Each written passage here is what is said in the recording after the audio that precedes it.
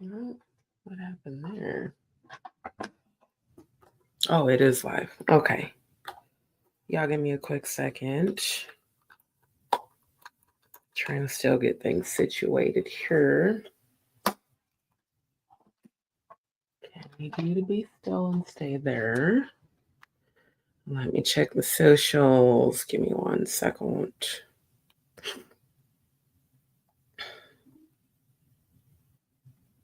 I really hope the weather stays cool like it's been. Because, in Houston, we have a different season every day. I actually enjoy the fall weather because all of the humidity and the heat, I'm definitely over that. Plus, I want to wear my boots and my cute fall clothes.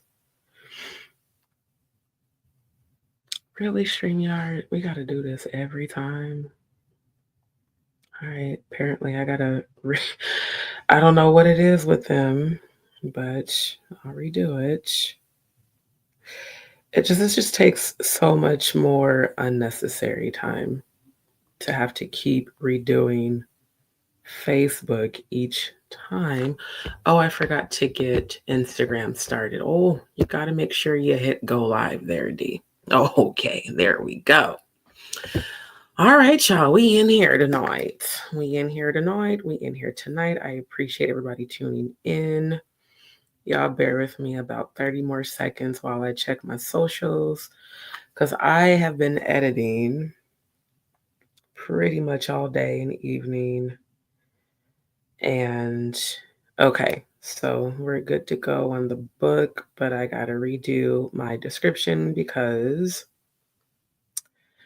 apparently when I post my description on StreamYard, it does not translate properly over to the book. Okay, there we go. Perfecto. All right, thank you guys for tuning in. Let me get my phone plugged up because the battery is almost on E. And apparently I've got the bell cheese from the pizza. I think it's the onion. So I apologize in advance if a belch comes out. I have been drinking a ton of water because I've been excuse me, extremely thirsty. Which, I mean, that is a symptom of hyperthyroid. I go through about 2 gallons of water, purified drinking water a day. Yeah, I've actually gone through a gallon already today. So, why is it? Oh, are you serious right now?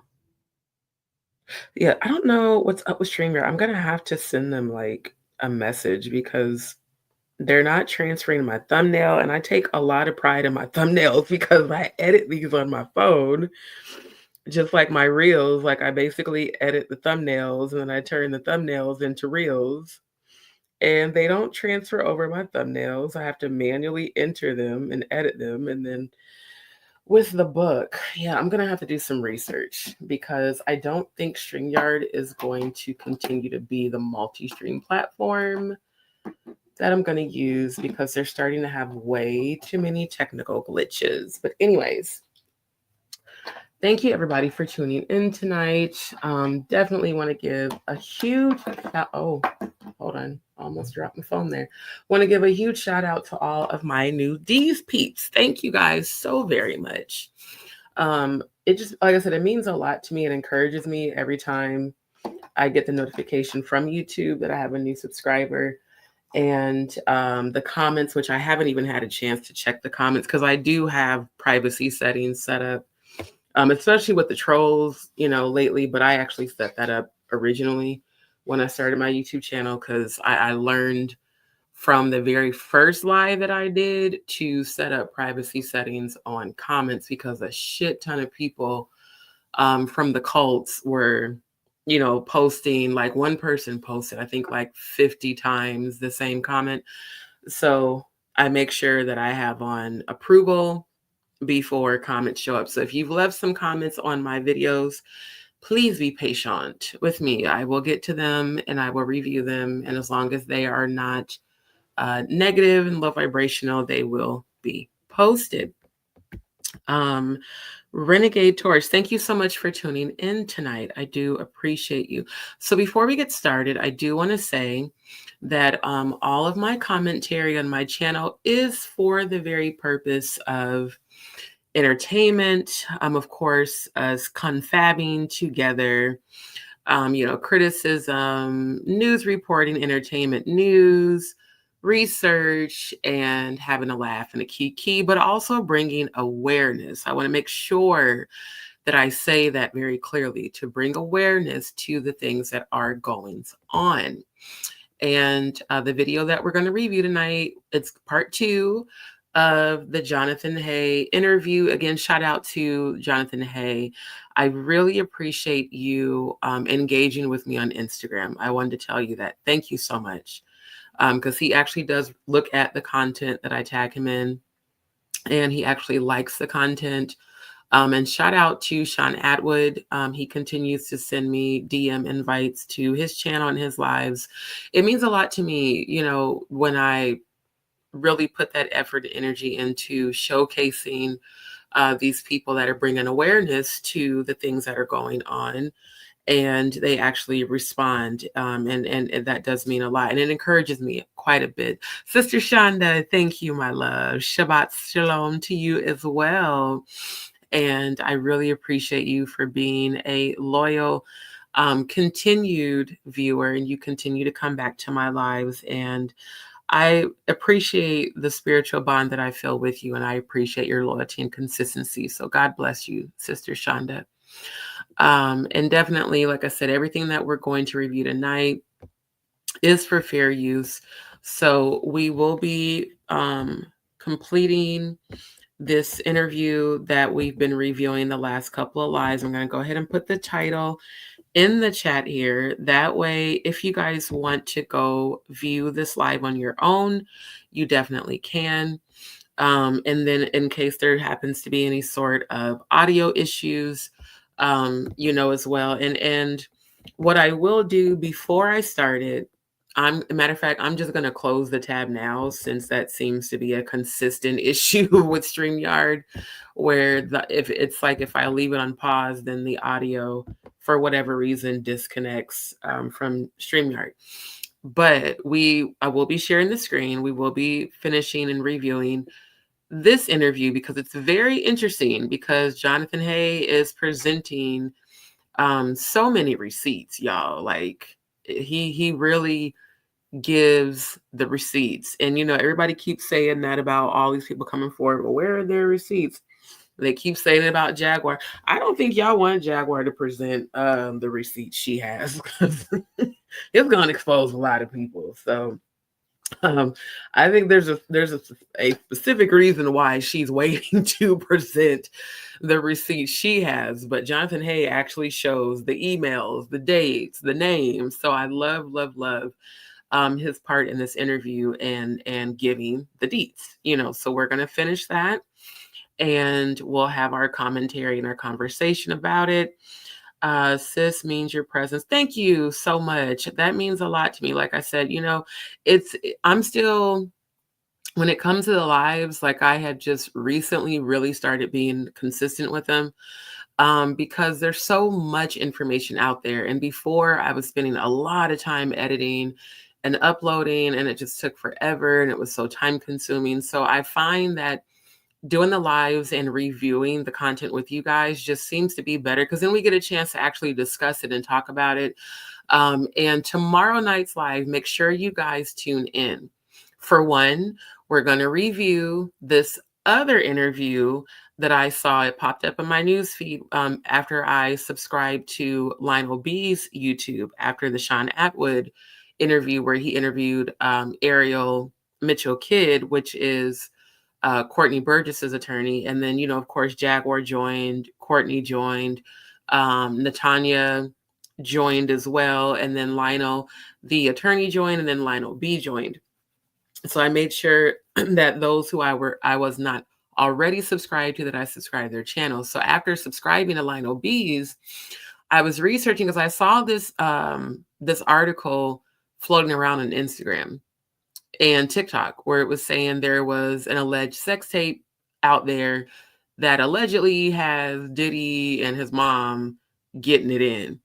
And so, I was researching on YouTube, and I found in the YouTube streets on Lionel B's channel, he actually interviewed an insider from the Freak Offs in Miami, who she's the one that's sharing all this tea. So y'all got to tune in tomorrow night.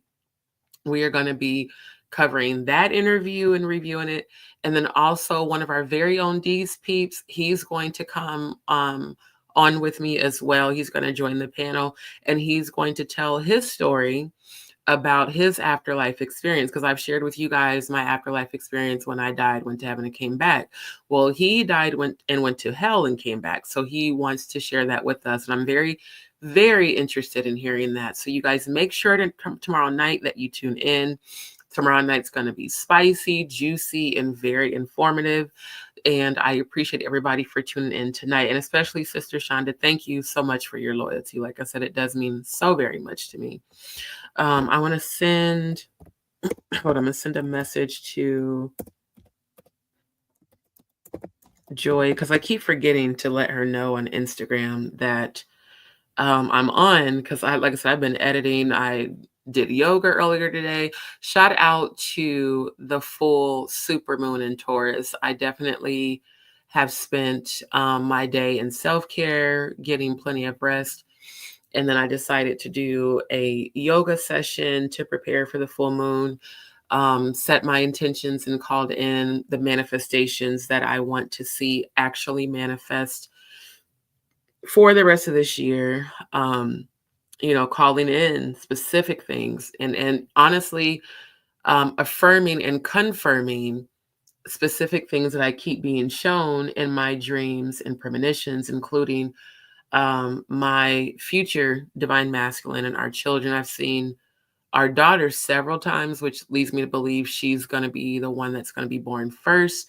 But then I also saw our son, and they were both so freaking cute. And I felt their energy and their love. And my God, when it comes time, I am going to love and protect those children with everything in me, so that they never, ever have to experience what unfortunately a lot of these victims have. And that is the reason that I am covering the content that I'm covering. It's not just for entertainment news. It's literally to bring awareness, because I'm a survivor of sexual abuse. I was sexually abused as a child for 3 years by my female foster cousin, and I was sexually abused as an adult by my ex-fiance, who raped me, and then I was date raped after that. So I know firsthand what it feels like to be in the victim's shoes. And I definitely want people to not be afraid to come forward. And I feel like the more we bring awareness to the people in the industry who have been around and witnessed, these things, the more people will come forward. And also,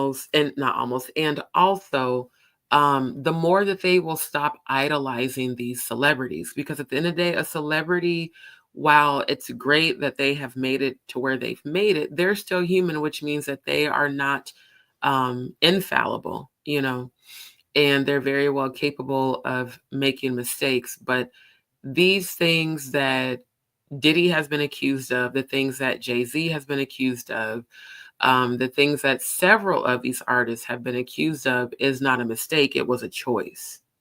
And so, in my opinion, and again, I have to say all this is my opinion, but they should all very well be held accountable. And so, I commend people like Jonathan Hay and Jaguar Wright and all the other people from the industry that are coming forward and speaking their truth about what they know about the industry and about what they have experienced. And again, shout out to the Queen, Jaguar Wright. Congratulations on getting to your 10K subscriber mark. Congratulations on getting monetized. I happened to catch that live a couple of days ago. And it was after my live had ended, and I was getting ready to go to sleep, and then it popped up in my YouTube feed. So you guys definitely go support Jaguar Wright's YouTube channel. Again, shout out to her, shout out to Jonathan Hay, shout out to Sean Atwood, shout out to Ron, which is Sean Atwood's co-host. Shout out to Natanya Rubin, the lady who has been speaking her truth about being shot in the face. And she does confirm that it was, in fact, Diddy that shot her. So that 1999 case that is being resurfaced, she was the victim. And she is such a strong woman. And I love to hear her speak, and her energy and her strength is amazing. So shout out to her. And shout out to the very hilarious attorney Lionel that joined that interview. He cracks me up, and he really does have a Family Guy voice. He just does. I don't know why, but it's hilarious. And shout out to Lionel B with sharing his story. You know, all these people have inspired me so very much. And even I remember when Funky Dineva was telling his story about how he, started his YouTube channel after losing his job and being on unemployment. And then Lionel B shared his story about how he was homeless and living out of his car and, losing his job and having custody of his son, and how they had to struggle temporarily. And then all of a sudden he just got blessed with this huge deposit and his channel took off. When I tell you these stories inspire me, it lets me know to just keep going, keep moving forward and continue to do what you do and speak your truth. So shout out to all of you so very much. Sister Shonda says, when I passed, I didn't even know I was gone. TT was nothing until the Most High Yeshua allowed me to breathe again. The medics had to tell me I coded less than 2 weeks. What? After Gangsta Boo? Are you serious? She was playing on my Bluetooth when I succumbed. Wow. I did not know that. I'm not going to lie. And I need to plug Jag into, hold on, you guys. I got to go grab her because I actually meant to plug her in. I can't plug in the Jonathan Hay channel because I don't know if that's actually his channel, because it said it was like Page or something. So I'm like, I don't know if that's actually him. So I don't want to tag that actual, why does it do this? I don't want to tag the YouTube channel if it's not his. But yeah, that is wild. It's wild that you coded 2 weeks after she, in my opinion, was taken out. That's just my opinion about all of that. But even more than that you were listening to her music. Wow. I just, and y'all know I'm a deep diver and a deep thinker. I wonder if somehow she possibly could have been trying to call you towards her. I mean, I know that might be far-fetched, but y'all know I'm a spiritualist and a Scorpio, and I be thinking very, very deeply. As a matter of fact, let me just go to Jaguar's page because I need to save this somewhere in my laptop because it's easy on my phone because I got everything kind of saved under one tab. I'm going to share her YouTube channel. Give me a second. I'm scrolling through my subscriptions here. Because, yeah, you guys, like I've been saying, we have to, where is it? Hold on. Oh, it's under the, hold on. It's not under the J's. Yeah, there we go. Okay. I always look under the J's. I forget it's the Jaguar Right Effect. But yeah, I always feel that we need to keep her uplifted simply because she's in the battlefield, y'all. I mean, she's literally doing the spiritual warfare, and she's taken a lot of hell and a lot of, negativity. And so we are going to continue to support her. We're going to continue to really, notepad, you just had to be all in the screen because I need to save that so that next time I can just plug it in. But we're going to continue to lift her up in prayer.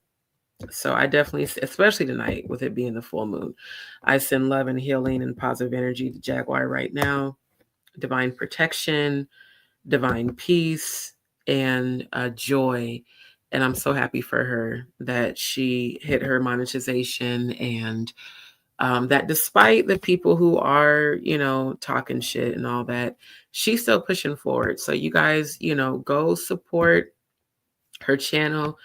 Oh, I didn't even see this. Okay. I'm gonna have to go check out this live either tonight after this live or when I wake up. I had no idea. Like I seen this kind of pop up when I was as I was going to my YouTube channel. I seen something, but I didn't get a chance to look at it because I've been editing all day. So yeah, you guys go check out this live. More than likely we're probably going to review it, I'm sure.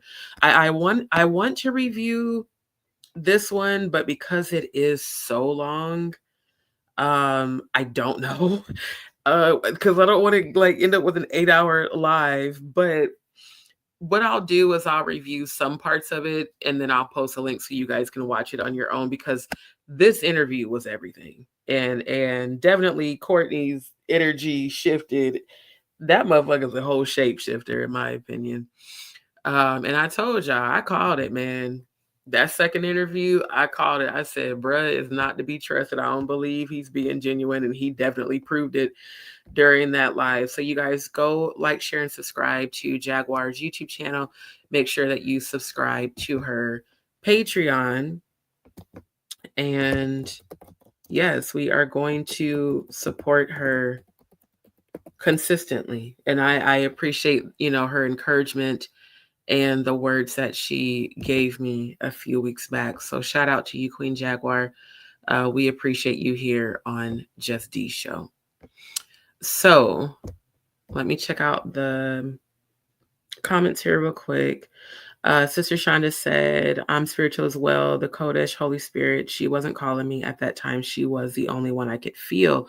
I knew I was close, but he had another plan for me. And, a lot of times, when God does do that, when God decides to take us to give us a message or an experience to come back with, it is a blessing. So like I said, I was blessed that even though I technically in that moment had embraced darkness and told God to kill me, and the demons did come and they did stop my heart, God translated me to heaven. But as our family member is going to share with us tomorrow, he went to hell. And thank God I've never had that experience, but I am always intrigued to understand and hear and learn from those who have had that experience, what it was like for him. So again, tomorrow night, you guys tune in. He'll be sharing his story, and then we're going to be covering the other interview with the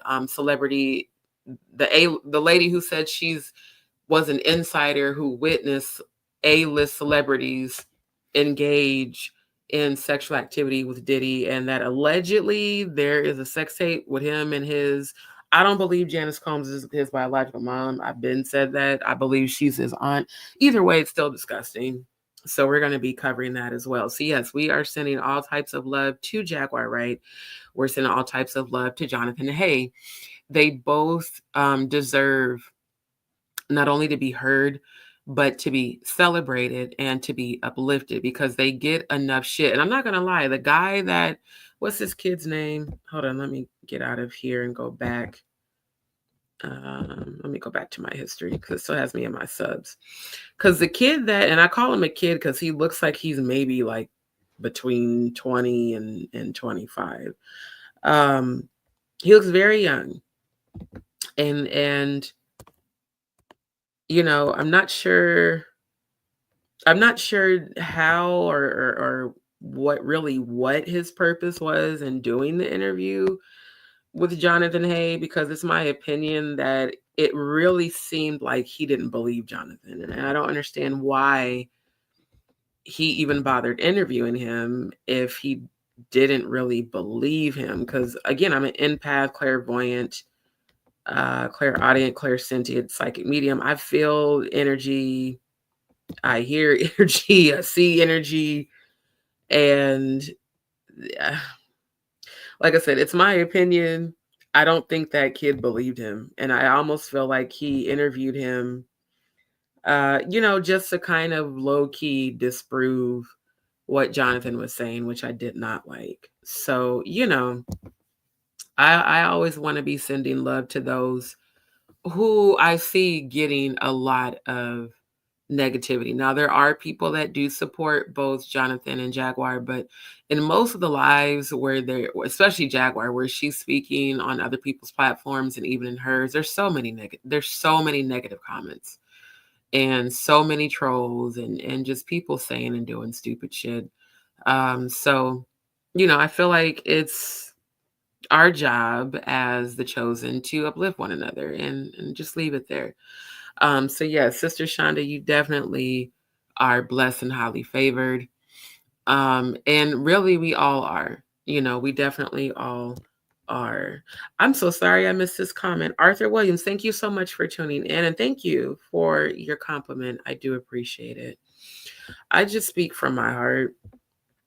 And when it comes to me, I'm not perfect.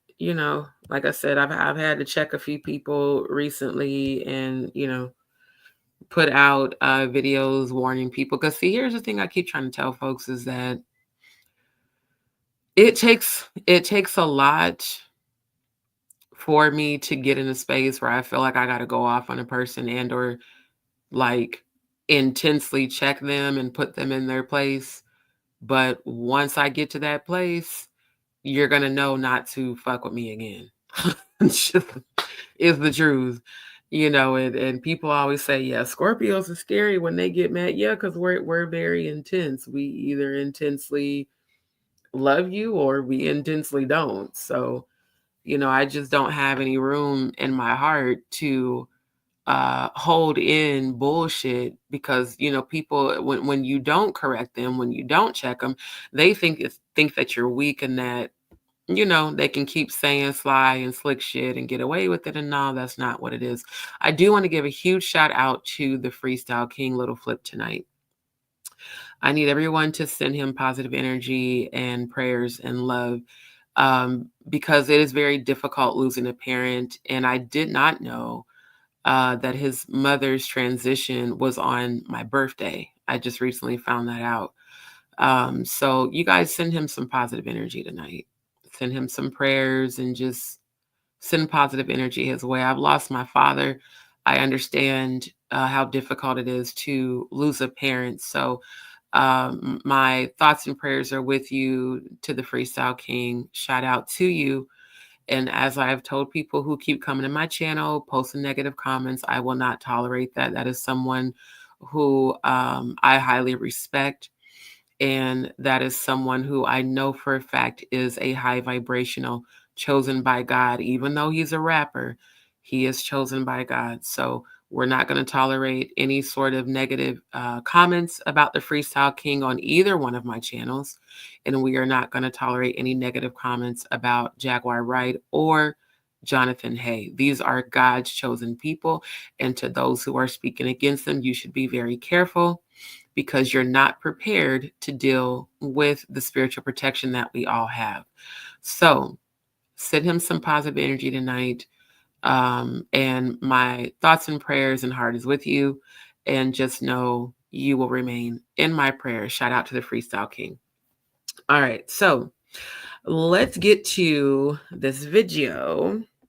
And let me go ahead and share the screen so we can finish watching this interview. Let me get on down here. Oh, wait, I just saw a couple more comments from Sister Shonda. She said, empath, Claire, cognizant, sis, wish I knew these terms 20 years ago. Right? Right, me too. Because when I was a kid, I didn't know what any of this was. I just knew that I knew things that other people didn't. It scared them, and it still scares people, especially when I prophesy to them and then it actually happens. And then they're like, how did you know that? Well, I can't tell you how. I can just tell you that I know what I'm shown and what I hear and what I see. She said, tell the truth, y'all's chosen. It take a while to get there, but we will. Exactly.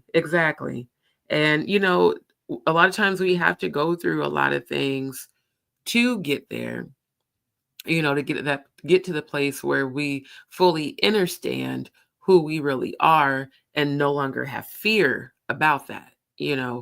A lot of people, and we've been conditioned to fear what we don't understand out of societal pressure and religion and all that. I mean, especially me growing up in the apostolic Pentecostal churches, and they don't play that. They call what I do and say witchcraft, but they don't see anything wrong with what they do in their churches, which is by definition witchcraft. So I will be doing more lives where I'm going to start actually showing people what I'm talking about, because spirituality is not witchcraft. Controlling minds of people through religion, through control, through cult mentality, that is the darker side. So, anytime one person has control over the minds of the people, you are being finessed, you are being manipulated, and you should maybe think for yourself and not follow what someone else tells you or tells you to do. Follow what the Most High within you tells you to do, and then just leave it there.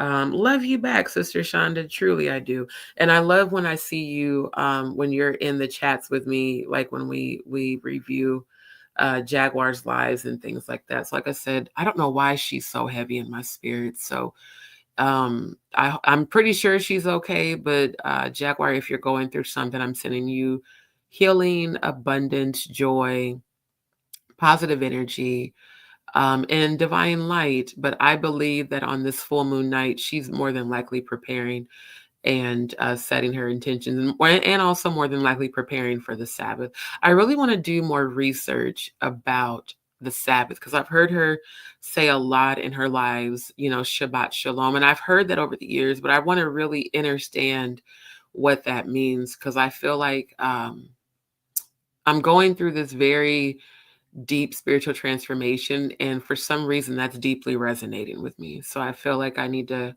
kind of research that more. And I've been calling in my soul tribe and soul family, meaning those who understand frequency and energy the way that I do. And of course, those who are conditioned to religion are going to be afraid of what the things that I say, and even of me and my gifts. And they're like, oh, she's a witch and she's this and she's that. Well, that's just the unhealed parts of you, and the fear that you've been conditioned to believe. And I don't take offense to that. Like I said, if I am a witch, I'm a very powerful one. So that's what you want to call me, that's fine. But I refer to myself as a high priestess of the Most High, not a high priestess of any dark energy, a high priestess of the Most High God, simply because when you've had that ascension into the ethers and you are translated to heaven, it does not mean that you're better than people, but you have a much higher inner standing of life beyond this planet. I can put it that way. A much higher understanding. And once you see, you can't unsee, basically. Yeah, religion definitely is not in the Bible. Neither is Christianity. People have gotten so mad at me when I've said that, but can you prove me wrong? I mean, can you show me some proof in the Bible where Christ said I'm a Christian? Can you show me proof in the Bible where Christ said I follow religion? No. What you see in the Bible is Christ out in the streets talking to everyday people. That's what you see. Okay. So that's why I don't practice religion. No, I'm not a Christian. People get so taken aback when I say that. You're not a Christian. No, I am the true living Christ. Elevate your frequency to understand the energy of who Yeshua was. And when you understand and you tap into your third eye, if you tap into Christ's frequency, you are the living Christ. That's why we're the chosen. She said, this is the Sabbath, sis. Today, oh, well, it is Saturday. Oh, and yeah, it's after midnight now. So you're right. You're right. So yeah, I'm going to do more research on that, because what I would rather do is resonate with those who understand frequency and spirituality than those who don't. And that is also why I feel such a deep spiritual connection to Jaguar. And then, like I said, the words that she gave when she came into my live, and the comments, and then her son Giovanni showing up, and just every part of that divine connection has stayed with me. And I've been going through some things this week, actually quite a bit of things, to be honest. And I've had a lot of ups and downs this week, and I've had to pray and ground and center myself. That's why I did my yoga today. And every time I start to feel discouraged, I literally see her comments in the 5D, her encouragement and her words. So again, I really do appreciate you, Queen. And that's why I support you the way that I do. Not only because you have supported my channel and you've reciprocated, the love that I've shown, but you don't understand how much your words of encouragement, a few weeks back have truly stayed with me and have resonated even now, so I really do genuinely appreciate you. Sister Shauna says, you haven't run me off. Thank you, my love. And I feel yours too. I do. I thank God for everyone who is tuning in to my channel, especially those who continue to come back. And Sister Shauna, I think you've showed up at almost every one of my lives, just like Joy, just like Andrew, just like Traveling God, Marcy. So many people have consistently shown up for me. So it means a lot, because sometimes you feel discouraged and sometimes you feel like there's times I don't feel like going live. I'm like, you know what? I'm going to just take the night off, and then I will hear a small, still voice say, get on live, because somebody needs to hear what you're going to say. And so I obey the voice of God. Sister Shauna says, no, I'm not a Christian, sir or ma'am. I followed the book, y'all instructions from the beginning. Absolutely. And that is something Jaguar said when she was in my live.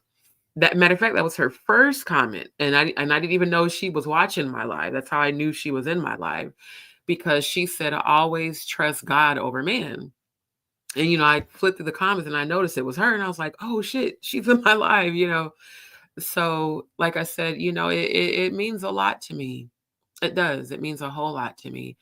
And I can't thank God enough for that encouragement when she says, God will strip you to give you better, because I've been questioning my ancestors like, yo, y'all keep showing me all these premonitions of me and him getting married, our kids, me being successful even before that, and then especially with him.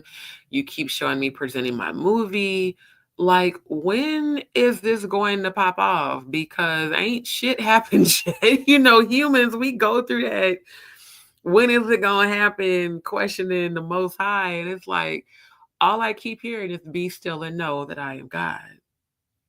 Literally, that song by the Anointed Pace Sisters, be still and know that I am God, and my grace is sufficient for you. And then my ancestors will literally say, D, we got you. So I'm like, okay, Lord, I feel like what I'm going through right now, my journey is me walking on the water and me trusting that I'm not going to drown. Ooh, ancestors. Ooh, because I didn't even think of that till, how did that just come out my mouth? Oh, because I wasn't even thinking that. I was thinking me walking on the water and trusting God, but they said, I thank y'all for showing up. Thank y'all for letting me know y'all with me, because that was not what was in my mind. But this is me walking by faith and not by sight. This is literally my faith walk. So when Jaguar said that to me, and she said, God will strip you to give you even better, I received that, Jaguar. I received that. And I cannot see it. Just like that song, even when I can't see it, you're working. Even when I can't feel it, you're working. You never stop working. So I can't see how all this is going to come together, but I trust that it will, and that it is, and it is so. Ashe and amen. Sister Shauna said, the fact your eyes and ears are open to truth. Thank you, my love. Thank you so much. That I'm serious. Your words of encouragement mean a lot to me. Textile says, aloha, aloha. Do we have Hawaii in the building? That's what's up. Thank you. So, like I said, I thank God for her. I don't care what anyone says about Jaguar. Y'all don't understand. That night, confirmed everything for me. Because I was ready to give up for real, for real. She don't even understand how much, not just her coming in my live, but her encouraging me, speaking life to me through the comments. Anytime I feel like giving up, I hear and see those words. And then I look at her life and what she's been through. I mean, that woman has been through things that I could not imagine and that are much worse than what I've been through. And for her to still be living on this earth is nothing short of a miracle. So I'm telling y'all, I thank God for her so much.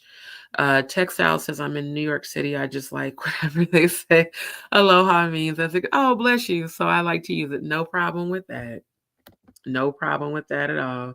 Even though I can't recall what it means at the moment. I do believe it means hello. I believe it's Hawaiian for hello. And yeah, before they start shutting down shit for us to travel, I definitely want to go to Hawaii. My grandma and grandpa Rodriguez had property in Pearl City, Honolulu, for over 50 years. My grandpa was in the military and he was in the CIA and he had money and was all that. Even was a Mason, all that. And we never got to go visit them. So I really want to go see Hawaii before shit hits the fan. I don't really care that much about traveling the world. I mean, if I get a chance to, great. If not, it's not a huge deal. But that's one place I definitely really, really want to go before we're no longer able to travel. So I'm speaking that into existence tonight during the full moon. Speaking into existence, coming into union with my divine masculine and yes, my divine feminine. For those who don't know, I am openly bisexual. I am a part of the LGBTQIA Alphabet Street community. There will be no gay bashing on my channel.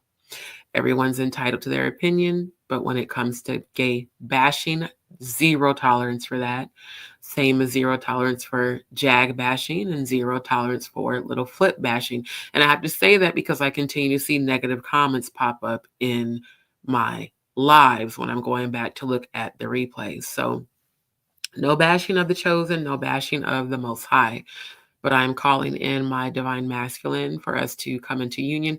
I'm calling in divine healing of these tumors and to get my surgery done. And for those to just go away, the fibroids, the thyroid condition, all the medical challenges that I am dealing with, I'm speaking healing over it right now. I'm speaking healing over trauma that all of us have suffered, not just myself, Jaguar, everyone on this live, every victim whose voices have not been heard, over Natanya Rubin, over every man, woman, and child who has been a victim of any sort of sexual or physical or mental or emotional abuse. I speak healing to us all tonight. And this is the night of manifestation. Tonight, the full moon is the night of manifestation. It's more than money. It's about healing for me. It's about unity. It's about soul tribe, soul family, and divine alignment, purposeful divine connections. That's what I called in during the last full moon. And I specifically called in connecting with Jaguar and then it happened. I even called in connecting with Jonathan Hay and then it happened. So, these are people who I want to know their truth and I want to be able to directly speak with them, not just hearing them on other platforms, but directly speak with them and feel their energy and also send them healing while I'm feeling their energy, because that is my job as a divine high priestess of the Most High. So, we're about high vibrations tonight. We're going to review the content. Textiles says aloha is a Hawaiian word that means, it means love, affection, peace, compassion, and mercy, and is used as a greeting. Awesome sauce. Let's see. It has a deeper cultural and spiritual significance to Native Hawaiians and is hard to translate into any other language. I used to go watch Jack perform on a regular basis in New York City back in the 2000s. I would absolutely love to hear her perform in person. Witnessing her in the studio couple weeks ago online was amazing. When I tell y'all, and like I said, I didn't mean any offense or harm when I started streaming. I did that because I was in my room having like praise service, y'all. Like for real. I was up in here singing with her, harmonizing with her.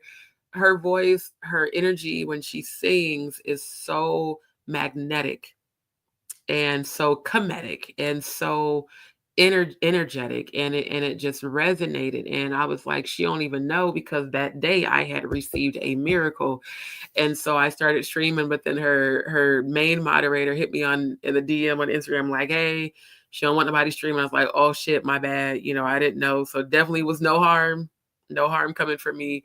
I was just excited and wanted to share it with people on my channel. And people did tune in, they did watch, but out of respect for her wishes, I did take the video off of public and made it unlisted, so that to respect her, because I don't ever want to do anything that would cause her to feel offended, or all of my intentions toward Jaguar is just to send her love and positive energy, never to do any sort of harm. So I would absolutely love to hear her perform in person, and I would love to meet her and, just really talk with her, because she also gave me some insight on some things sexually that I was not aware of, but that made complete sense.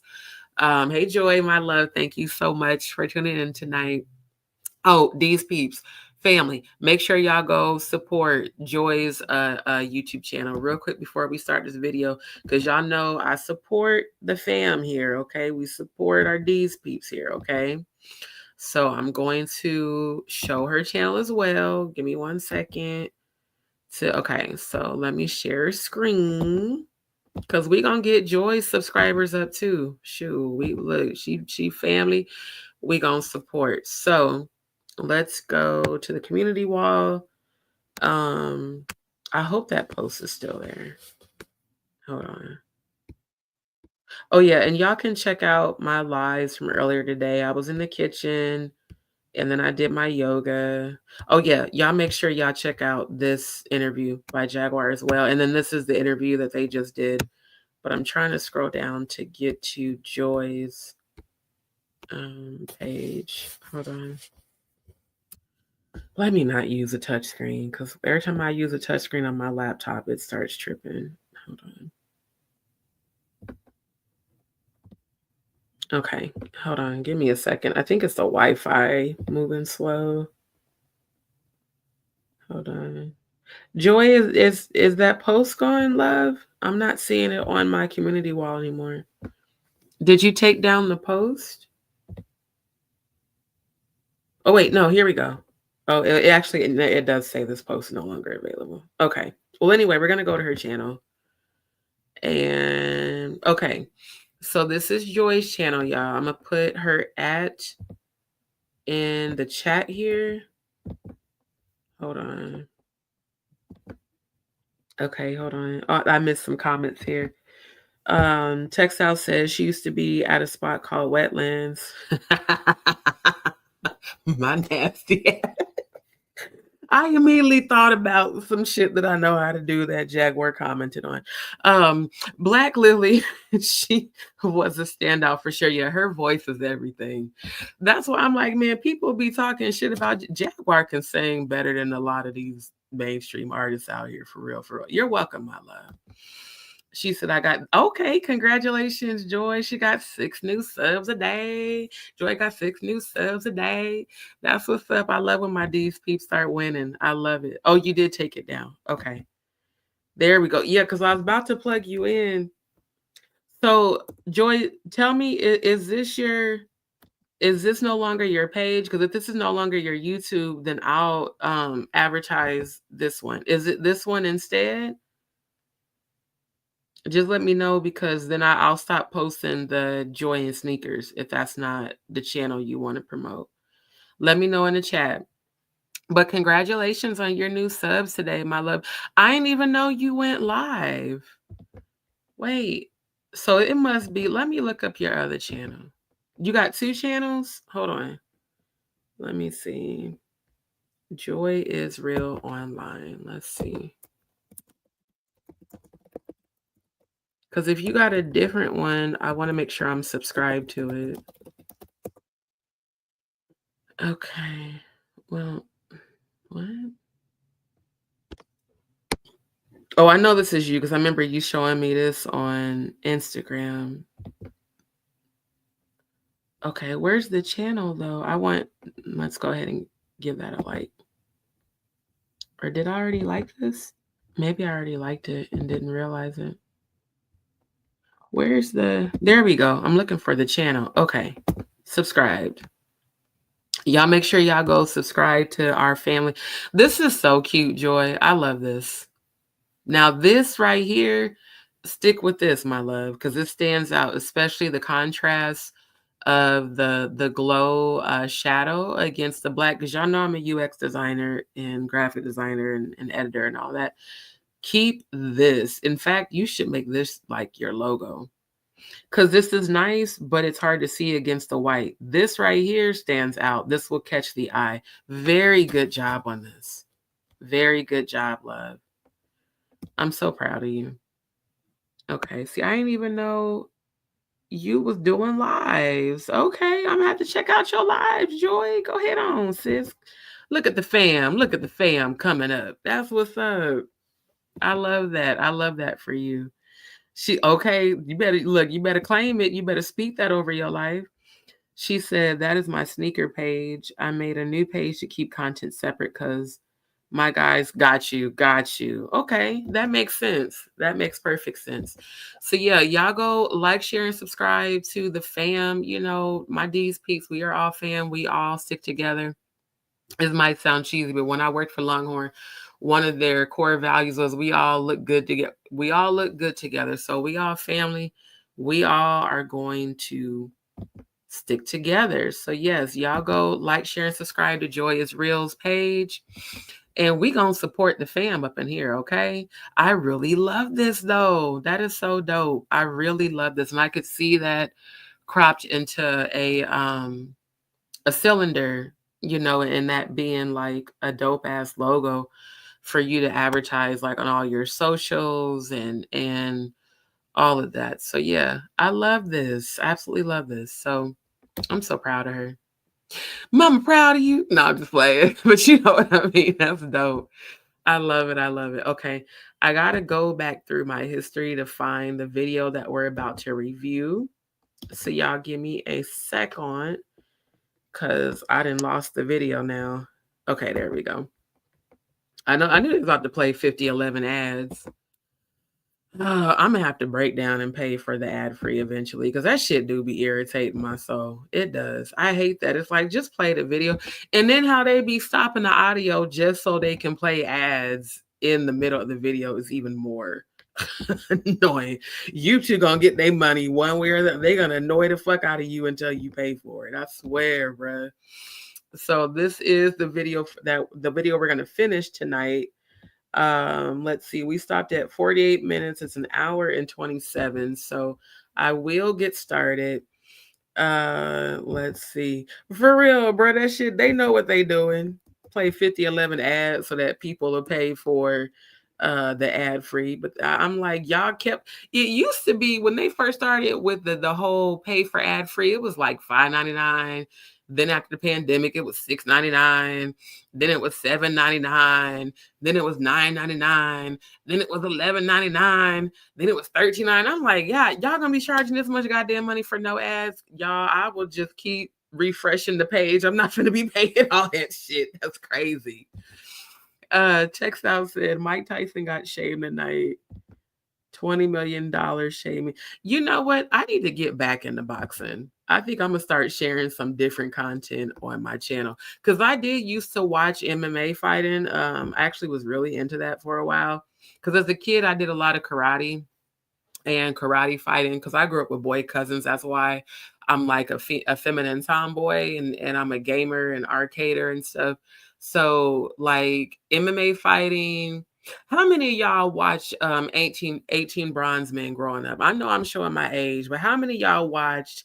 Put a 5 in the chat if you watched 18 Bronze Men growing up as a kid, and if you watched Bruce Lee as a kid, and if you used to watch the Kung Fu movies where they would be talking and you knew it was a voiceover because after they stop talking they sentence, they mouth will still be moving. Just put a 5 in the chat. Let me know I wasn't the only one, because when I tell y'all we used to be watching the movies and practicing the moves and then getting in trouble when the moves would actually work. Yeah, so I got to get back into the MMA, because that's actually my shit. Now the fake wrestling shit, because I already know it's fake. It's very well scripted, very terribly scripted and shit. But yeah, wait, Chex File says 5 fingers of death, right? So you know what? I swear to God, like me and my sister Angie, we grew up with my 2 male cousins, and we used to practice that move. And one time I succeeded in it on accident and knocked her out, and she wasn't breathing. And we just knew we was going to get in trouble, because we was all church kids too. So, all we did was watch movies and shit. And we was living with my auntie and my uncle, and we was trying to wake her up. Like, we got to wake her up before the parents come home, because we down in the basement doing all the 18 Bronson and all the 5 fingers of death and the Hadouken shit, and actually like practicing that shit on each other. And then we'll be watching like what, Ghostbusters. We be playing Nintendo. I remember when the Duck Hunt came out, and we just thought we was the shit because we had the little gun and stuff. Like, I'm a real arcader. Like, any fighting game, I'm gonna whip your ass, and I'm gonna talk shit the whole time I do it too. So yeah, I'm like a super feminine tomboy. But I digress. Let's get into the rest of this interview. Now, I know some people might have felt like certain parts of it were boring when he was showing the emails, but y'all, please pay attention, because there's a lot of people that are trying to discredit Jonathan Hay. Because, oh, how do we know? Like, all the questions this young man was asking him, well, how do we know you was really there? And how do we know this and that? That's why I'm glad bruh came with the receipts to show the evidence. So let's get started now. And again, shout out to Jonathan Hay. My thoughts and prayers are with you, and I am so grateful that you are out here speaking your truth. And I do hope I get the opportunity to interview you myself. I would absolutely love to do that. Oh, it'd be not like, freaking out. Doesn't. Oh, you guys, please let me know that you can actually hear it playing, because sometimes the audio does randomly disconnect for whatever reason on StreamYard. So if it disconnects, like if I'm playing it and you can't hear it, put an 8 in the chat, put a 7 if you can hear it, okay? And I'm going to remove the comment. The comment just shows the title of it. I'm going to remove the comment so you guys can actually see the captions. Changed my life. And when I go out, I'm wearing these same stuff. It's not like I'm hiding on here. Like, my Instagram and my website and my photos are out there. Everybody knows what I look like. So I'm not trying to hide my identity whatsoever, right? So that's just what it is. So I don't really know what I'm doing. I just know that God is leading me. Because I would tell you one thing that my mom told me, the mother who raised me. She told me that, she said, always, my whole entire life, like every time I would do something successful, I would always go to my mom. And my mom would kind of not be impressed. And it's like, you don't have a child. I have an older brother, a younger brother, and a younger sister. None of them are doing the things that I'm doing, like getting the press and doing this at such a high level. And I would always go to tell her like my accomplishments, and this is what I'm doing, or I'm on TV, or I'm doing this, and look, I'm in a magazine, or look at these plaques. Like, I've got so many like Billboard plaques and, multi-platinum plaques. She always said I had a special gift. And like I told you, like my grandfather, who helped start Southeast Christian Church, my uncle was a founding member. They always wanted me to get into, preaching or into, doing something for the church. And I've always ran away from it. And everything that's happening now is new. I can't tell you what's going on, but I've never felt this close to God in my whole entire life. And like I told you, I just want to say that is so beautiful to me. Like, for him to genuinely be using his time, his platform to be honoring God when he went through such a traumatic experience. Oh, my hand is itching. I receive it. When he went through such a traumatic experience, lets you know the strength of God that's been within him the whole time. Just like when Jaguar said on the interview she did with him, God definitely had his hand on you and your daughter for y'all to have survived the house raid. So again, shout out to Jonathan Hay. This is what I love. I love to see the chosen not being afraid to speak about God and not being afraid to honor God. That's also why I honor and respect Little Flip so much, because he's never shied away from honoring God, and neither has Jaguar, right? So these are the chosen by God. When you know they are not afraid to give God glory, they're not afraid to give God praise, they're not afraid to honor God. That's how you know these are the true divine chosen. And really, again, I say we're all a part of the 144,000. So shout out to Jonathan Hay for that. That's beautiful.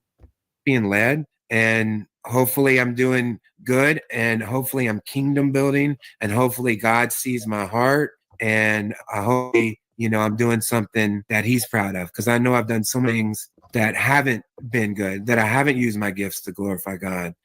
I've done a lot of like stuff that in music that I really, regret. And that's the one thing about the home invasion is when that happened, like, and I was duct taped, and they duct taped my eyes, and I didn't know if my daughter was duct taped until after we got out, but I assumed she was because I could only hear her, and my hearing was like on high alert because I'm just listening for her, listening for where she's at, and I'm just praying the whole time. I wasn't going to be weak. My daughter wasn't going to see her last moments on earth with her father, wasn't going to see me begging for my life, wasn't going to see me pleading, wasn't going to see any of that. I knew for sure I was going to die, right? I thought for sure. So I wanted her to see me as strength. And to be honest, I was so depressed that I didn't care if I did. That's where I was at, because I just went through that breakup. I just wanted her to be good, right? So while the duct tape was around my eyes and I was sitting in that chair, I was praying, if we survive this, God,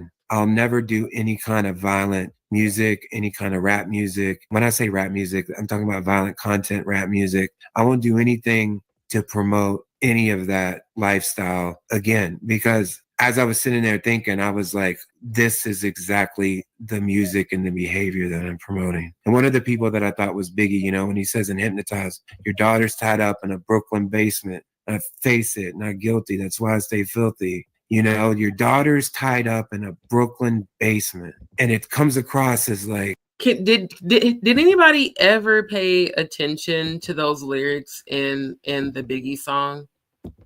Do you understand how fucked up that is? Like, again, how music seduces us? Because that song, you hear that part, but you don't actually think about what they're saying. Your daughter's tied up in the Brooklyn basement. Face it, not guilty. That's why I stay filthy. Why would you be celebrating that big? Like, you got to really think about that stuff. We listen to music and we get so unattached, and we get so seduced by the beat and the melody, which is essentially what it's for. It's literally like spell work. But for him to say that your daughter's tied up in a Brooklyn basement, face it, not guilty. That's why I stay filthy.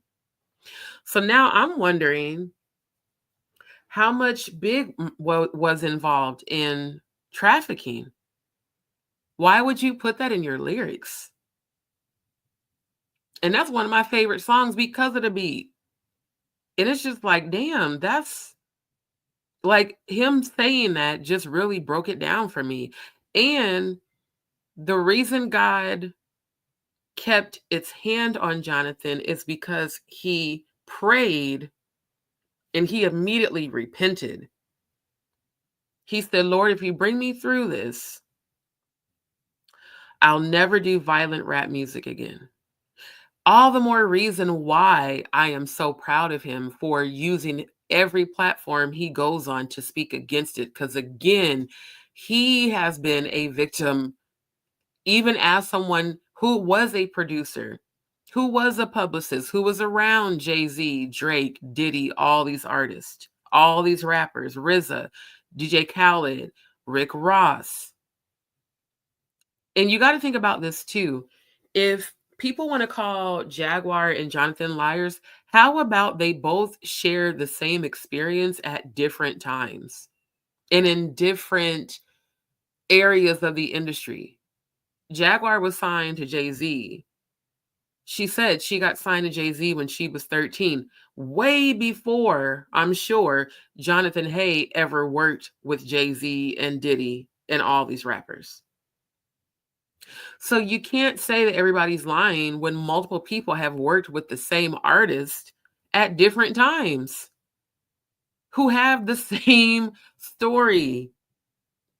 And they are using, no matter what their past connection was to these rappers, they're still using their platforms and these platforms now to speak out against it, to bring awareness so that people will not be afraid to speak up. Jonathan Hayes said on that interview he did with Jaguar, because that's the first time I saw him, was on that interview with Jaguar Wright on Real Life Street Productions. Shout out to Real Life Street Productions on YouTube.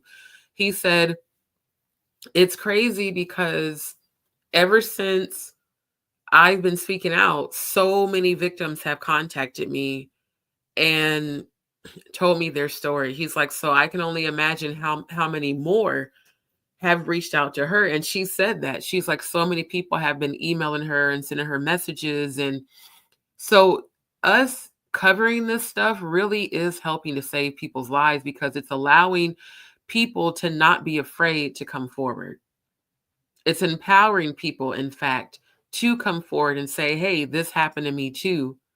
And somehow, some way, they're going to get justice one way or the other. I just noticed there's a couple of comments here. Textile says, music business almost costing me my life at least 3 times. That's sad. Thank God you are still here. For real, for real. Yeah, Textiles, if you're on Instagram, look me up. It's the same exact ad as my YouTube channel. Send me a DM and let me know, like, hey, this is Textiles, because I don't typically read the message request. But if you send me a message and say that you're from my YouTube channel, I'll definitely accept the message. He said, not like that. I don't know if you're male or female, but Textiles says, not like that. Him saying it now gives it depth. Exactly.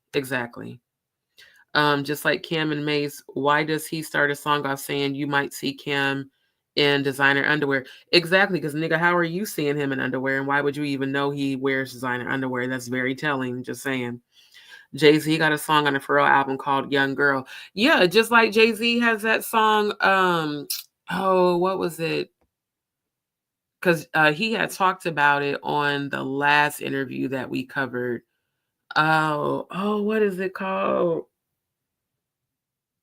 Oh, now I gotta look it up because I know it, but it's something like, is it them niggas or them new niggas or something like that? Hold on. Or not them niggas or something like that. No, not niggas in Paris. No, that's not it. Hold on. Ain't no nigga. That's the one. Yeah, because this is the one he did with Foxy Brown when she was very much so a minor. I just want to pull up the lyrics to show y'all, because again, it takes a producer to point these things out to bring awareness to it. Because of course Jonathan didn't say the word nigga, but I can because I'm Black. But he pointed out how the radio version said ain't no player, but of course, the explicit version said ain't no nigga. And this is a song he did with Foxy Brown. And I want to just pull up her age. This was in what year was this? Was it 1996? Wait. What was the year of this? Hold up. I got to pull. Y'all know I research everything. I never make assumptions. I research everything. And I also research it to show the deets. Year produced. Okay. So yeah, 1996. Okay. Oh, I forgot to share this tab. How old was Foxy Brown in 1996? Okay, she was born in 78. So she's definitely older than me. She was 18. Wait, is this right? Let me go back Wikipedia. You know what? If y'all don't stop, get the fuck off of here. The hell? Yeah, she was born in 78. Oh, she look evil as hell here. Oh, bless her with healing, Lord God. She look rough. So she was 18, barely, technically not even an adult yet. And it's the lyrics. I keep it fresher than the next bitch. No need for you to ever sweat the next bitch. With speed, I make the best bitch see the exit. Indeed. You got to know you're thoroughly respected by me. You get the keys to the Lexus with no driver. You got your own 96 something to ride. And keep your ass tight up in Versace. You got to watch your friends. You got to watch me. This is very telling. You got to watch me. All they get is 50-cent francs and papayas. From the village to the telly. Time to kill it on your belly. Wow. Yeah, that definitely mean he had her in certain positions. They say sex is a weapon, so when I shoot, meet your death in less than 8 seconds. Wow. Wow. Wow. Wow. Jay, you know what? I can't even try to make this sound good. That's just terrible.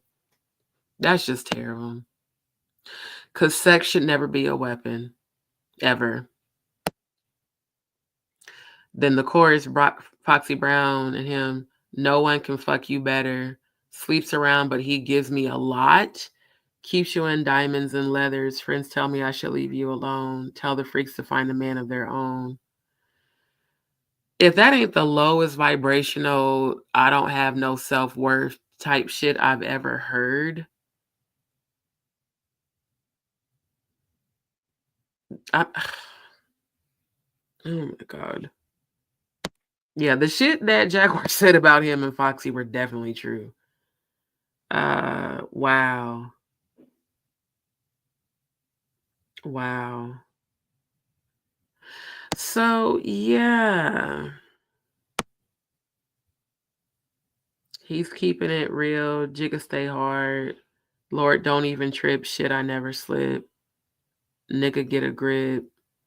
What you don't see is what you get. Weapons concealed. You know what? I swear, these niggas be dumb as hell. I'm sorry, but that's my opinion. How the fuck you putting all that shit in your lyrics, bruh? They really do be snitching on themselves and their music. They really do. And it's just like, wow.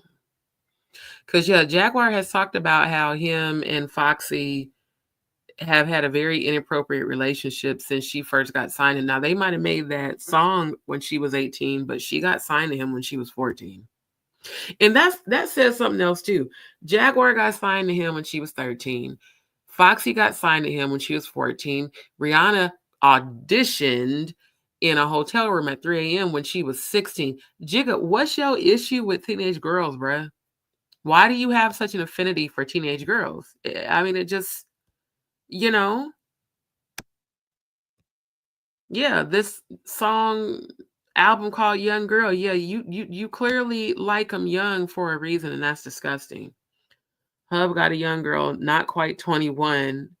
How old was he? Shit, y'all know I'm about to look it up. You know I'm about to look it up. Okay, album called Young Girl. Cause see, I'm one of them people I want to know. I don't want to go by when I want to look it up. I want to see.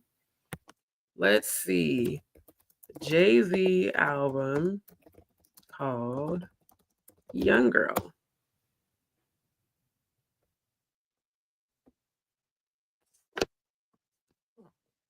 Did they take it off of the internet? Okay, here we go.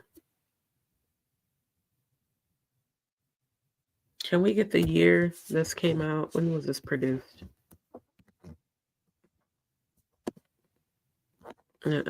Okay. Let's go with year produced. Angels, ancestors, spirit guides, Oshun, Ogun, Archangel, Michael, Gabriel, Uriel, Raphael. All the energy speaking against me right now, let it fall by the wayside immediately and be destroyed. Let chaos and confusion come about their lives. Let death and hell fall their evil intentions back to them. I hear the conversations. Take care of it. And reverse all their negative energy and all their negative intentions right back to them. Boomerang effect immediately upon the very intention of the things that they are saying. Now, no, I want the year specifically. Jay-Z album called Young. Okay, let's just do Pharrell, because maybe that's why. Pharrell album called Young Girl. Y'all really on some bullshit tonight. I want the year. Does this have the deets? Let's get the deets. Please fuck off. Thank you. Released May 13th. Oh, let's pull up the satanic calendar and see if that's one of them days. Let's see. I would not be surprised if it was. Let's see if May 13th is on here. Okay, it's not. Okay, I just, I'm going to leave that up because I have a feeling that's going to come in handy again. So this was released May 13th, 2014. Okay.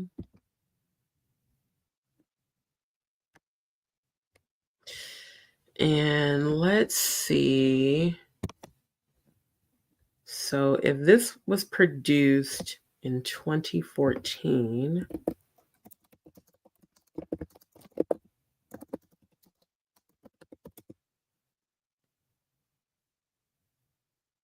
$69. That nigga, oh. Okay. 2014. Wait, no.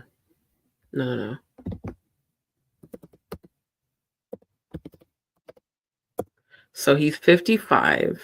Okay. He's 55 right now. So in 2014, he was 45. You nasty motherfucker. You's a nasty motherfucker. That's nasty as hell. Because you was definitely way too old. God. How old is Pharrell?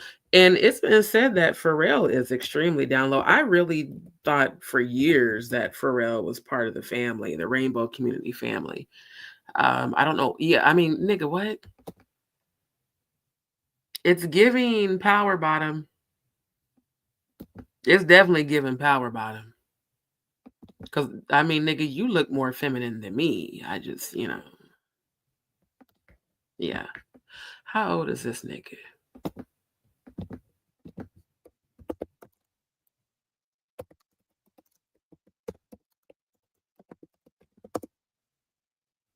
$50. God damn. They must be drinking that. He must be drinking adrenochrome. Let's see. How old? Okay, so if Jay-Z is 55 and he was born in 1969, then he was 27 when he produced that song with Foxy Brown. So he was damn near 30 years old.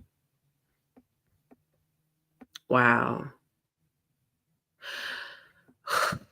I'm telling y'all, these men are so diabolical. She said, or textiles, forgive me. I don't know if you're male or female. I keep saying she because I'm feeling like maybe you could potentially be a female. I'm not sure. If I'm wrong, please forgive me and correct me.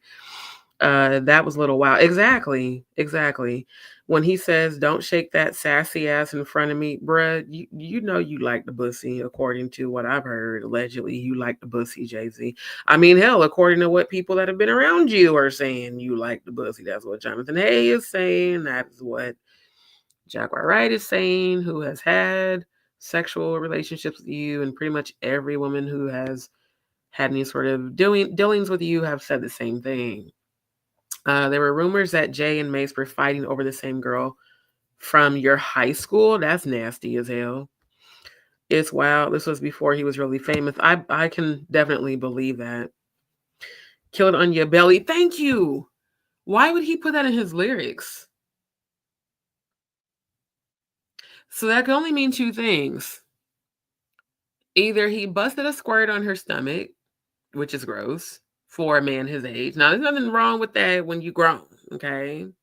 Two consenting adults, ain't shit wrong with that. You know, you might squirt on my titties. I might like that shit. But killing on your belly, what I'm hearing is someone laying on their belly and he probably was sodomizing her. That's what I'm hearing and feeling. That's what makes that shit disgusting. Especially a fucking teenager and a minor. She said, I lived in the same neighborhood with her, downtown Brooklyn, but I never knew her. Andrew said 3 a.m. Yeah, right. Andrew, see, that's what I'm saying.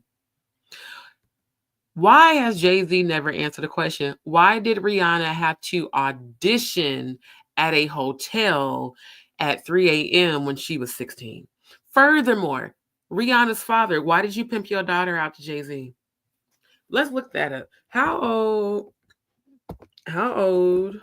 was Jay-Z when he signed? Because I could have sworn they said this nigga was like 30 something when he signed her.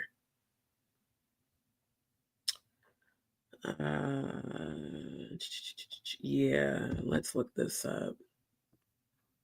We didn't let her leave sounds very diabolical and very sex trafficking, especially the fact that she had to meet your ass at a fucking hotel, you nasty motherfucker.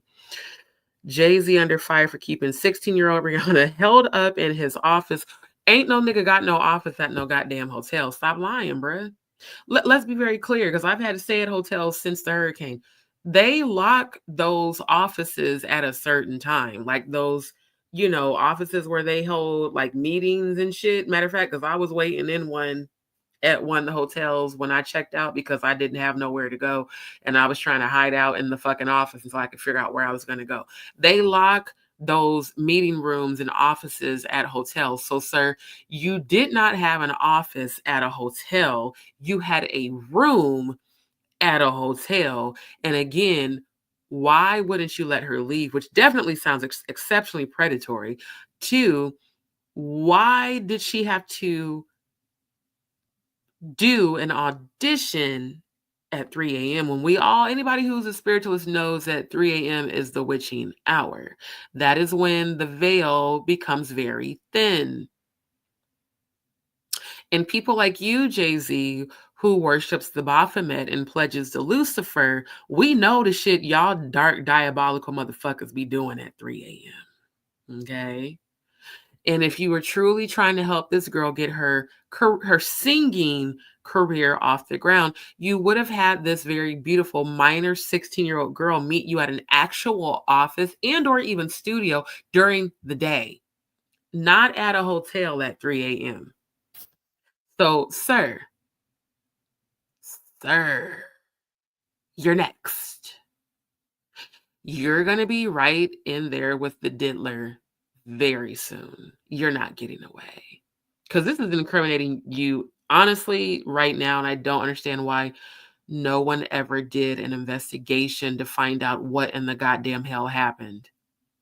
And above all, to Rihanna's father, you're a piece of shit for pimping your 16-year-old daughter out to this nigga. You're just a piece of shit. In my opinion, I said what I said. This is my channel. That's disgusting to send your 16-year-old daughter to a hotel with this man with no security, no relative, no brother, no cousin, nobody to like watch over her. It's giving setup. I sold my daughter so that she could become famous, so that I could become wealthy, much like Bieber's parents allegedly did, much like Usher's parents actually did, because we know for a fact that they signed over legal custody to Diddy when Usher was all of 10 years old. And then we all heard Diddy say, we woke up and was fighting over the Frosted Flakes. I have a mind to play that video clip again for the new viewers tonight when Diddy said that out of his own mouth, as Kevin Hart was interviewing him at one of his nasty ass freak off locations. Yeah, birds of a feather most definitely flock together. And y'all some nasty motherfuckers, because this is nasty as hell. In the wake of Sean Diddy Combs' arrest, people are speculating about which prominent entertainer will be exposed next. Well, I mean, obviously it's him. Several conspiracy theories suggest that the person, it irritates my soul when they say bullshit like conspiracy theory. Sir, there's way too much evidence out here in these streets, in these YouTube streets, and on the internet that depicts you as very much behaving in predatory ways. A conspiracy theory, and I love how Lionel, the attorney, broke that down. He said a conspiracy theory is nothing more than a group of people believing the same thing. We all believe that you're exactly who people say you are. In addition to typical rumors and accusations, he groomed his wife, aka Bottom Bitch. Resurfaced interviews are prompting people to question the origins of his working relationship with Rhianna. Well, hell, even Jonathan Haidt said himself that it was not alleged that Jay-Z and Rhianna had an intimate romantic relationship. And he worked with this man, so he would know. Textile says 2006. Young Girl, I Really Liked You was released in 2006. Wow. You nasty motherfucker. That's nasty as hell. It's a song title. That's not the same record. Oh, You're a Man. Okay, so thank you for clarifying. The thing that was crazy was that he said it on the radio the night it was. Wow. Wow. We didn't let her leave. I was playing spades, joking about it because no one wanted to ever go down the rabbit hole. I go down rabbit holes all day. I'm a Scorpio. I'm a deep thinker and an overthinker and an overanalyzer. I analyze everything and I look shit up so I can know that what people are saying is the truth. It was said that she was in a group and said that she would do whatever Being someone who was offered a contract and had a talented crew, I saw predatory practice firsthand. The business is shady. Absolutely, it is. And I really appreciate your commentary. Definitely look me up on Instagram so that we can confab. Diamond Star, thank you so much for tuning in. The sad thing is that the video is years old. And you know what's even sadder is that I'm starting to believe she had to be down with it because Rhianna, one thing about it, she knows how to put on the face, smile for the camera, and she has never spoken against Jay-Z. And like Jaguar, when somebody had asked her in her live, why have we never seen Beyonce and Rihanna do an album together or do a song together? She said, when have you ever seen a bottom bitch and a side bitch? I love the way she just said that shit. She was like, when have you ever seen a bottom bitch and a side bitch be friends? That's some real shit though. Anybody who's ever been about that life, you know what the fuck she's talking about. And you know she's speaking some real shit. A bottom bitch don't want nothing to do with a side bitch. Cause that's the bottom bitch. She down for whatever. And it don't matter how many you side bitches come and go. The bottom bitch is gonna stay there and then play her position and play her role.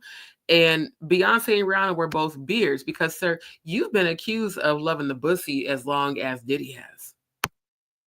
For as long as Diddy has, and allegedly y'all had. I really believe, I ain't gonna lie, I really believe Jay-Z and Diddy had an intimate sexual relationship, and that is the reason that Jay-Z has set him up. Now, think about Jay-Z's history.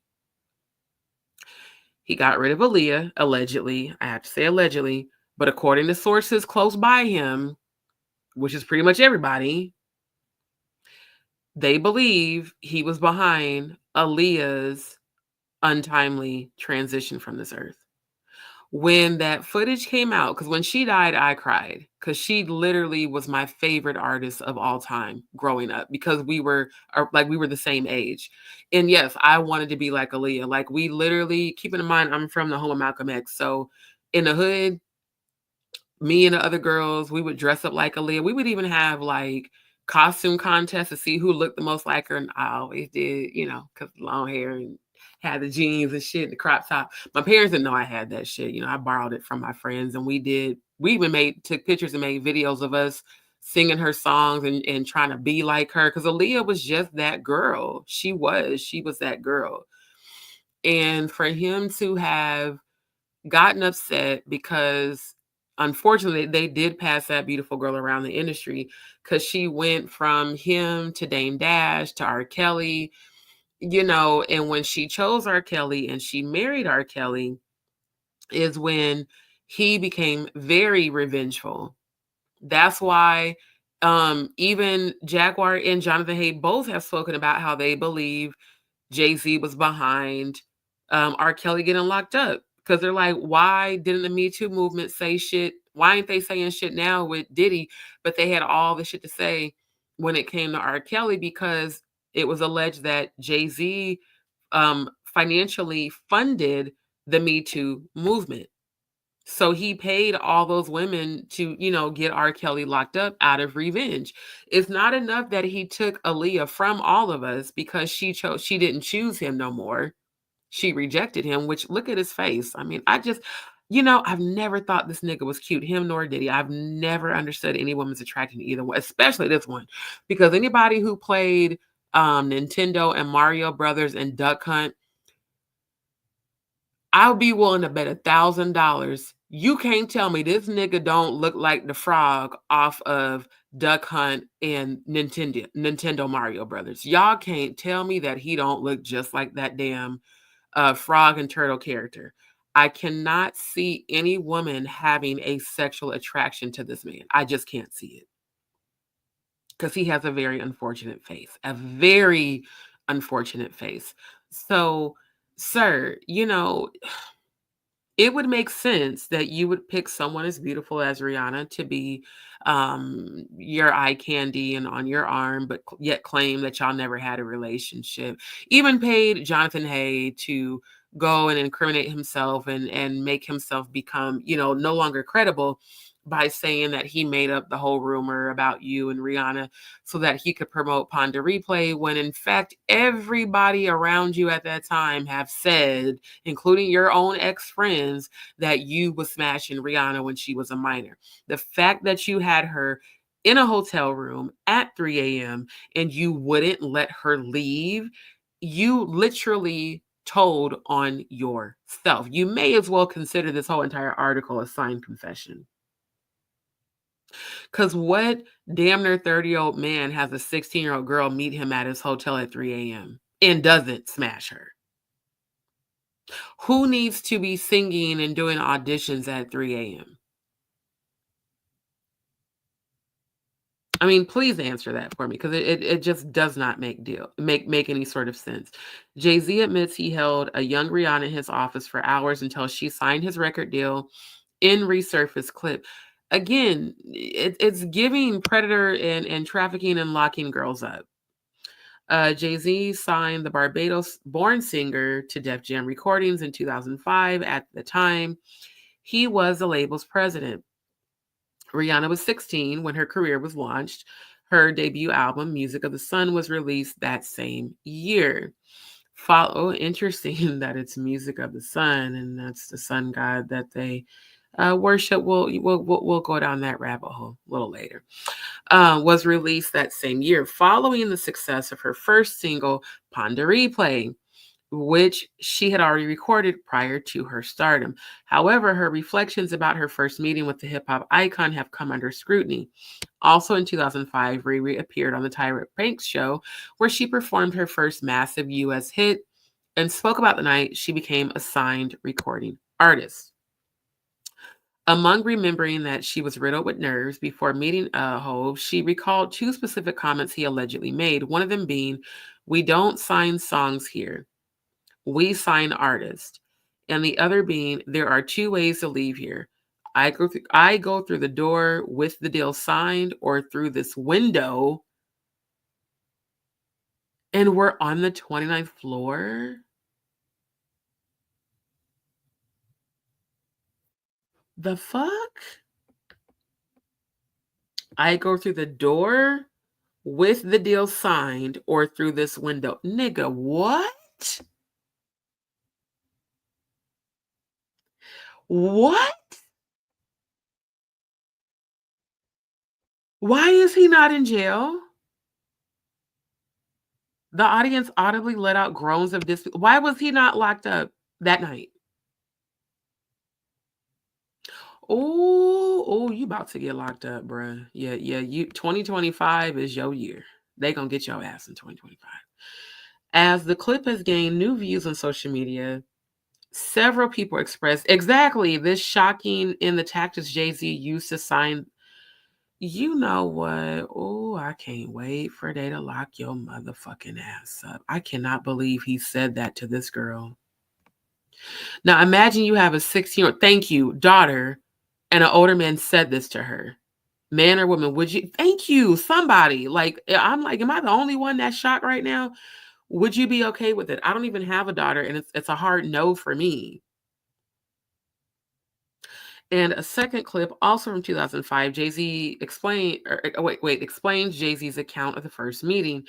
In an interview with host Sway for MTV, the Grammy Award winner said, when she walked in the office, I was like speechless. You know, she just had something about her. You was speechless because you was trying to fuck, you nasty motherfucker. I don't even want to hear him speak. Oh, ugly ass motherfucker. I cannot believe he said that shit to her. After she performed, that really just like bothered me deeply. That really, like, you basically threatened this girl. Who is the now everything makes sense that people have been saying about him. One, you wouldn't let her leave. You had her meet you at a hotel that you claimed was an office at 3 a.m. You wouldn't let her leave, so you basically coerced and forced her to sign. And then you said there's two ways to leave: out the door or out the window. Think about Carrie Hilson. And I love when Jaguar plays that at the beginning of her lives, that video clip where she said, yeah, you either sing or blink twice. He's more diabolical than Diddy. She was right. Everything Jaguar said about him is the absolute truth. Like, I'm literally getting a download. She has not lied about anything. Everything she said about him is true. And imagine how many more he's done this to. And Rhianna has never spoken out against him, probably because she's still afraid to, which is even more sad.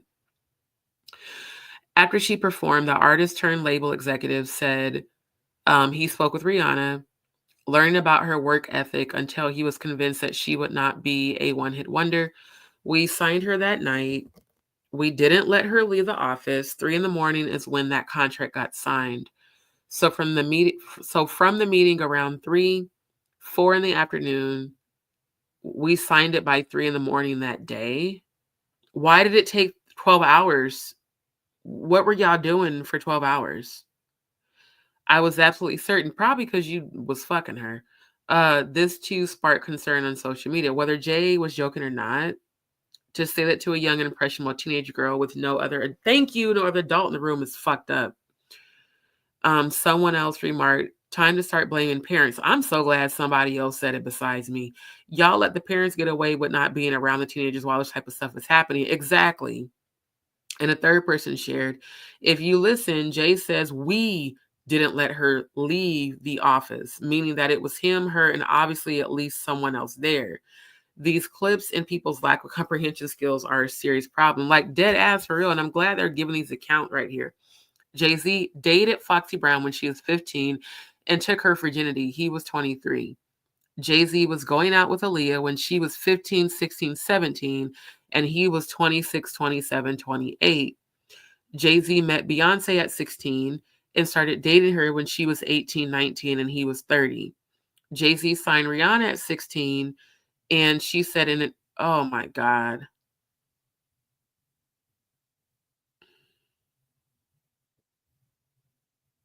You know what? You know what?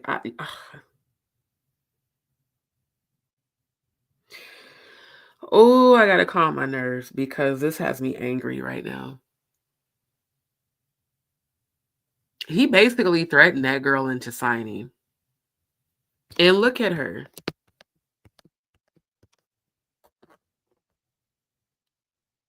She's afraid to speak about him. That's why she never has. Because from the moment she met him, he has exhibited predatory violent behavior. So think about a young teenage girl from out the country who comes over here to be famous, to, become a singer. And that's the energy she's met with. So she knows off the rip, I have to do what he says or else. So she falls in line. And he takes good girl gone bad. And the next thing we know, she's doing all the Baphomet shit just like Beyonce. Because I showed y'all, for those who don't believe, I showed y'all last night the Baphomet on Beyonce's Sasha Fierce album cover. Because one thing I can say for Destiny's Child, we never saw Beyonce doing no Masonic hand symbolism and Baphomet worship. That shit didn't start until she was with Jay-Z. So yeah, this nigga takes females and corrupts them. Look at her. Look at her. Look how demonic she looks, bro. This is so, and I see the Baphomet clear as day. She got 1, 2, 3, 4, 5. She got Legion on her. Ooh. Yeah, she has I just seen some shit I wish I ain't see. Yep. She's come in agreement sexually with Baphomet. Those rumors about Ray J and the whole cuckold shit, that was all sex worship, satanic sex worship. Here it is. No, let's get the bigger photo. Let's magnify this. Okay. See, it's no longer hidden in plain sight. It's right in your fucking face. Baphomet, 2 horns. Baphomet again. Baphomet, the whole corset 3 times. Not a coincidence. He gets these women and corrupts them. This is literally how he sacrifices them.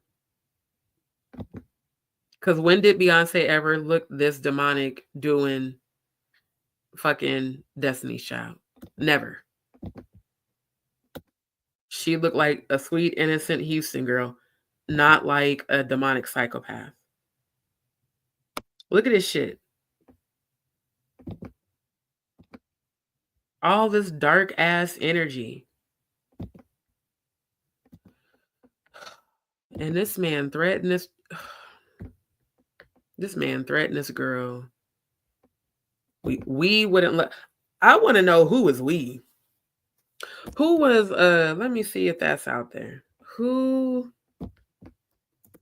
was with Jay-Z when he signed Rhianna? And yeah, it's absolutely her parents' fault. But unfortunately, a lot of parents will sacrifice their children for fame and money. They don't care, especially when they're Freemasons. Because Freemasons have to give 5 relatives anyway to sacrifice in order to join as part of their initiation. They have to give 5 names of direct relatives that they're willing to sacrifice to the Baphomet and to those deities in exchange for power and money. That's why Ab-Soul said that on that song Illuminate with Kendrick Lamar, where he said, you can have all my shine, give me the light. He says, so you could take my top 5 list, dead or alive, and put me after M. Wow. Now this says Jay-Z fought over Rhianna the day before she signed her record deal with him. Now that's new. Wow. Yeah, she has played her position. She's played her position. Yeah, Jonathan definitely is not lying about the shit he has said about Jay-Z, and neither is Jaguar.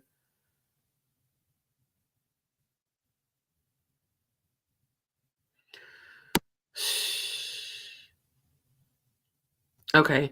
His boss, record label executive L.A. Reid, was also impressed with her audition. Reid told Jay-Z not to let Rhianna leave the building until she had signed a contract. Okay, so now we got the answer I was looking for. Rhianna waited in Jay-Z's office until 3 a.m. to sign her deal with Def Jam, which included 6 albums. Jay-Z argued with Cypher Sounds over Rihanna. When Jay-Z wasn't excited about Rihanna, he had to be convinced of her talent by other people. Cypher Sounds, a New York DJ and comedian, said in an interview with Michael Yo in November 2021 about having a hand in Rihanna's rise. There's a famous story where she went to Def Jam when Jay-Z was president, and they wouldn't let her leave the room until they found the right deal that she would sign with them. The story that doesn't get told is the night before, me and Jay-Z had an argument about her. He was like, I don't know, it might just be one song. I'm like, no, I'm telling you, Jay, this is why you have me around. My ear is your ear. I'm the A&R. We had a big argument. We always talk about to this day. And then the next day they signed her. And Rihanna's now a billionaire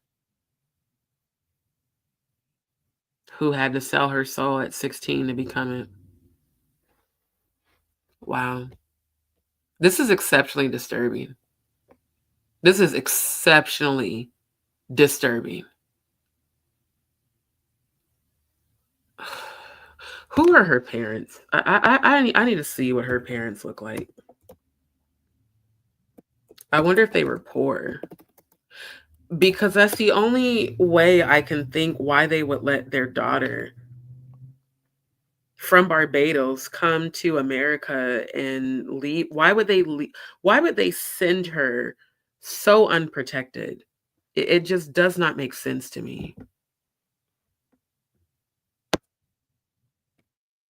She's a lot younger than me. She's like 7 years younger than me. She's noted. Okay. What about her parents? Do we have anything about her parents?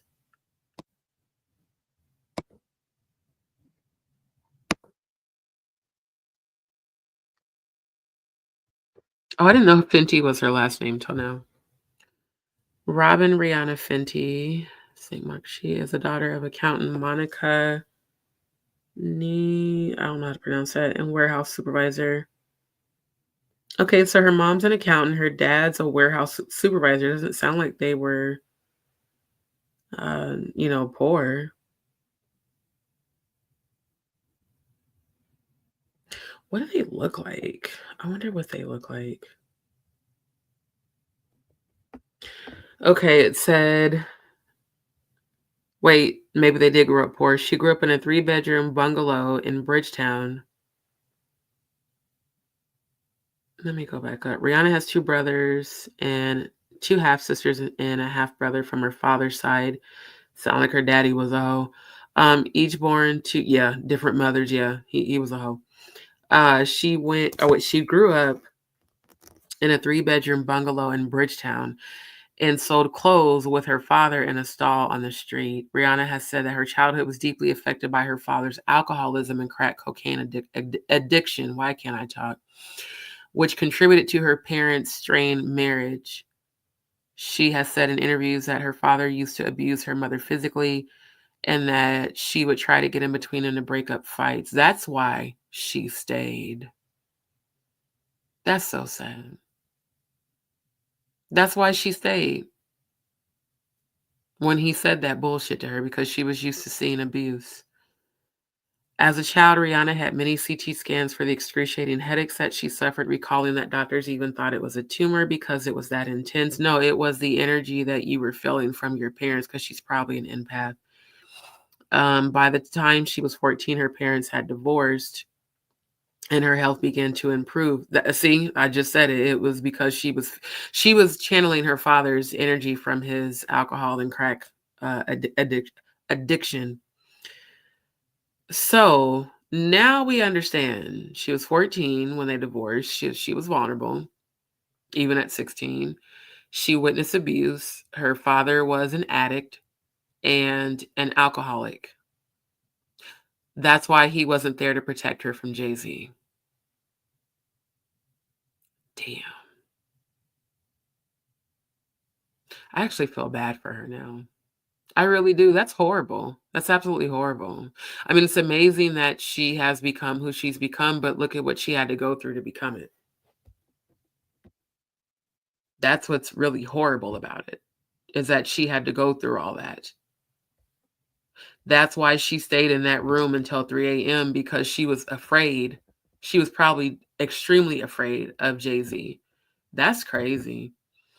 Andrew says, yeah, they bro Diddy took him shopping. Yeah, them niggas was definitely in a relationship. I don't care what nobody says. That's my opinion. I'm sticking to it.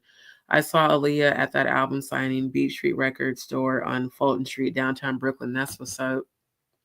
She had the prettiest smile of all the celebs. Aaliyah was just naturally beautiful. That's why we all wanted to be like her. Even her hair, like the way she wore her hair, it was her natural hair. And we used to be putting weaves in trying to get our hair to look like her and stuff. She just was that girl. She really was. Andrew says, yeah, he does. There was some speculation that Ye's love lockdown was for Jay. I'm not gonna lie to you. This is how I see it. And y'all know, like, I'm open about my sexuality and I have a gaydar. I believe that the reason Jay-Z and Kanye got into a beef was because they had a secret sexual relationship. I've always felt that as an empath. I definitely believe that Jay-Z and Diddy had a long-time sexual relationship, and Jonathan Hay has confirmed it, not only on this interview, but on several others, that in his opinion and from his experience around that they definitely had a sexual intimate relationship. And I do believe it, because that's the only reason why Jay-Z would be ghosting him right now as he's getting locked up. Same way he rolled over and turned his back on Kanye, same way he turned his back on Dame Dash, same way he turned his back on R. Kelly, same way he turned his back on Aaliyah, same way he turned his back on Tierra Marie, same way he turned his back on Foxy Brown, same way he turned his back on Jaguar Wright. He has a history of eliminating people in business relationships when they basically don't do what the fuck he wants them to do. Just like he had just told Rhianna, there's two ways out, either out the door with a signed deal or out the window. He's diabolical. Oh, he's very diabolical to say some shit like that. Now I 1000% believe Jaguar Wright. I 1000% believe her. Because she has been saying he's a monster. She has been saying him and Beyonce are a nasty little couple. That's why I keep showing y'all this shit about her Baphomet goddamn shit on Sasha Fierce.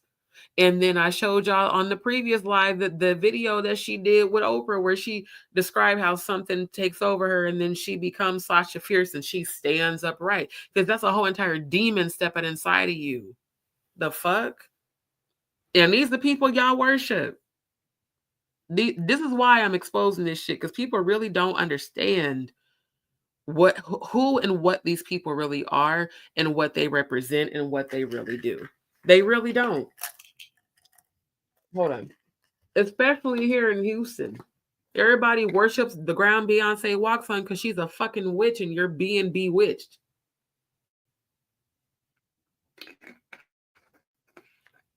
Casting spells over your motherfucking ass at her concerts. 3 a.m. meetings and stuff was not that far out of the norm. If you wanted to get on, you had to be ready. Yeah, but still not at 16. That's wild. But you know what that, thank you. Oh, I trust me when I say I know what the witching hour is. I'm a whole entire spiritualist. I've cast demons out of people. Trust me, I fully understand what that's about. How about thank you? That's what I'm saying. When are the parents going to be charged with prostituting their kids? When are her parents going to be charged? When are Bieber's parents going to be charged? When are Usher's parents going to be charged? Y'all willingly sold your children to these nasty ass men. Creepiest celeb I ever was in proximity. Thank you. And you know, it ain't no real human. It's not. That's a demon. And look, y'all need to understand that the same way angels are among us in human form, you don't think demons are among us in human form? Ephesians 6, and see that scripture keep coming back every live for a reason. Every live this scripture comes. Every single live. And I'm only going to the King James Version because of the way they worded. I don't actually follow the King James Version Bible because King James was a Mason that created this Bible. But I like the way they word this. Ephesians 6 and 10. Finally, my brethren, be strong in the Lord and in the power of his might. Put on the whole armor of God, that you may be able to stand against the wiles of the devil. For we wrestle not against flesh and blood, but against principalities. For we wrestle not against flesh and blood, but against principalities, against powers, against the rulers of darkness of this world, against spiritual wickedness in high places. What the fuck do you think Beyonce and Jay-Z are? The fuck you think Aleister Crowley is, who he worships and follows and pays homage to, and has a whole clothing line, do as thou wilt. Wherefore take unto you the whole armor of God, that ye may be able to withstand in the evil day, which we are definitely in. And having done all to stand, stand therefore, having your loins girt about with truth, and having on the breastplate of righteousness, and your feet shod with the preparation of the gospel of peace. Above all, taking the shield of faith, wherewith ye shall be able to quench all the fiery darts of the wicked, and take the helmet of salvation, the sword of the Spirit, which is the word of God. Why do you think God keeps bringing all these chosen people together? Why do y'all think Jaguar Wright has so passionately been speaking out against it? You know why? Because she's one of the chosen, just like Jonathan Hay. These people have no shame whatsoever in just proudly projecting who and what they worship. Taking these innocent women and correct. Look at this shit, bro. Everybody went nuts about this performance. I saw so much demonic shit in this. I said, how do y'all not see this is demonic as hell? She's covered in blood. Blood sacrifice. While she's pregnant.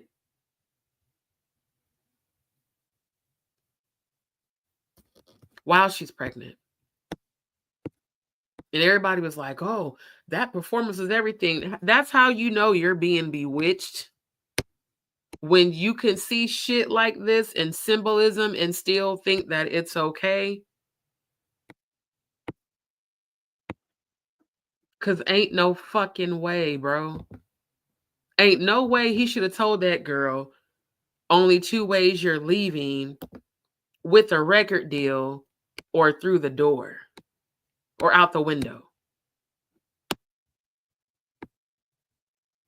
And talking about her presence, he took her light and corrupted it. Completely corrupted it.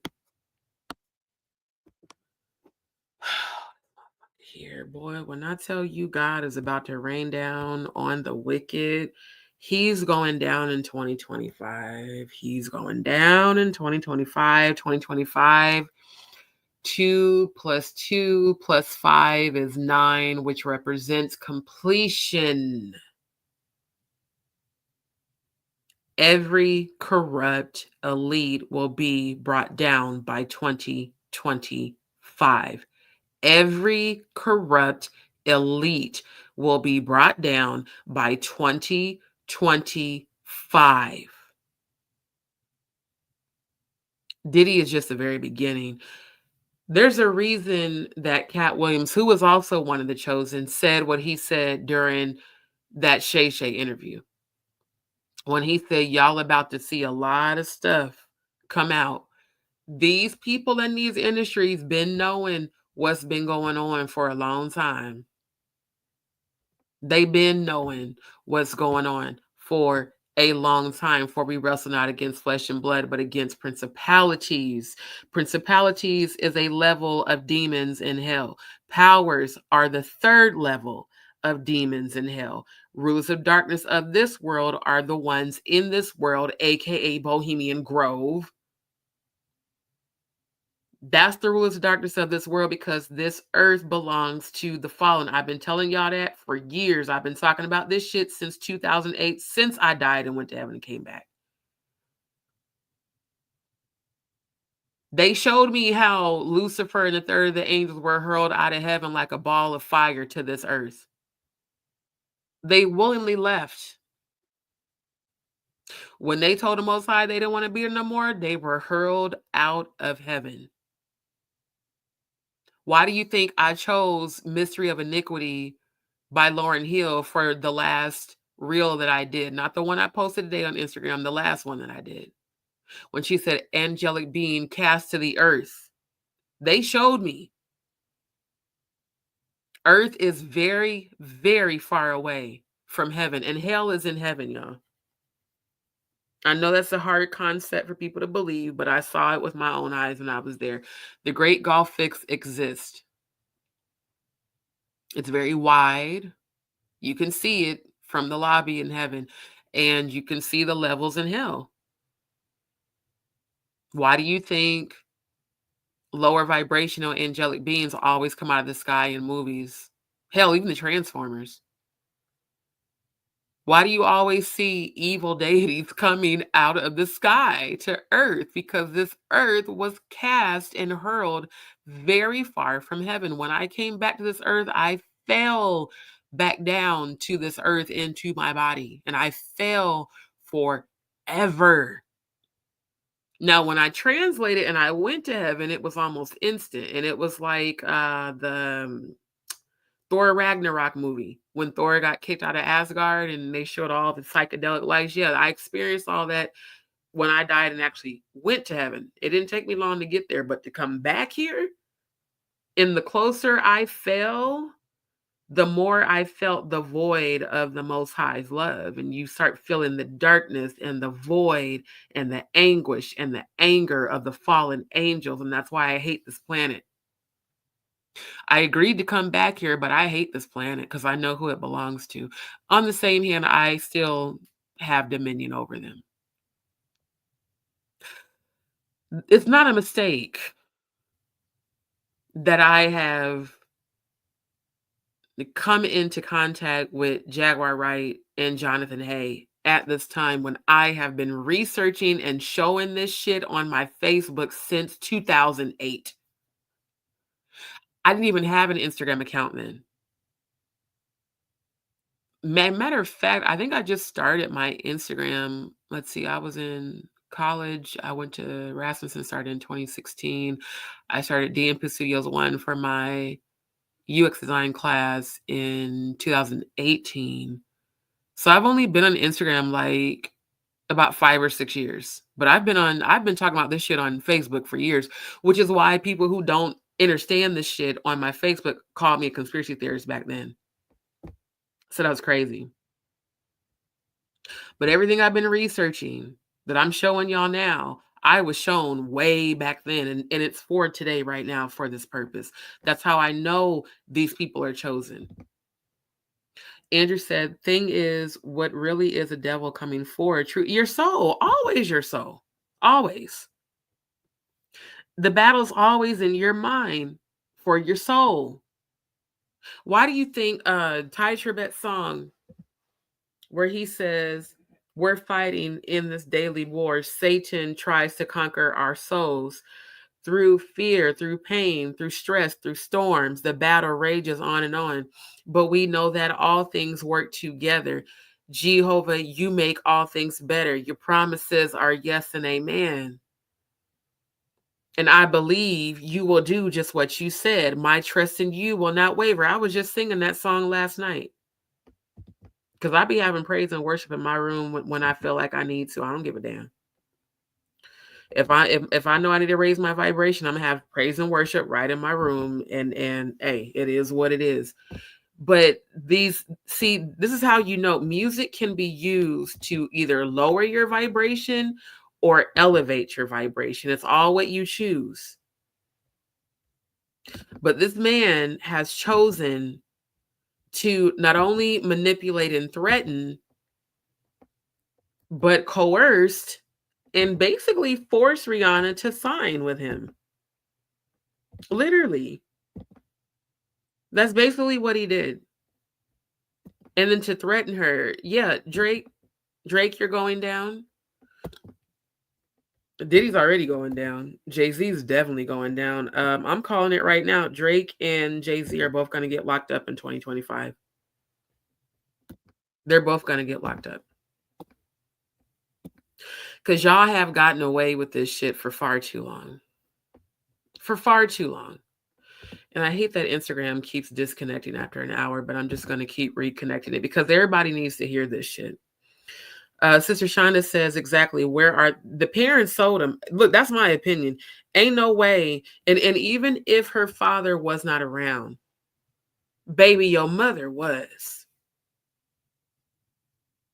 Now, I can excuse the father because the father was an alcoholic and a crack cocaine addict. I can definitely understand him not being around. But your mama? Why? See, here's the thing. Here's the thing. There are mothers that will sell their babies. There are even mothers that will delete their babies when they are dark witches. I wonder, what was her mama bruja?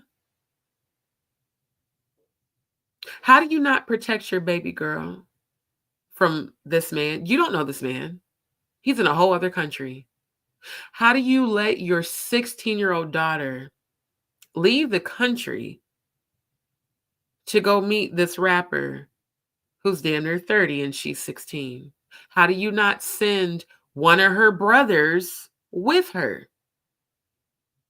Because I just read her background. She had 2 half brothers.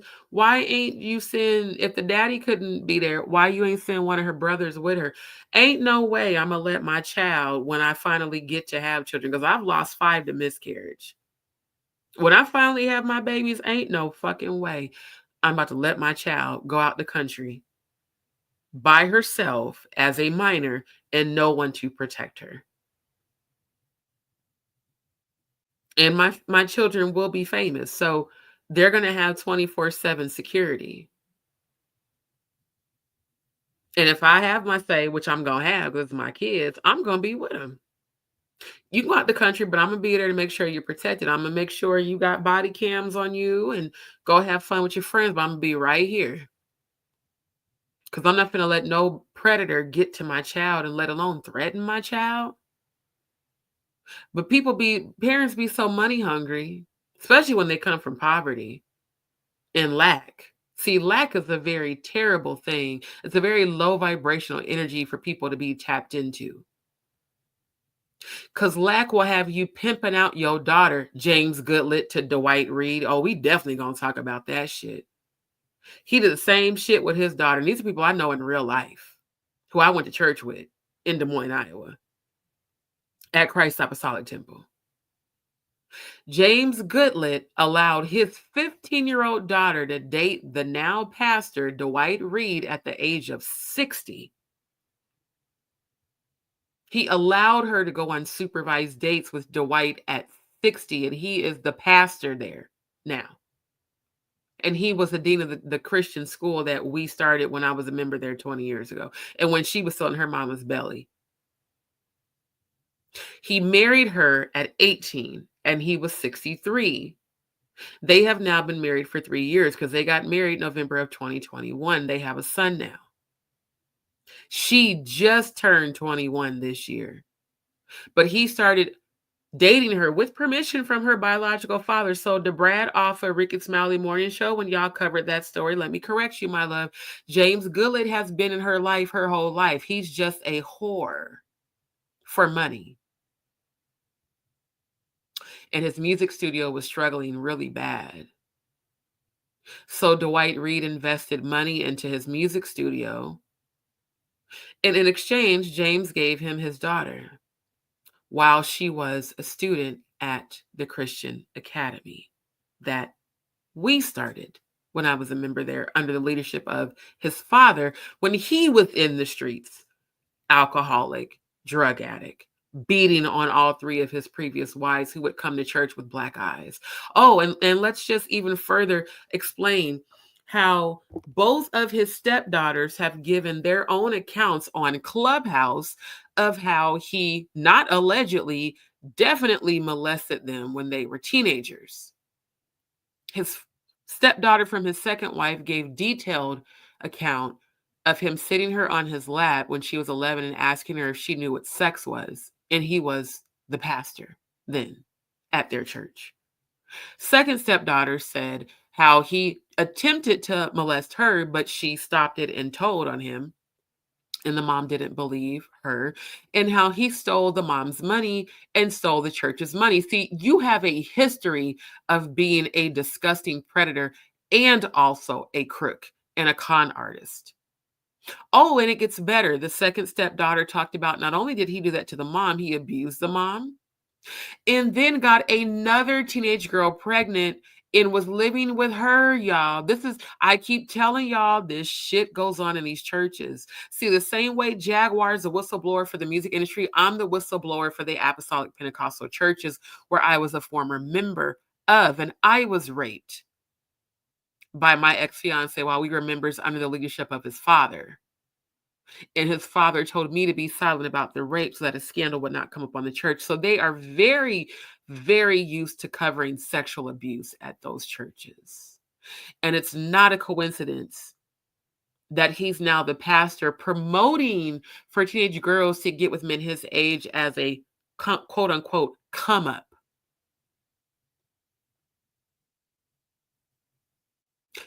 These very people have threatened my life several times. They now pray prayers of death at the church. And they have the prayers posted that anyone who speaks out against him in Jordan, that God will smite them with death. But they don't think that that's witchcraft. They say that me being a spiritualist is witchcraft, but that's not. They would have us praying prayers for God to trouble the waters in the lives of the quote unquote backsliders that left the church, bring them back home. Lord, I remember us praying this shit and wondering, why are they having us pray this? Trouble the waters, Lord, bring them back home, Lord God, don't let them have rest. That is witchcraft. By definition, witchcraft. And Dwight, your own niece gave me the details about the house on Druid Hill that your father owned, where you performed the satanic ritual with your then virgin wife to impregnate her. And you said you were going to conjure up another Jeremiah. For those who don't know, Jeremiah is his father. As a matter of fact, while I'm talking about this, let me quickly show y'all this nasty motherfucker that I know in real life. Because, see, these people, they've gotten away with this for far too long. And I'm not afraid of anybody. If anything, you should be afraid of me. Because you're definitely not prepared to deal with the spiritual protection I have over my life. And all of your prayers of death and hell that y'all keep sending are being immediately reversed back to you. As soon as, you send that energy to me, my angels and ancestors are not only protecting me, but they're reversing it right back to you. I want to show you guys who I'm talking about. Because I started speaking out about this sexual abuse stuff right after I found out he married Jordan. And my mother, and I love my mother with all my heart, she's a member there now. And she wasn't there when all this corruption and stuff was going on. So she doesn't know this side of Dwight. But I was a member there almost 20 years ago. Actually, it was 20 years ago because I left home when I was 18. I graduated in 2000. I left home 6 days after I graduated high school. I moved back to Omaha and stayed with my second Mom Diane, and my best friend, my other sister, Elissa, for a few months. And then I moved to Des Moines because my older sister wanted me to move with her because we were really close at that time. And she was a member there at Christ Apostolic Temple, and so was my brother, my oldest brother. So I joined that church when I was 19, and I was there for 6 years. And I was raped by my ex-fiance while we were both members there. And a demon possessed him and he raped me. And the demon tried to possess me. And it's crazy, as he was raping me, I prayed not only for him to stop, but for the demon to get off of him, because it was trying to enter my body and knock my soul out of my body. And it tried to knock my soul out of my body again later that night. That's why I keep telling y'all rape is in fact a demon, because it is. The worst thing in the world is someone who you're engaged to marry violating you, and then the pastor telling you to not go to the police so that the church doesn't get a scandal, so that it doesn't get out in the city, so that the news station and paper don't find out. And you have to live with that trauma and bury it and hide it for so many years. I did not speak out about me getting raped until, what year was it? It was right after Bishop Reed died. Jeremiah Reed, he died in March 2018. I started speaking out about it after that. All those years I carried that. When he said, be silent, I obeyed my pastor. Brainwashed. And I've even been told to be silent about it now. And I love my mom, but she even said, you shouldn't be talking about that. It makes the church look bad.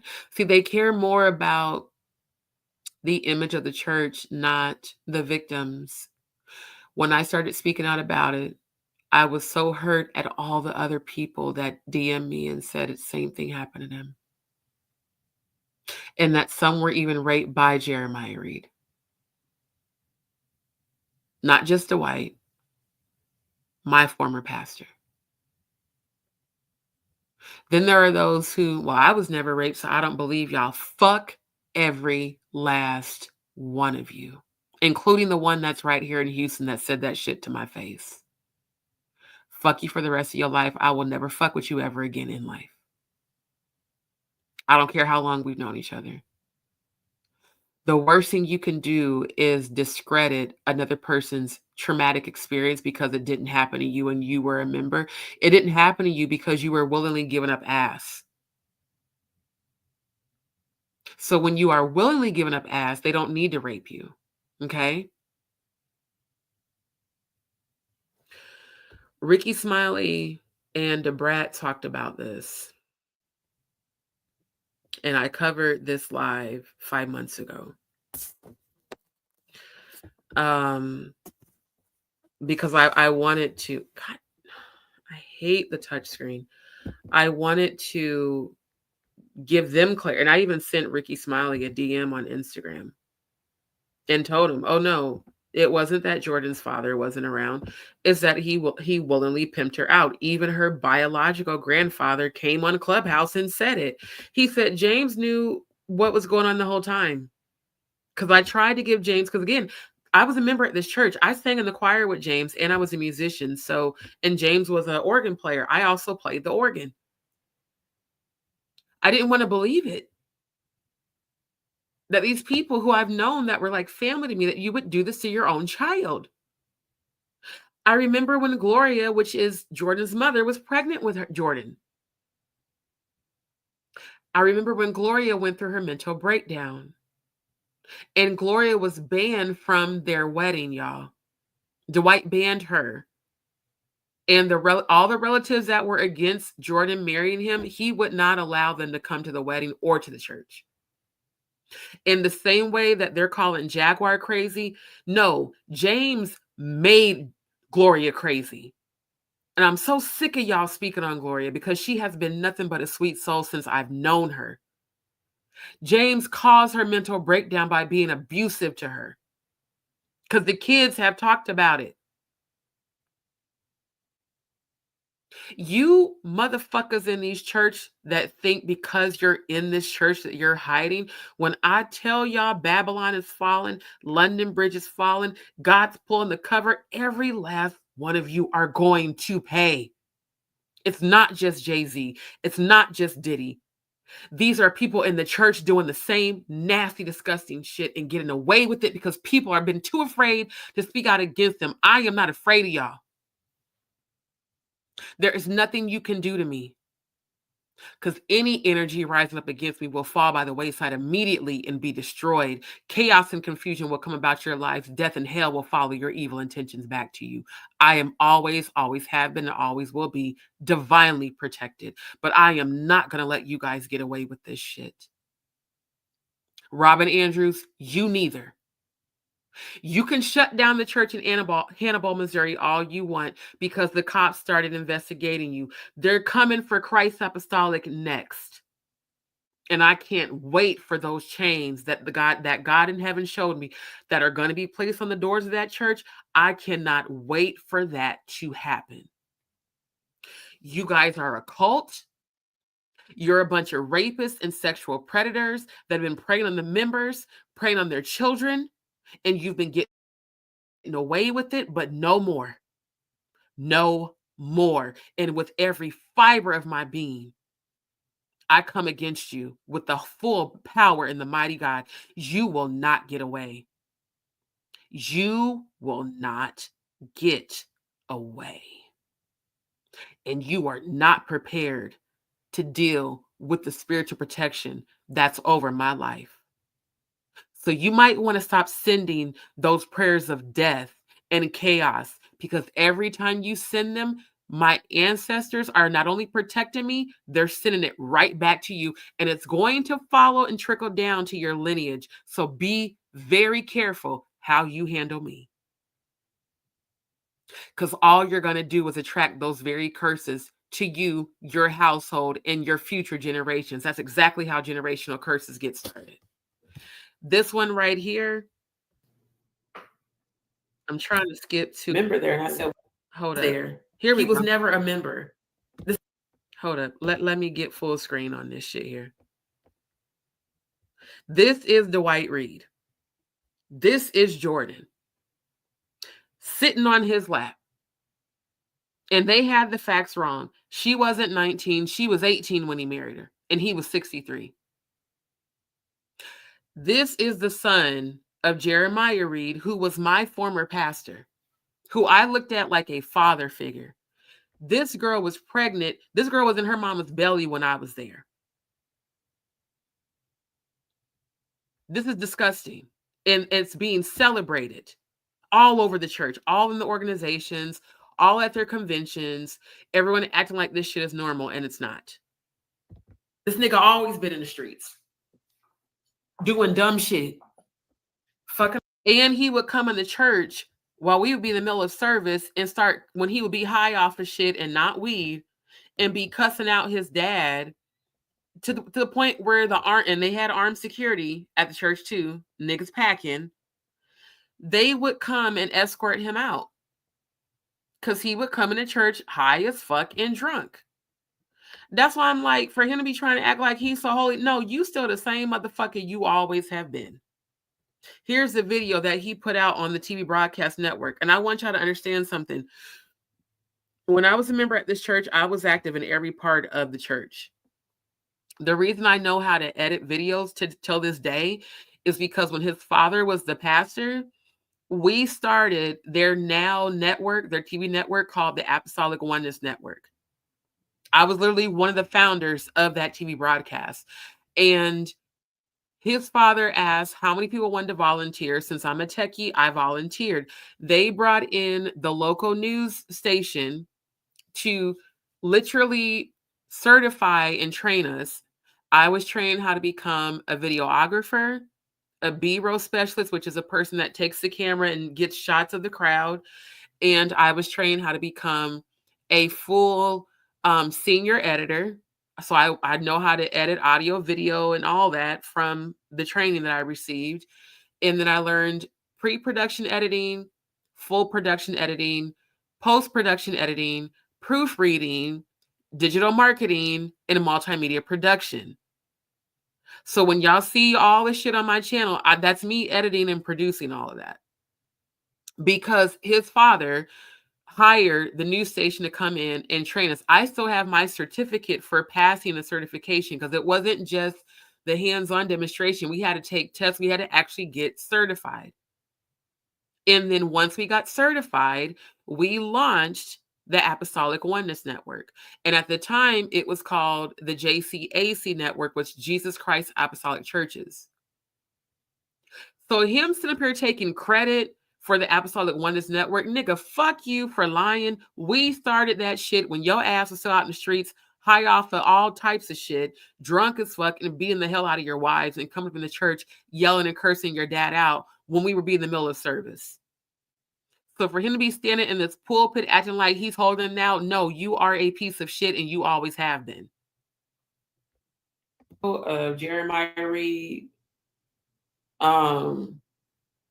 No, it was longer than 2 years ago because it was before he passed away. Right. That's me talking about. Yep, it was before We're Gonna Come After You, 18. But we're gonna be skeptical Oh, wait, because hold on. I want to see if he sounds identical to his father. he does. It's creepy how Passed much away. he studied his dad. Yep, it was before he passed away. So this had to be 2017 because he died in March 2018.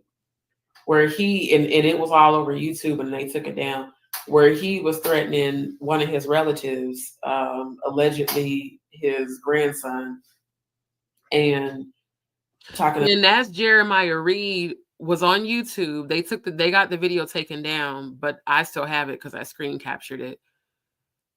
He was on. It was all over YouTube. Jeremiah Reed was on there threatening his grandson Jermaine, which is Dwight's nephew. Talking about, and I know people that'll take you out to the woods and they'll cut your tongue out and dump you off in the river. That's a Masonic ritual. Jeremiah Reed was most definitely a high-ranking Mason. That's why he had all the connections he had. That's why he had all the money he had. That's also why he had armed security at the church. When I tell y'all they had armed security at the church, at every door, and there were 8 entrances to the church, there were security guards with guns, and the security guards always walked him in the church and out of the church, to his car and from his car. And there's a gate that surrounds the church that once service starts, it gets locked and they have to unlock it. If you need to leave, like people that had to go to work or whatever, they would have to send a security guard out to unlock the gate. But yet they don't think that they're a cult. They teach you that their religion is the only true way to God, and all other religions, everybody else in this world is going to hell. Get away from your family, get away from your friends. If they don't believe we believe, they're going to hell. Jesus only is the only way. We're the only true way to Christ. Meanwhile, y'all are raping, molesting, having satanic ritualistic sex, physically, mentally, spiritually, financially abusing people, but you think you're so holy? Do you understand why I don't fuck with religion and church? I came from an actual cult disguised as a church. Very narcissistic energy. Love bombs you, makes you feel like, oh, we're your new, that's what they say. We're your new family now. We're your new family now. Don't worry about your family. We're your new family. Jesus loves you, and so do I. I remember, I can hear it clear as day. This shit goes on in these churches because they are all a part of the same quote unquote fraternity. These Masons be running in these churches and running the churches. There have been so many teenagers who have reported being sexually abused, even at the church I grew up in Omaha. 15-year-old girl got raped in the choir room by a man who was a known predator and sexual offender, but the pastor allowed him to come to church because God loves everybody. He had just been convicted of raping other children. They let him in the congregation. He raped that girl while service was going on upstairs because the choir room was in the basement. 15. She had to come upstairs and sit in the congregation next to this motherfucker after he raped her. Lost her mind. I'll never forget that. Like she went through so much. She pulled her hair out. Everybody's calling her crazy. No, that man had raped her and transmitted a demon onto her. And she had to come sit next to her predator in the church. That man was my godbrother's father.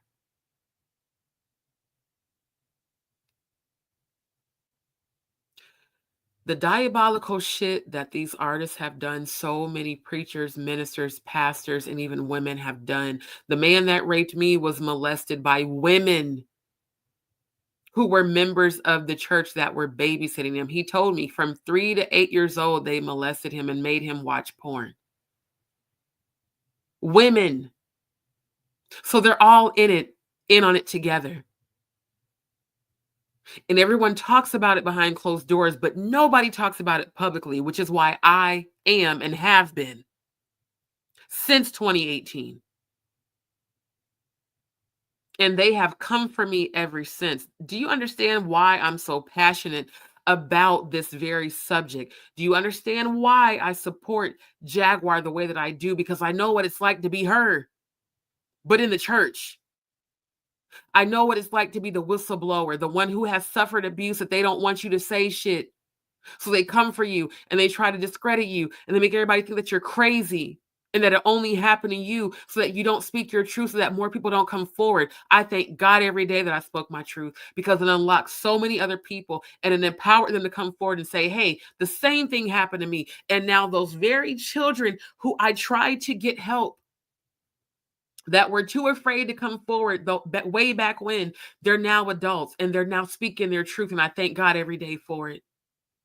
And Robin, nasty motherfucking ass, she was the pastor of the church in Hannibal, Missouri, who has been accused over and over again, her and her daughter, for molesting and raping children. She literally tried to have these people served with restraining orders and gag orders, claiming they were lying on her. And I told them I am willing to testify in whatever court I need to testify, because I remember when them kids told me, and I tried to go to the police, and the police said, until somebody comes forward, what you're saying is hearsay, because Jeremiah Reed had connections to the police in Missouri and in Iowa. And I went to the police in both states. So when Jaguar said that the police laughed her out of the station, Jaguar, I know what that feels like, because I tried myself and they wouldn't help us because of who the fuck he was. So ain't no fucking way I'm about to sit around and let y'all get away with this shit. With every breath that I have, I'm going to speak out against it every chance I get. Every chance I get, because it's even worse when it's happening in the church, the place that is supposed to protect you. Disgusting. This is one of the most disgusting motherfuckers I've ever seen in my life. And I'm gonna find that short, because it wasn't even just Ricky Smiley. It was that comedian.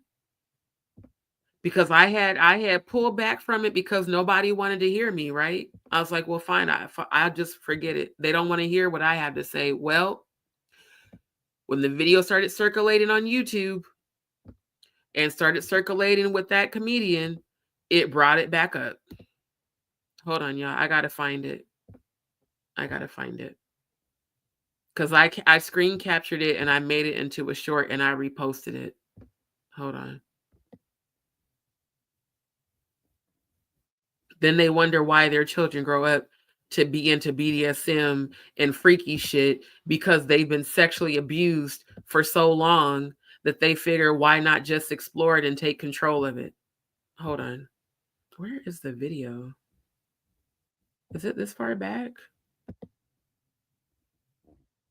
Hold on, I gotta find it. It might be this far back. Give me a second.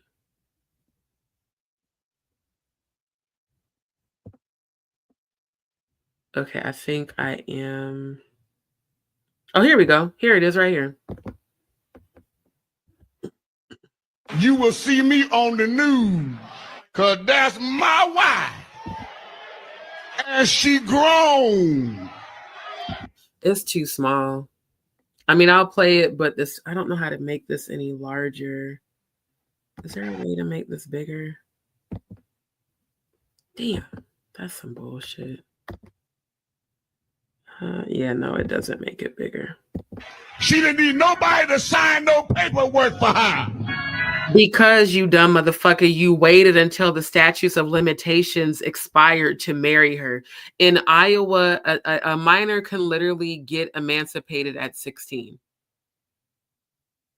And the statutes of limitations of statutory rape end once they turn 18. That's why he waited until right when she turned 18 to marry her. Now, if this was out in the streets, y'all be saying she made a come up. I'm telling you now, don't let the devil fool you.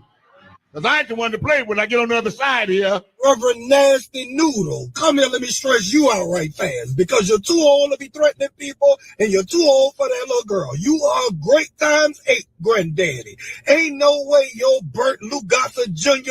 Bits and Dubois granddaddy, crunchy black bell pepper nose, dingy dusty dog ass is getting into heaven behaving like this. You older than the elevator, and you're gonna take an elevator to hell when you go.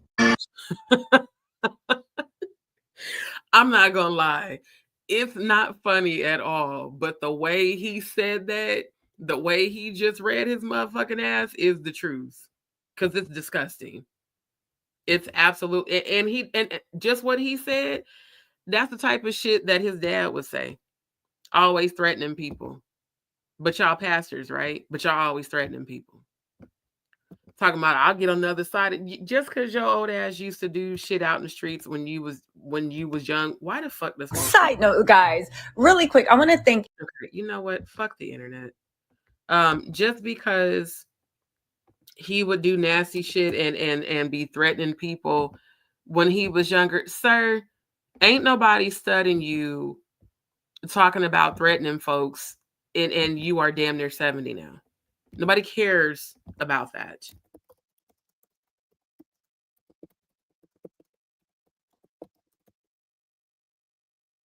Because, yeah, I'm definitely going to continue to expose this shit.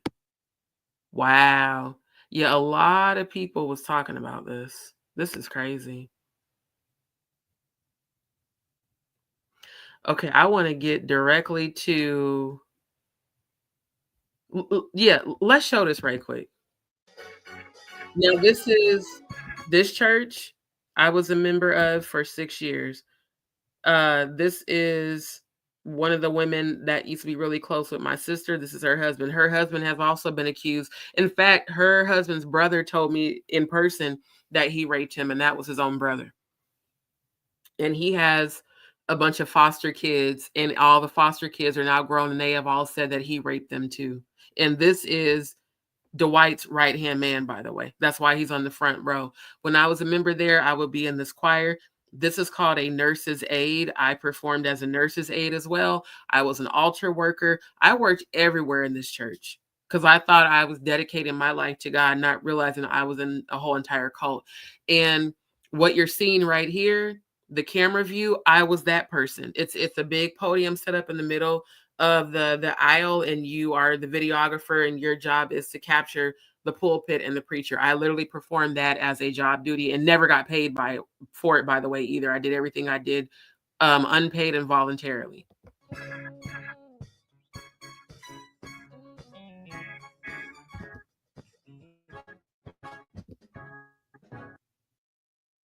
Today is a special day. It is my father's birthday. And his father's birthday was March 20th.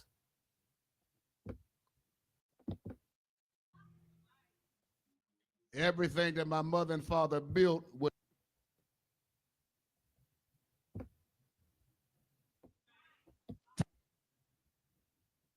Wait, okay, so Jeremiah Reed is the pastor that I was under, and Mother Reed was his wife. I spent a lot of time at their house because, again, he was like a father to me, and he would call me his other daughter. So I was very close to them. And after I was raped, before I was raped, he actually paid for the apartment that me and my ex-fiance lived in, because I had left the church and moved back to Omaha because that's where my ex-fiance was from. And he wanted me to, quote unquote, come back home. So he basically bribed us and was like, look, I'll put y'all in a paid apartment. I'll pay the rent. I'll pay the utility bills. All y'all have to do is just pack up your stuff and come. So we did.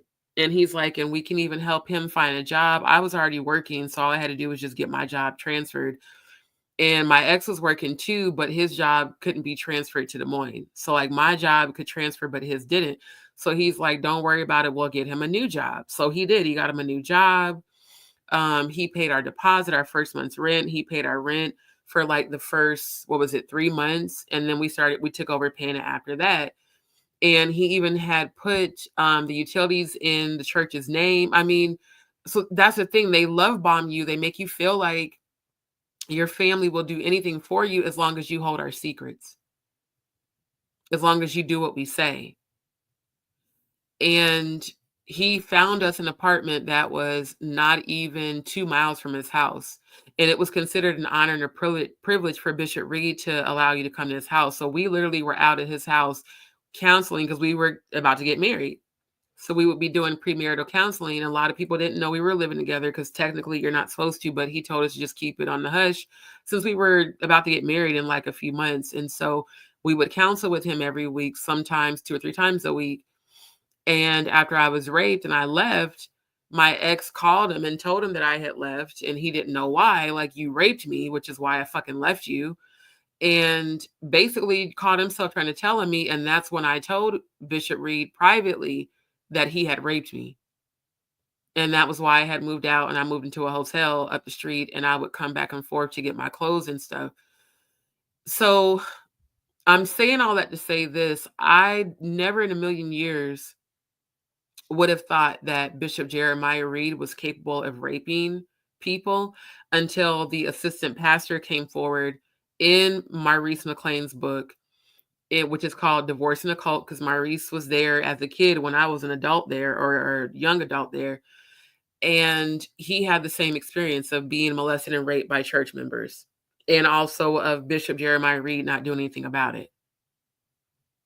So it doesn't really seem far-fetched that his son, who was and still is the biggest crook in Iowa and in Louisiana as well, and in Missouri, because that's all the places where he was a pastor, it's not really a coincidence that the son is now the pastor sitting up there with a teenage wife.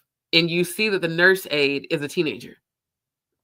Again, he is promoting grooming teenage girls to want to be with men his age. And he is also a Mason. On my father's birthday,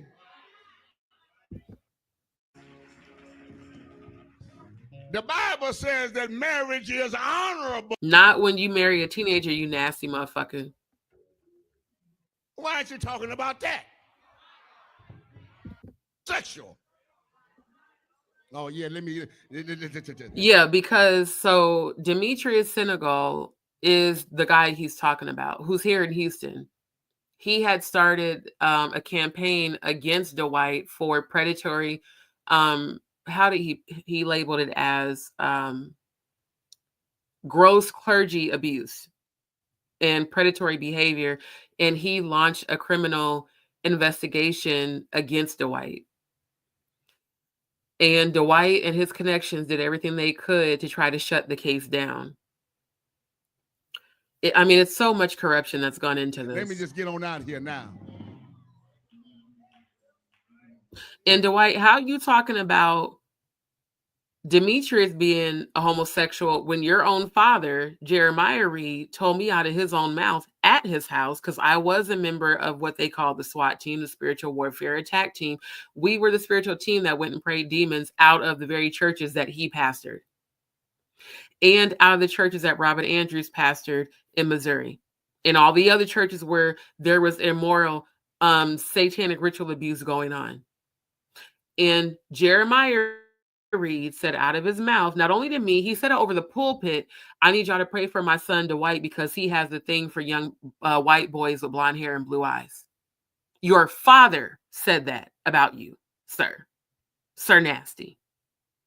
Your father said that. While you talking about we're all committing defamation of character, we all heard your dad say that during the service.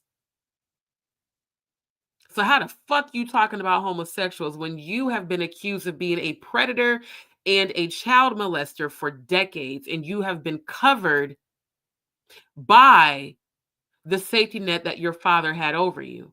But your own relatives are speaking out against you, including your former stepdaughters. Fuck out of here.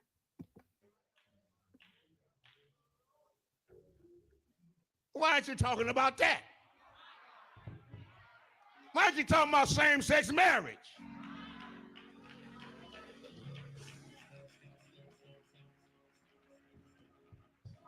The Bible says that marriage is honorable.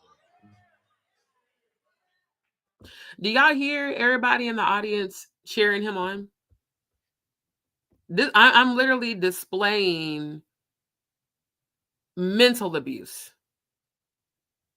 spiritual abuse. Oh, I missed a bunch of comments. Hold on. Damn, there's so many comments that I missed. I'm going to come back to the comments. But like, this is what I come from. And for 6 years, I believed that his father was a genuine man of God. And I believed what we were taught, that the apostolic doctrine is the only true doctrine. Jesus only is the only way. And everybody else, that's why they use Acts 2:38 as leverage to keep people in mental bondage. This is what you're witnessing, is MK Ultra at its finest and brainwashing at its finest. That's the reason why James Goodlett had no problem pimping his daughter Jordan out to this man to be his bride at 18 when he's 63. And all the church people are cheering him on and amen, and because they don't understand how brainwashed they are. So, if you let the devil trick you, and then somebody talking about they agree because they was molested as a child. I didn't molest you. Motherfucker, you molested your own fucking stepdaughters. What the fuck you talking about? They exposed you on fucking Clubhouse 2 years ago. See, this type of shit, I swear to God, it triggers me because I know this man in real life. He just became a pastor right before his dad died. He was never an active member of the church. In fact, he was the son that was the most rebellious, because at least Jerry and Nita Mae would come to church sometimes. And there was only one time where Nita Mae and Jeremiah Reed got into it because Jeremiah Reed called her out over the pulpit. And she didn't stay there and yell and curse him out and swing on him like Dwight did. These are things I saw with my own 2 eyes. This is not no alleged made up shit. I was literally sitting there. In fact, it happened even when the choir was singing and Bishop had to sit the choir down and have security guards escort him out because he literally ran into the church, ran down the middle aisle, ran up the stairs of the pulpit and swung on his dad in the middle of service. He was drunk and high as shit. He damn sure wasn't high off of weed. I remember it like it was yesterday because we were all mortified. And the armed security guards had to restrain him. The police got called in the middle of service and he was escorted out and taken to jail. During his father's funeral, there was a shooting. This is in Des Moines, Iowa. Because niggas out there ain't got shit better to do. There was literally a shooting inside of this congregation at the end of the funeral before we dismissed. Just to show you how these motherfuckers are.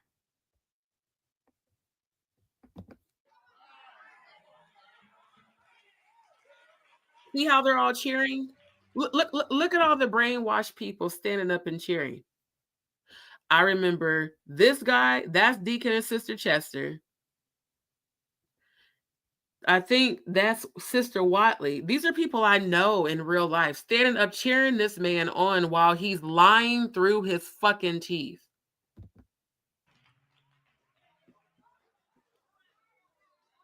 And when I was a member there, James Goodlett was sitting right here playing the organ. The same one who's Jordan's biological father that pimped her out to this nasty ass predator. you think all these kids love me? I am a protector of children. You are a predator of children. I cannot, because he's pissing me off just looking at this shit. They know the truth. No, they don't. That's why I'm exposing your ass. Gonna preach today. And I don't know what kind of Reed blood some of these folk got the last name Reed. There's something wrong with them. He's talking about the ones who have been exposing him. His own relatives. And the devil get in folks. So I want to show y'all something. Remember when I told you I was a B-roll specialist? Whoever did this shot is also a B-roll specialist. This man right here, Mr. Butts, has been accused by his own foster children and his own biological brother of raping and molesting them. Look at how they're all praising God. And that's his wife.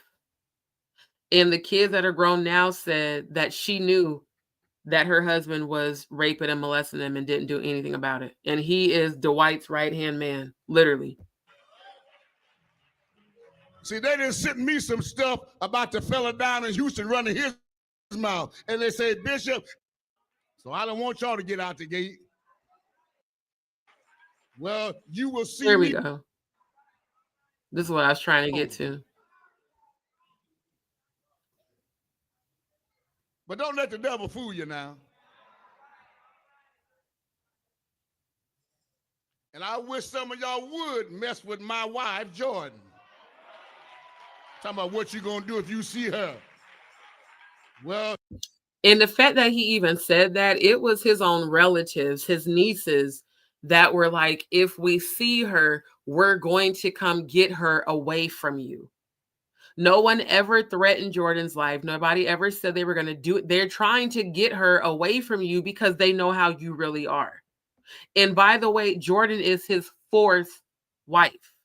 That's why do y'all think he picked a teenager? Because he couldn't, the first three, even through abuse, he couldn't control them. They all ended up leaving him because they all had the same story, that he was abusive and tried to or did sexually assault their kids and steal money from them and the churches that they started with them.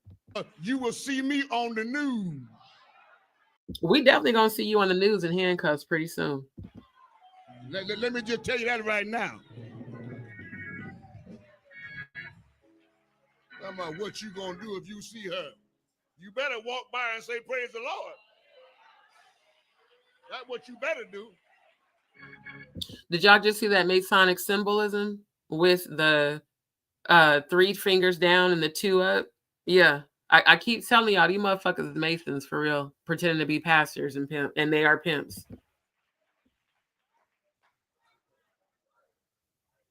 Cause that's my wife. And she grown.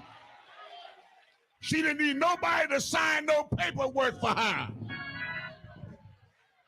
Of course not, when you wait till statutes of limitations have passed. Oh my God. I just cannot.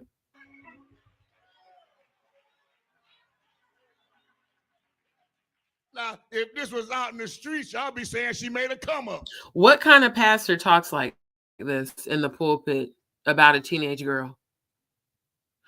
Now, if she was out in the street, y'all be saying she made a come up. Sir, all the money you accumulated, you stole from your parents' estate, and now you're in severe debt. That's why your dad's house is on the market to be sold at auction, because you did not keep the payments for the taxes. Your niece sent me the receipts, and I still have them. And I'm probably going to publish those soon. But you a hypocrite.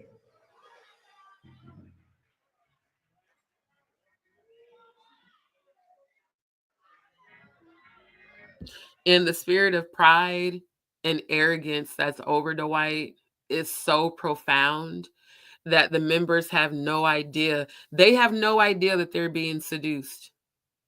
The scripture that says, giving heed to let me find it. Giving heed to seducing spirits and doctrines of devils. Yeah, that's what Christ's apostolic. That's the energy that they're under, and they don't see it. None of us saw it until we came out from it.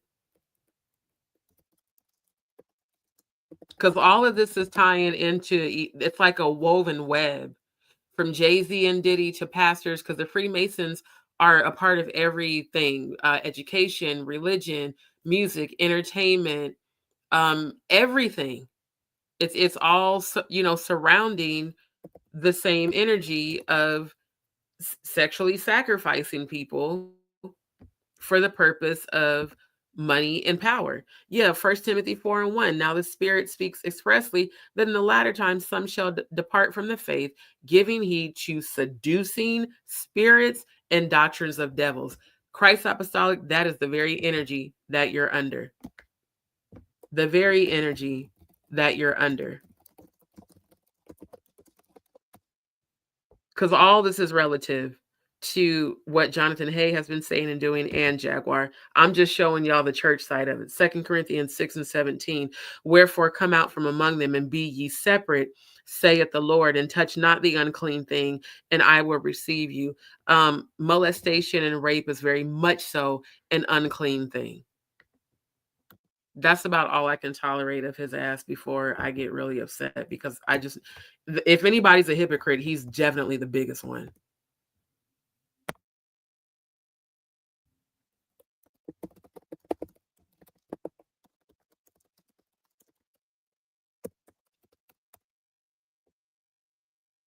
Okay, here we go. The Ricky Smiley Morning Show, where they talked about this. No one. Oh, you guys in these ads are ridiculous. Watch this. Because they're going to play at least 4. Yeah, I figured. Let's go with the 4th one and get to the video. It's not good. So where's her mother? Tory.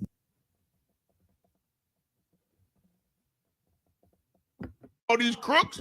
So the bishop knew the teen before they were in a relationship. Yep. He described offering special guidance to her while she was an underage student at the church's school. And his quote unquote special guidance was during the time that Gloria and James, which are her mother and father, were going through their divorce. So remember, I've told y'all on several lives that demons exploit your vulnerabilities.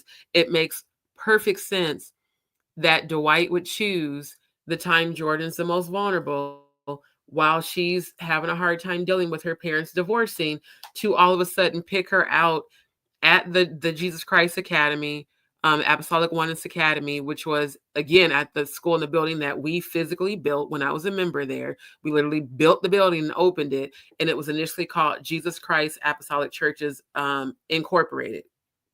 And that was the name that they used to obtain funding and grants from the government for youth programs that never existed.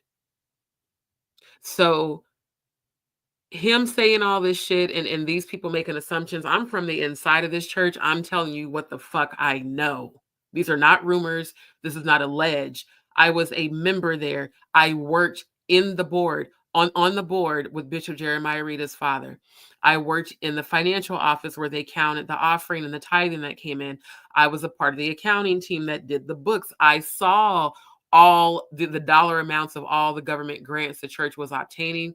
And the reason the church was investigated, because there were people there were like people in the community going and telling the Polk County, that's the county of Des Moines, Iowa, how they would come to the church to get free, rent assistance and utility assistance and food pantry, and all that the church had to offer was the food pantry. That the assistance programs didn't exist, including the youth program for children who were in juvie to try to prevent them from going to jail. There was supposed to have been a youth program set in place, and they were receiving government funding for it. And those programs did not exist. And so when civilians, which means non-church members, were reporting that to the state, there was a huge investigation done about what the church was doing with the funding they were receiving. See, I know so much.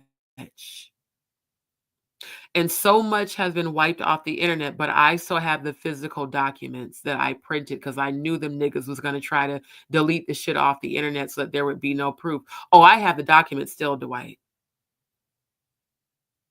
So fuck with me if you want to. I'll expose everything about your father's quote unquote legacy.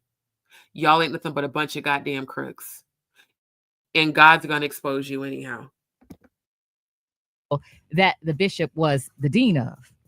According to reports, the 19-year-old is Reed's his third wife. Correction, Debrat. She was 18 and Jordan is his fourth wife. He had 3 previous wives before her. 40-year-old age gap between them. Their relationship is completely legal. The legal age of consent in Iowa is 16 years. I just told y'all that they can get emancipated from their parents at 16 and then go legally get married. But they can't buy alcohol and they can't get into clubs, but they can get married. Oh. Christ Apostolic Temple Reed's Church has filed a lawsuit calling for a criminal investigation. And she also had that incorrect. It was not Christ, because they would never do that because they're brainwashed. It was Bishop Senegal's, what is it called? His advocacy program that actually called for the criminal investigation Of Reed by police claiming the 19-year-old was a victim of clergy abuse. Even though their relationship is legal, many consider the relationship inappropriate, calling it predatory behavior. Because that's exactly what it is. So today we want to know your thoughts, and even though the legal age of consent in that particular state is 16, was the pastor wrong for marrying the her other thing or not? About this quote-unquote marriage, Jordan's biological grandfather got on Clubhouse and said Jordan was crying and did not want to marry Dwight because deep down she didn't feel that it was right, but that Dwight had had a conversation with her father, James Goodlett, and they were like, next thing you know, James called her. He's like, I don't know what my son said to my granddaughter, but next thing you know, she was in agreement with marrying Dwight. Now, what her best friend has told people was that the amount of money Dwight offered her was allegedly what persuaded her to go through with the marriage. But she had even told her best friend that she didn't want to marry him. And the best friend had spoken out about it, saying, yes, Jordan called me crying. We couldn't find her on the day of the wedding. Her dad called me panicking, like, where is she at? Because the dad wanted to be known as the father of the man. He even said out of his own mouth, my daughter's getting ready to marry a presiding bishop. I keep telling y'all, in these apostolic Pentecostal churches is very political. It's all about your position, what title you carry, how many churches you govern, how much revenue your church is bringing in, how much revenue your fundraisers are bringing in. They would even, during conventions, they would have like 6 to 8 offerings. And I'm not even exaggerating. And they would say, okay, who wants a blessing from God? I need 100 people to come up and bring $100. I need 25 people to come up and bring $50. I need such amount to bring, $10. And the rest of y'all just broke. Bring whatever you can. It's the mental conditioning of validation and acceptance from the pastor, who they idolize as God. Because ain't no way people can say that they're not being controlled by idolatry, and you're standing there amening and agreeing with a man literally saying from the pulpit that he is promoting marrying a teenager when he is 40 years older than her. So this shit here, this is why I take all this Diddy and Jay-Z and shit so seriously. Because I have witnessed so much bullshit in these churches and have tried to get help and was either ignored, not listened to, not believed, and then criticized, and then degraded, and be made, oh, she's crazy, no one believe her. But I'm not the only one who's talked about it. Because like I said, in Maurice's book, Divorcing the Cult, which is on Amazon right now, there's over 100 different people giving accounts of experiencing exactly what I did. and being treated exactly the way I was treated. So it's crazy. Like when Jaguar said, like with Jay-Z and them, she said, predators always try to make you think you're the only one so that you won't come forward. It's the same thing with these preachers. They want to make it seem like, oh, you're the only one speaking out. No, there are several, but we didn't know shit had happened to each other because nobody was talking about it. Everything was being swept under the fucking rug. Everything. Because the church is the safest place to hide for a predator. It's very easy to pretend like you love the Lord so you can be allowed to be a member of the congregation. Well, you know, God forgives everybody. A child molester and a rapist should never be accepted in anybody's congregation. I don't care what you say. I don't believe that those people can be rehabilitated. I really don't. I'm just tongue twisted today. What do y'all thought, Brats? What do you thought? I just think this is weird because he's been courting her or developing her. If he was the dean of her or whatever when she was underage, like this is not good to me. It don't look good. It don't feel good. She was too young, and now he's married her now that she's of age. But my goodness, how long has he been grooming her to be his wife? He's been grooming her since she was 15. Literally, since she was 15. The reason that they even started talking about marriage was because Des Moines is a very small city. Because people were seeing him and Jordan out on dates in public. And people who were non-members were questioning it and looking at them crazy and spreading the gossip like, oh, that's that crazy pastor's son, you know, on dates with this very young teenage girl. Yeah, that's what I. That's the disgusting part. So scary. Maria, I saw that you was taken back. What are your thoughts? Yeah, I don't think it's appropriate at all. I agree with Brad that something must have been going on when she was underage. I mean, even though in Iowa, 16 is a legal age. But yeah, and then for him to say we sleep good at night, what do you mean by that? Like, stop. That's not appropriate. It's too much. It's the same spirit of arrogance, pride, and ego that Drake, Jay-Z, and Diddy have all had. Same spirit. I'm going to assume her father is not in the picture.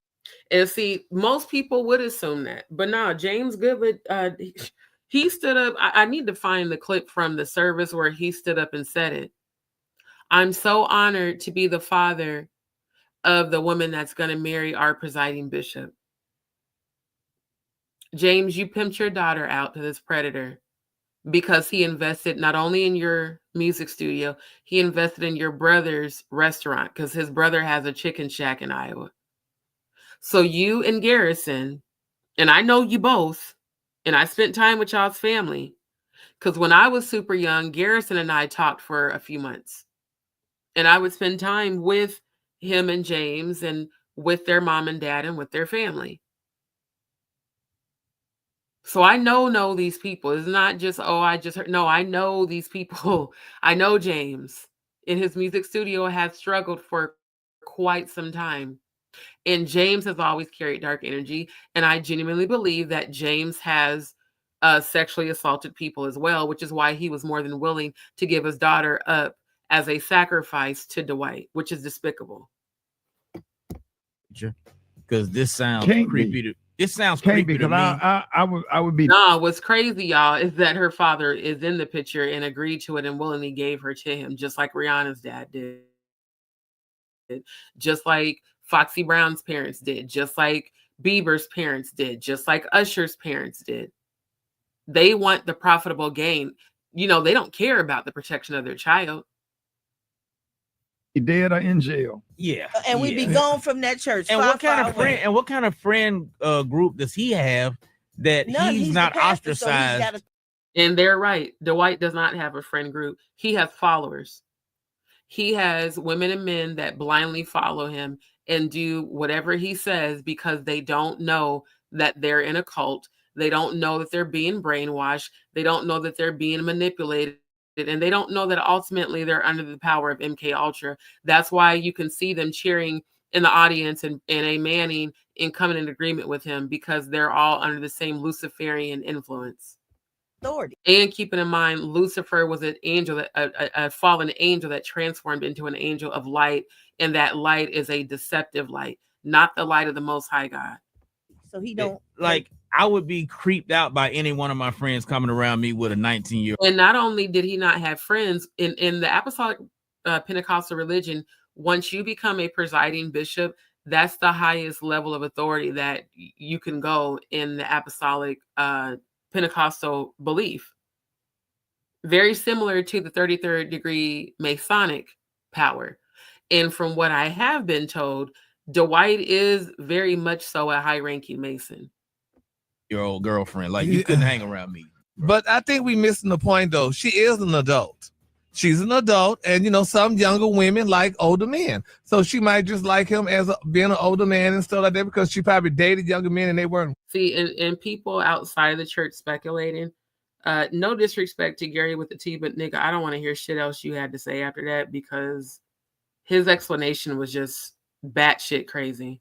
Absolutely disgusting. I don't know. It's just the optic, just something is not right about that. She's barely an adult. It's just say what, Maria? She was a student. She's barely an adult. Yeah, she wasn't even an adult when they started dating. A student in a church school, and he was the dean. I'm still So tripping he's on how. had his eye on her for years. Right. And I'm very glad that DeBrat was able to see that as an outsider looking in, because those of us who are former members who have all spoken out against this, they don't want to hear that. The ones that are still there. You clearly you were grooming her when her father allowed you to go on supervised dates with her, not only while she was a member at the church, but while she was a student at the academy school that the church ran. Been grooming her. And he knows what's going on in her life. He's probably been counseling her. He knows She her knows weakness. He definitely was. That's why he said he was giving special attention to Jordan because of her. She couldn't deal with her parents getting divorced. And it wasn't just that. It was Gloria, her mother, having a mental breakdown because even their children spoke out about how James was abusing her. And Gloria used to talk to us about it in secret. That's why every time they would come to church, she would look all timid and scared all the time because James was beating her ass at home in front of Jordan and their kids. she doesn't have a father probably in the picture. Like, I don't like this. I don't like And then the other layer of it is that he, as the bishop of the church, it's almost like he's normalizing this behavior, making it acceptable. It's not. And that's exactly what he was and is still doing, because now on the broadcast network, and I've heard it myself, he's like, yeah, we'd like to encourage, all the teenage girls, if you're looking for a husband, you should look for one of these pastors in the pulpit. And all the pastors in the pulpit are well over 60. So by him doing this, he definitely set a precedence that this is not only okay, this is what you should be looking for, young girls. Look for an old nigga that'll give you all their money. It's absolutely disgusting. So where's her mother? So, and the other thing is, when you got those ministries that don't have a deacon board and a trustee. Shit, they got a deacon board and a trustee board. I was on the trustee board. I performed it. Matter of fact, I was even a part of Bishop Reed's office cabinet. And I cooked and served in the kitchen.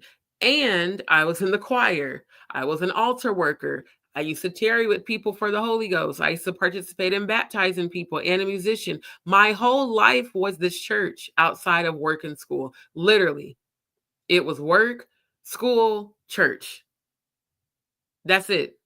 Because we weren't allowed to have a social life outside of the people at church.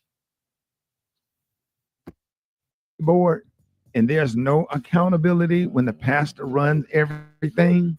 That's why you got a lot of people that ran from a deacon board and a trustee board, because it's just like the mayor running the city without a city council. It's like the president running the country without a Congress. There's no check and balance. And there definitely is no check and balance when a pastor, and keep in mind, Dwight made himself the presiding bishop because the assistant pastor to Jeremiah Reed had gotten into it with Dwight because Dwight did not want to give up control. He's like, I'm not giving up control of my daddy's church to that white man, because Bishop Gilmore was white, and Bishop Gilmore actually is one of the good pastors out of all of them, just like my Uncle James. My Uncle James is the only honorable pastor and bishop that I've ever known in my life who has never he's never laid hands on my auntie. He's never cheated on my auntie. And to my knowledge, he has never molested any child. In fact, him and my aunt rescued a lot of children who were victims of sexual abuse, which is why they had so many foster children. So there are a few that are there, you know, a part of these organizations actually doing what's right. But the vast majority of those pastors are all fucking corrupt behind closed doors. Whatever. Because had he had a deacon board and a trustee board, it probably would have been a problem. But let's go back to the it said that they're investigating. Let me see, the church. So the church has filed. So yeah, I don't want to keep playing it because, like I said, they're actually not getting all of the facts right. But like I said, this shit should not be going on whatsoever. And every time I look at this picture of Jordan on his lap, it makes me sad. It really does. Because she fell for it. Oh yeah, and then this is their baby now that he named after his father. They named the baby Jeremiah after his father. Yeah, and this is them celebrating their first church anniversary. For the past 2 years, he him and accused his critics of hypocrisy.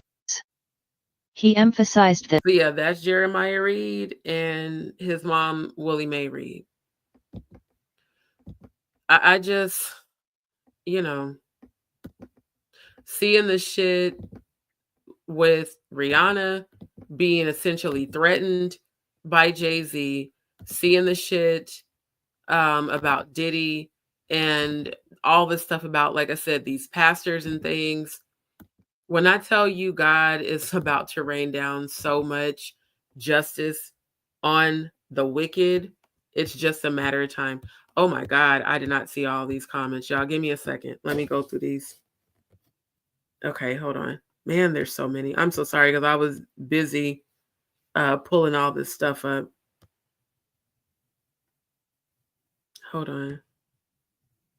Damn, there's like a ton of comments that I missed. Hold on, you guys. I'm scrolling through them all. Okay. Textile said, what about the Hankersons? Did they give A over to Kells? They were in the biz as well. Probably. Hey, anyone heard Diddy's mom was a female pimp? Yeah. And tomorrow night, we're going to cover Diddy's relationship with his mom. Because like I said, they're allegedly, this insider, the Freak-Offs says that she allegedly has proof that Diddy has sex tapes with Janice Combs doing threesomes, allegedly. And the mom most definitely was a pimp, and his dad was a drug dealer. Yeah, I actually have looked into that. Shonda says, I have pictures of her childhood home. My sister was in Barbados within the last year. She's talking about Rhianna. I didn't want to be like her due to how the Most High made me, but definitely felt her genuineness. Sister Shonda, 94 to 95, Kelly and LL had a concert there, had contests on radio. My hood school won. It was all over the radio. I was a street dancer. My mom was confused and asked me, are you going to a concert? I said, no, I was 12, maybe 14, but I knew R made my stuff tingle and I wasn't ready. Didn't know till a few later he messed with Aaliyah. The reason he made your stuff tingle is because of that seducing spirit. Those men that carry those sexual demons, that's actually what was triggering you. And think about it. Think about how you got triggered between the age of 12 and 14. All of that is very much so significant to these on the satanic ritual calendar. Like I said, it's the date, celebration, the type of ritual, the usage of the ritual, and the age. And satanic revels, sexual, oral, anal, vaginal, 7 to 17 female. So that was the energy you were feeling when you were around them. Sean Common says, wicked. Absolutely wicked. Absolutely wicked. And thank you, Textiles. I appreciate you as well. Sister Shonda said, young girls, but I knew not to go because he would have got me. Sis, not making. No, I believe you. I believe you 1000%. I really do. Jaguar is some women for one woman, a hero. Thank you. She is literally a shero. She's the only one standing up for what's right. You motherfucking, and I said it right before I saw your comment, Andrew. She's the one that's standing up for what's right. And that is why I fully support her. That is why I keep saying we have to keep praying for her, because she's standing in the gap. She's risking her life. She's having to live her life in a way that she shouldn't have to, just because of speaking her truth. And Sean comments, yeah, Moloch. I talked about Moloch a few lives ago. Look up the one where I titled it The Satanic Rituals in the Santeria. That's where you'll see all the details that I showed about Moloch, the Bohemian Grove, and actually pulled up articles and websites where I had been researching about Moloch. And I started researching about Moloch back in 2013. I never knew what was attracting me to want to find out about that. But now I understand why and what that purpose was for. Sister Shonda says, fallen angels, disembodied Nephilim. Right. They're in water, people who open heaven above, trying to get full physical power and presentation on earth. That's why they gave man knowledge and gifts. And Nephilim are the byproducts of demons sleeping with earth women. So you're absolutely on point, Sister Shonda.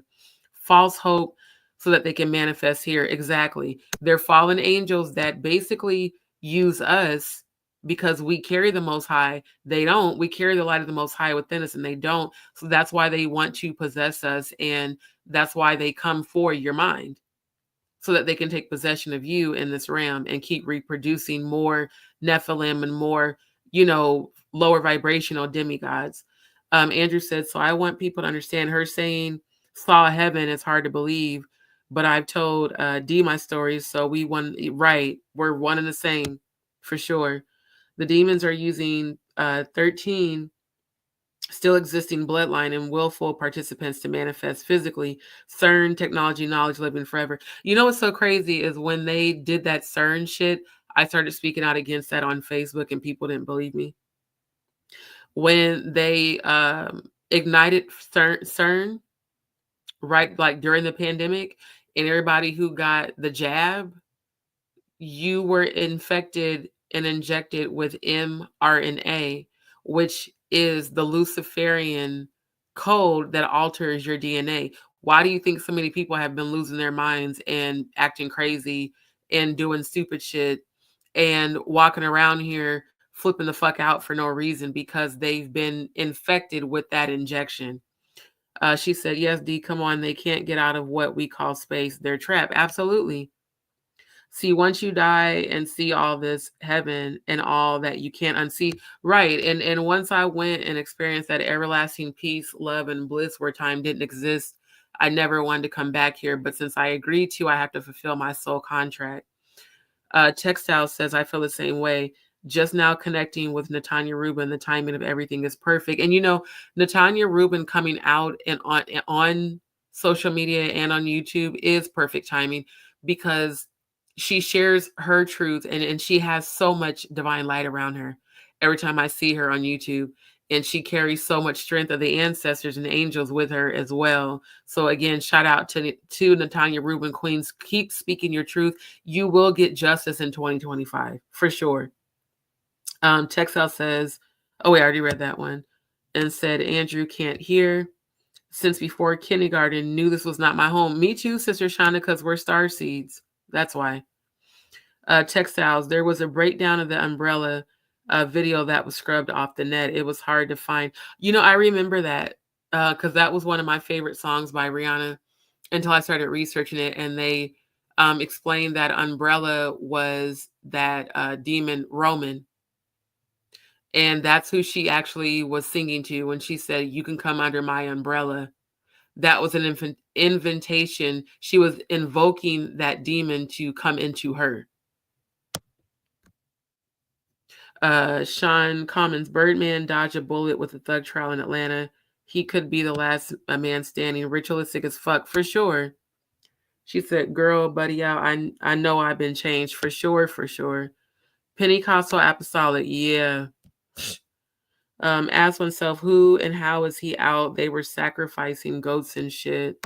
Yep. They done SOS padded this darn YouTube.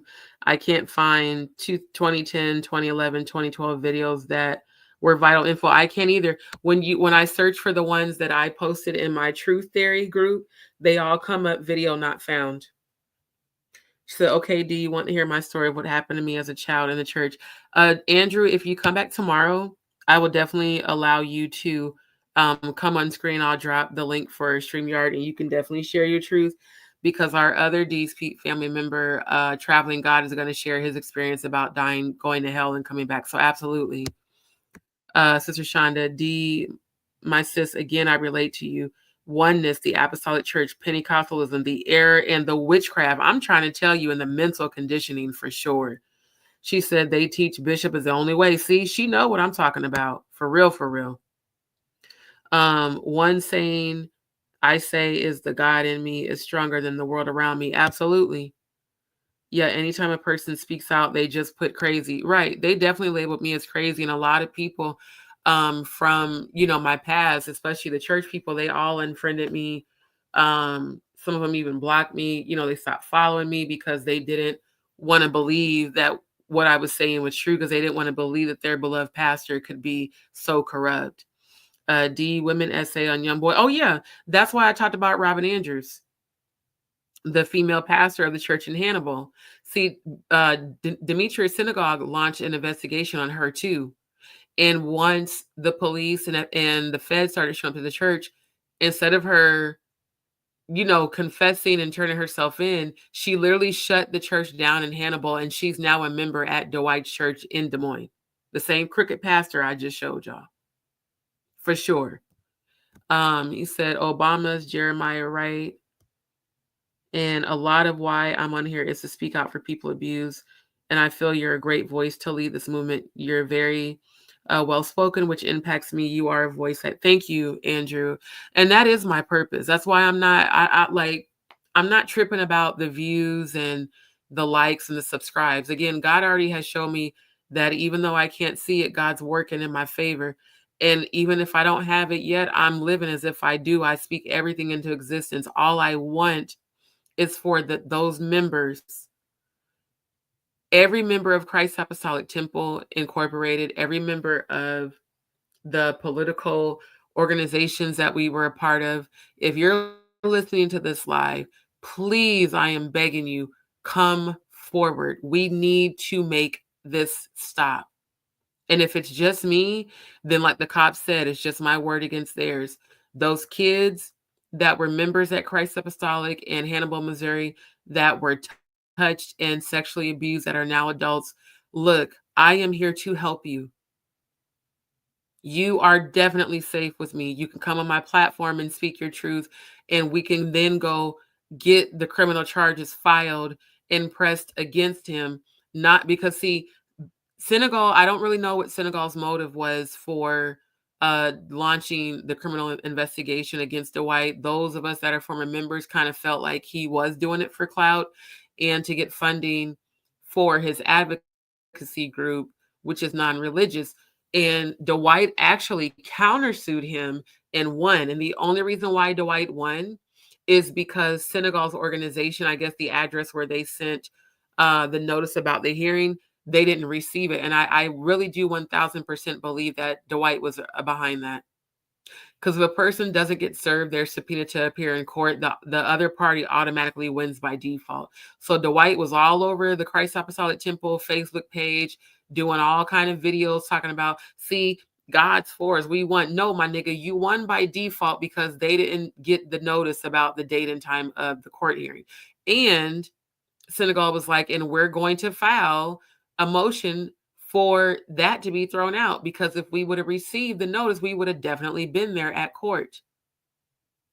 Like, for real, they be really doing bullshit and thinking people ain't gonna ain't going to call him out, which is why I have and will continue to consistently call it out until this motherfucker gets locked up and the church is shut down and the chains on the front door of the church that I was shown years ago actually get placed on that church.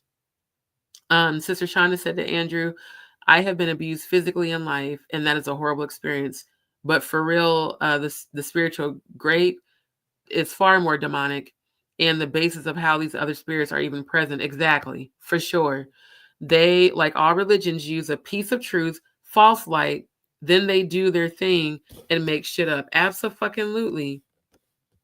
Sister Shauna says, Messiah, Yeshua is the only way.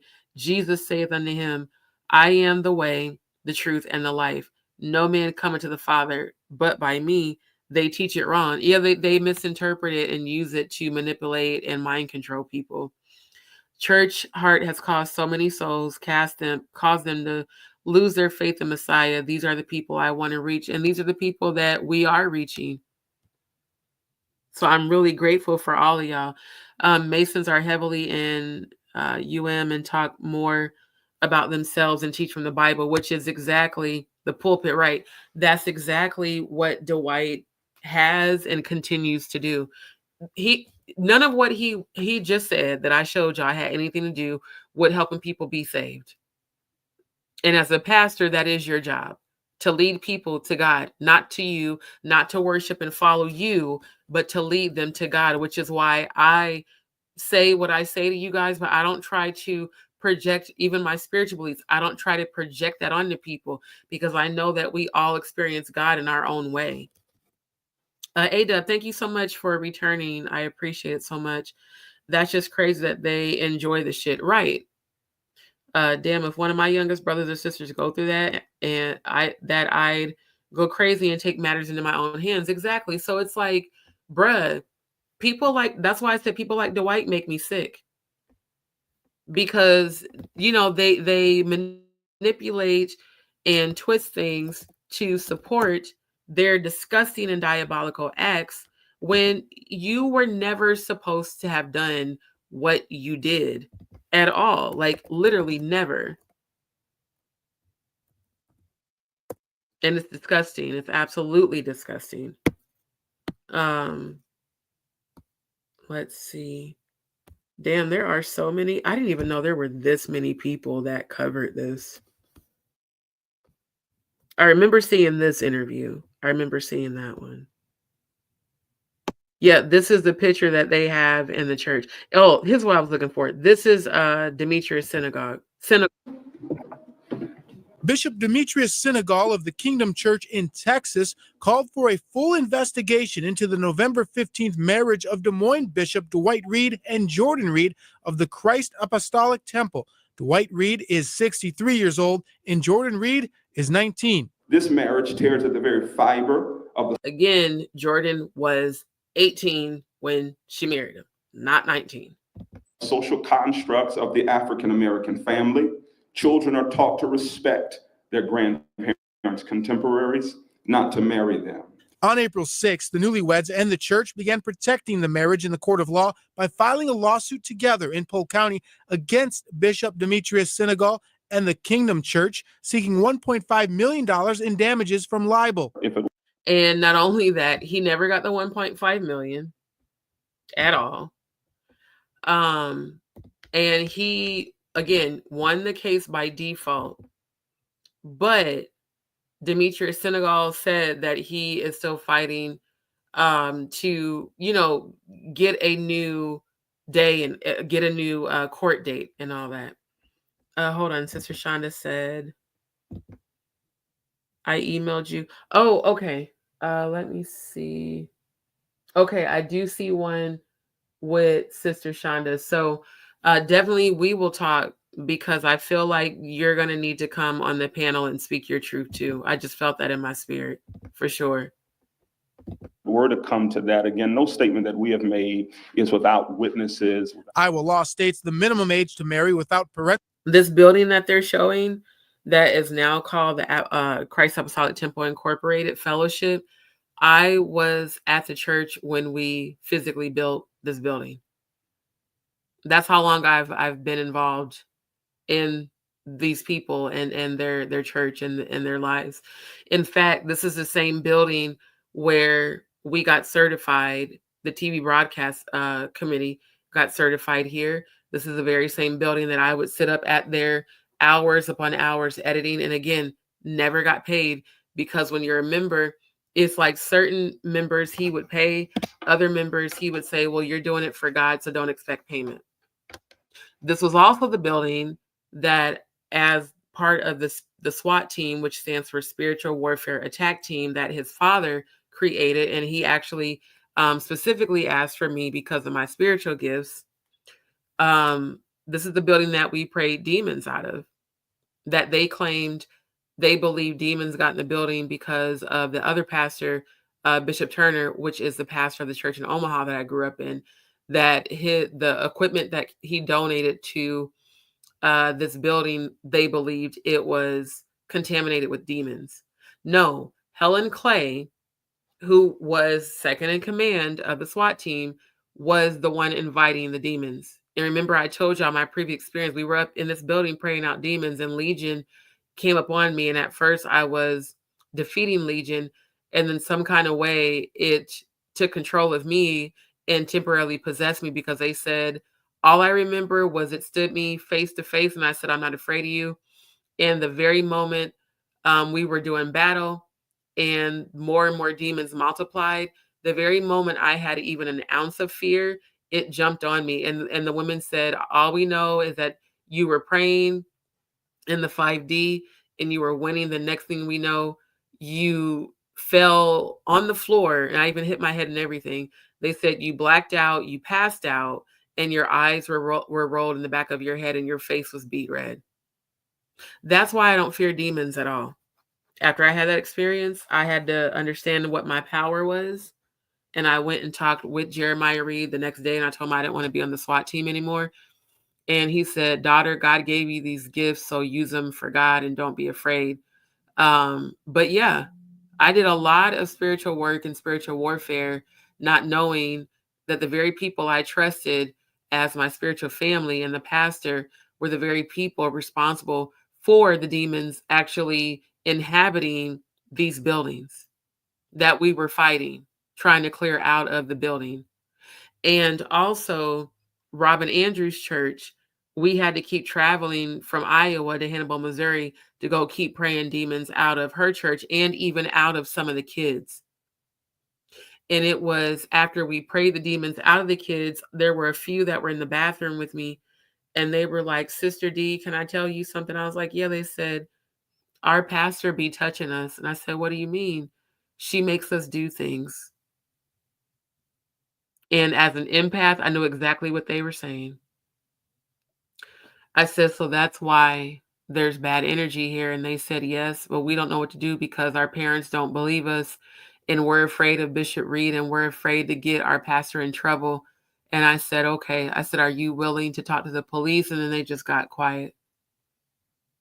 And I was like, we have to do something. Like, I need you guys to give me proof, because they're not going to believe me. I mean, it was the worst thing in the world to have been a child who knows exactly how it feels to be molested and not believed. To have children of this church tell me that. And there was nothing I could do to help them, because even when I tried, no one wanted to believe me. That's why I said, every one of those kids who are grown now, please, I'm begging you, please, Lord God, speak your truth. These people need to pay for what they did to you, what they did to me, what they did to us, that were hiding in the pulpit, hiding in the congregation, hiding in the choir. They need to pay. Parental consent is 18, but Bishop Senegal claims Jordan's paternal grandfather came on one of Senegal's many online platforms alleging clergy abuse. Thank you. I'm so glad I came across this video, because yeah, Jordan's biological father, or biological grandfather, is James Goodlet's biological dad that he is estranged from. And James, having the name Goodlet, James is not even an actual Goodlet. He is Bishop Goodlet's he's Bishop Goodlet's stepson. So Bishop Goodlet was Bishop Jeremiah Reed's personal physician. Whenever Jeremiah Reed would get sick, he never wanted to go to the hospital. He would have good travel to Des Moines to treat him and to, come out to the house and perform as his doctor. And both of them are also Masons, which I found out after I left the church. So that's why James tried to say that his biological father was lying. Oh, maybe he is dying since that came out first. But that he was lying because, he doesn't even have a relationship with me. He doesn't have a relationship with you because you pushed him away according to your relatives. He came onto the clubhouse and emphatically condemned this marriage. And I was a part of that clubhouse meeting. And in fact, Senegal invited me to the meeting on the clubhouse. So I actually heard Jordan's biological grandfather say these very things out of his own mouth. His words were, and I quote, that her father sold his daughter out and pimped her out for his own self-gain. Literally what James Goodlet's father said. I was there. This was 2 years ago in June of 2022. He said during the clubhouse audio meeting that we had, James literally sold and pimped Jordan out. He knowingly sold and pimped his own daughter to this man in exchange for investments in his business. And Garrison, which is Jordan's uncle, you should be ashamed because Dwight Reed also invested in your restaurant, but you know that it was wrong for Jordan to marry that man. In fact, both you and James know. And if y'all ever hear this live, fuck y'all for the rest of y'all life for doing this shit. And God showed me your restaurant's going to get shut down and James's music studio is going to get sold to someone else. So you're both going to lose those investments he gave you anyway, because you're supposed to know God, right? You both call yourself men of God. You both call yourselves quote unquote Christians, but you came in agreement and even celebrated Dwight marrying her. And Garrison, you've got a daughter. You've got a son and a daughter. You would pimp your own daughter out to a nigga like this? You were there at the church with me. You and James both were there at the church with me when Dwight would come in there high off of crack and meth and cocaine and pills and alcohol and be acting a fool in the middle of service. I just, for the life of me, I cannot understand these people that I damn near grew up with can sit here and come in agreement with this shit and act like it's of God. You have been brainwashed and deceived, but you willingly pimped your daughter out for some shit that's not even going to fucking last. Bishop Senegal's allegations have caused severe past and future emotional distress, loss of revenue, as well as a loss of reputation and good standing in the community. Because of the power imbalances, it is always the responsibility of the caregiver to maintain appropriate and ethical boundaries. Bishop Senegal, all that is 3:33 on the clock. I acknowledge the manifestation. I'm manifesting right now that this building, this cult as church, gets shut down, and that the minds of the members, especially my mother, are unlocked, that their third eye will open to see the deception that they are coming in agreement with, that their minds will be open to see the deception of what they are following. Because I remember being that same faithful ride or die member. I remember his dad, Jeremiah Reed, in the middle of preaching say, they want to call us a cult. Are we forcing y'all to be here? And he would make us stand up. How many people are here because they want to be? And the whole congregation would stand up. Then everybody would sit down. How many people will die for me? And everybody stood up. Why do your members need to die for you, sir? But when you're a member and this is all you know, you don't see it as wrong. You don't see it as brainwashing until God brings you out of it. So many crazy things went on at this quote unquote temple that definitely was not of God. Claims that Jordan's family was given just days' notice of the wedding here at Christ Apostolic Temple. And that's very true. And Gloria, her mother, had every intention to try to stop the wedding, which is why Dwight banned her from the wedding and the church. Like, he literally had security guards at the gate telling people who was and wasn't allowed to come in. And keep in mind, Jordan and Dwight got married on a Monday, when most people, and they got married during the day. My mom told me that because she was there at the wedding. It would make sense that he would choose a Monday morning when everyone's at work to have this fucked up ass arranged marriage. He says that Jordan's father walked her down the aisle that day, willingly gave his blessing, but says that even though it's legal, it may not be ethical. And that's the thing. James gave her away, because I saw the footage from the wedding, and he was crying, saying, my daughter's about to marry the presiding bishop. Think about the MK Ultra and the mind control of a man to willingly give his virgin daughter away to a full-known predator, who, again, his father said, my son has a thing for young white boys with blonde hair and blue eyes. I know my son has a problem because he has an attraction to minors. And I need y'all to pray that God gets that spirit off of him. But, sir, you covered for your son. Now I look at Jeremiah Reed completely differently. I see him just as big of a predator and a monster as Dwight. It was illegal to prevent women from voting not long ago. Court documents also claim that because of the accusations from Bishop Senegal online to his 11,000 Facebook followers across the country, Bishop Reed and his wife have been regularly harassed online. Unidentified young men have been coming to their home to harass Mr. and Mrs. Reed. And it has created... And that's just a bullshit ass story. Us speaking about our disdain for you marrying Dwight, for you marrying Jordan Dwight, is not harassment. And that's exactly what Robin Andrews put in her restraining order, her petition against the teenagers that, again, grew up who did decide to come forward. She filed a motion for a gag order and for a restraining order so that they could not come back to the church after they started going to the police when all this was going on with Senegal. It's utterly diabolical. The decline in temple membership and tithing. Now, a safe house on Muslim.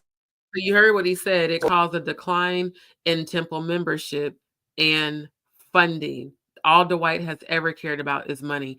When we started that TV broadcast network, it was a satellite then. So it basically was like we would stream the TV broadcast to the satellite, and the church owned the satellites, and they were selling them to all the members for $360. And those of us that couldn't afford to pay that, we were allowed to watch the streaming for free on the actual broadcast network. We literally started a TV broadcast network. Dwight has now monetized the free streaming and charges a monthly subscription for the members and anyone else to watch them online. Just like he created a music studio within the church and is charging people to use the studio.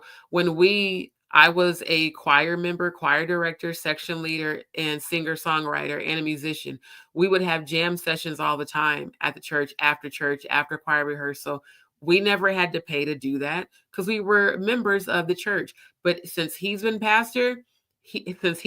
pastor, he has capitalized off of the people tremendously. And it's sick and it's disgusting. Advocacy group, along with alleged witnesses and other alleged victims, met with the Des Moines Police Department today to discuss the potential of filing charges against Bishop Reed and the temple. No charges have been filed at this time. Interviews are ongoing. That's what I'm saying. Like, all of this shit.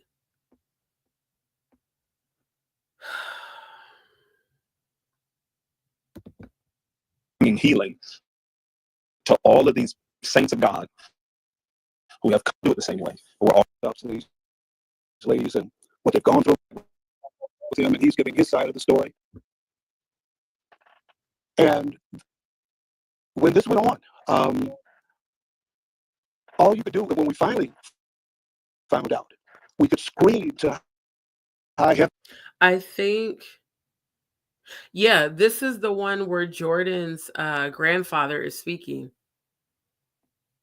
about all of this, about James, about Dwight, about everything. This is the one I was in. Side of the story. I had to point out to him that I was arguing on behalf of his daughter, Jordan, and all he could give to me was a defense of his minister, his pastor. And I had to let him know that I could give less than I care, although my words were a lot sharper than that, a lot less than I care about his pastor.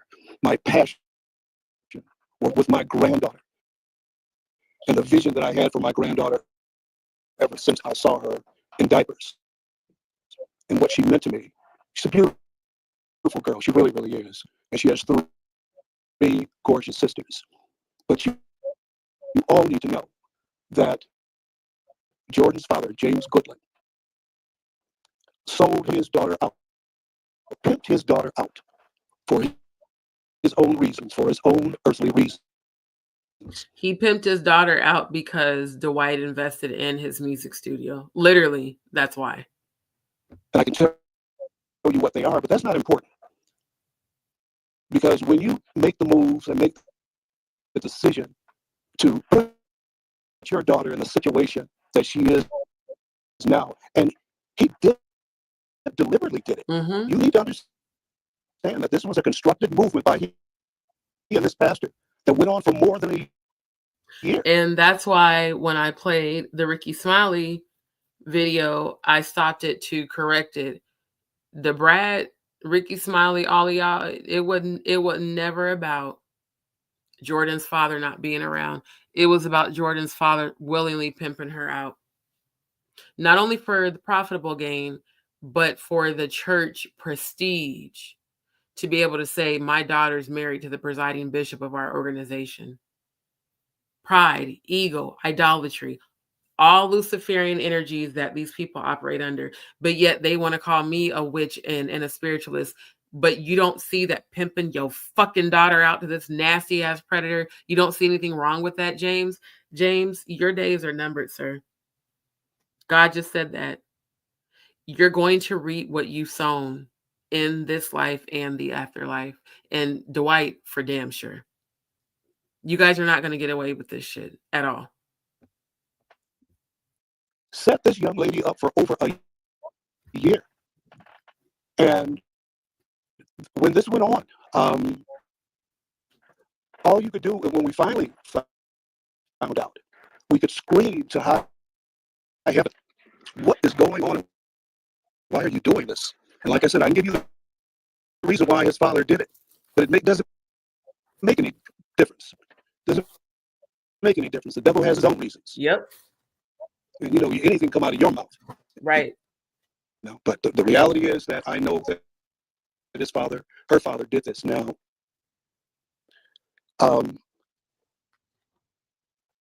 they try to make it seem as if this is something she wanted to do, but we know she was crying out. She was in tears. She didn't want to do it. And I want to point out, that's exactly what her bestie, Nicole Swanigan, said. She's like, because she called me and was crying. And she said, because we couldn't find her. And everybody was calling her and she wasn't answering her phone. She's like, and when she finally called me, she was bawling and saying she didn't want to go through with it because she knew that it wasn't right. She's like, and I don't know what her dad said to her, but all of a sudden she answered his call, and whatever he said to her made her agree to do it. And when we found out the Saturday before the marriage, the Saturday before, all of us were stunned. I'm calling you from Chicago, from the Chicago area.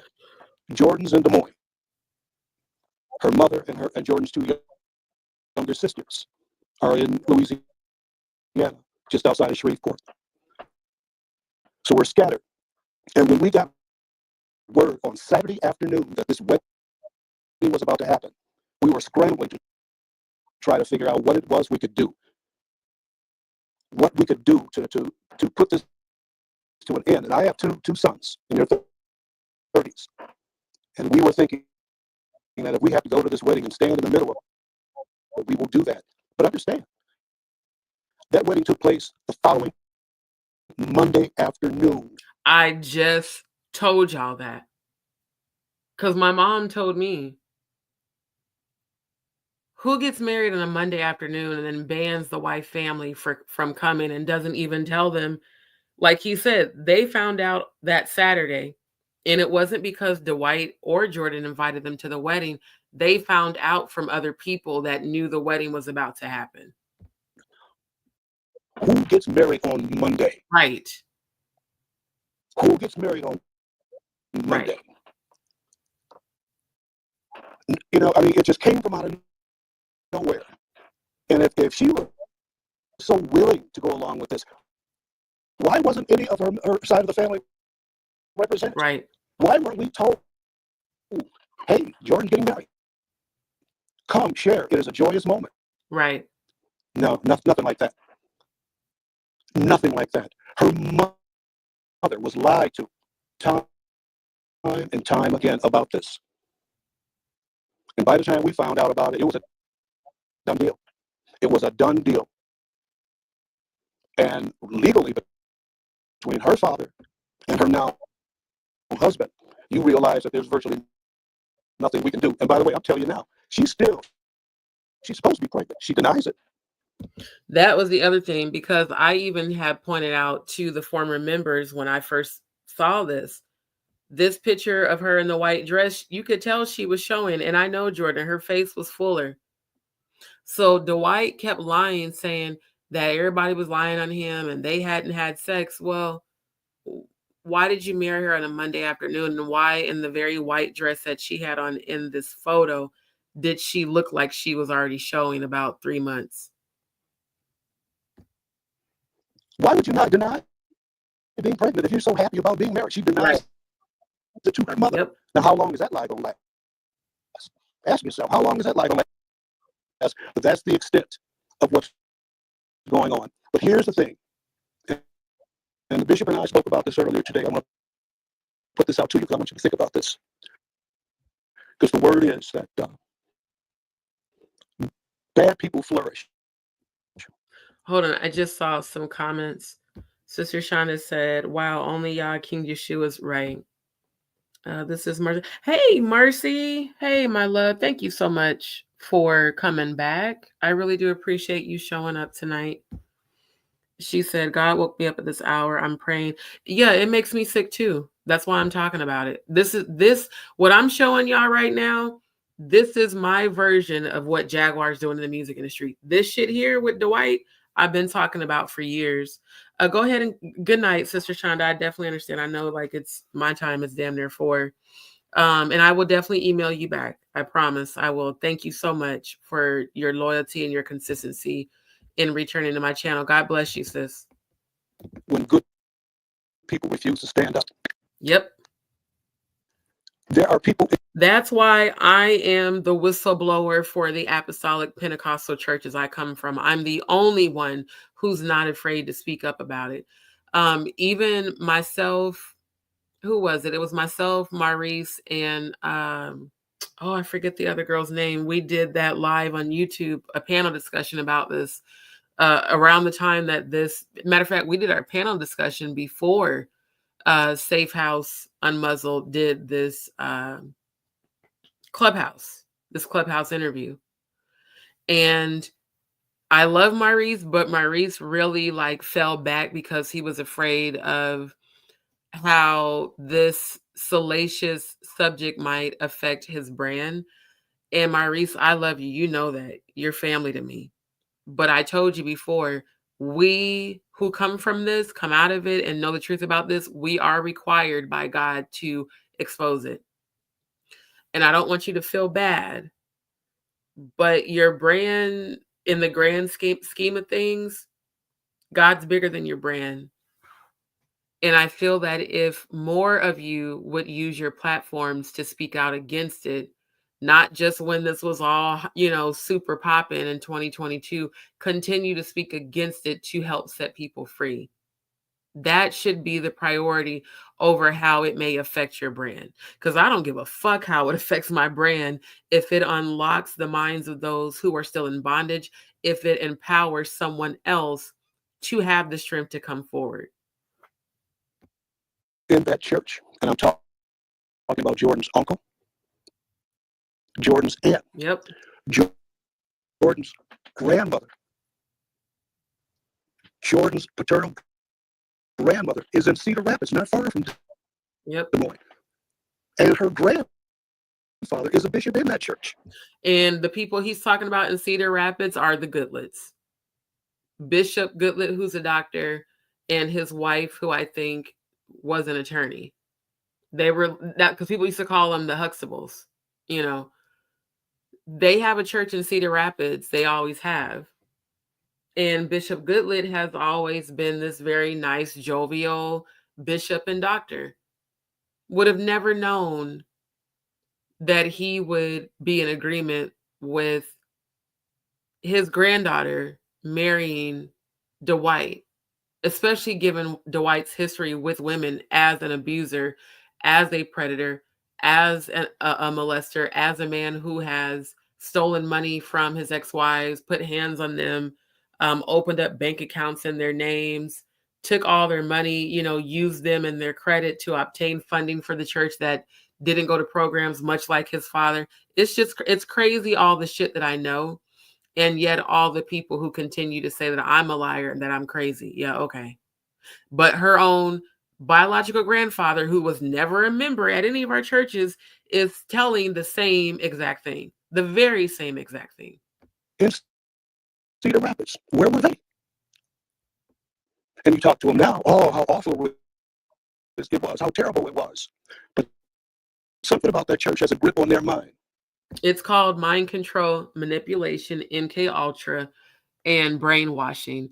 And above all of that, it is for we wrestle not against flesh and blood, but against principalities, against powers, against rulers of darkness, spiritual wickedness in high places. That is the energy that entire church is under.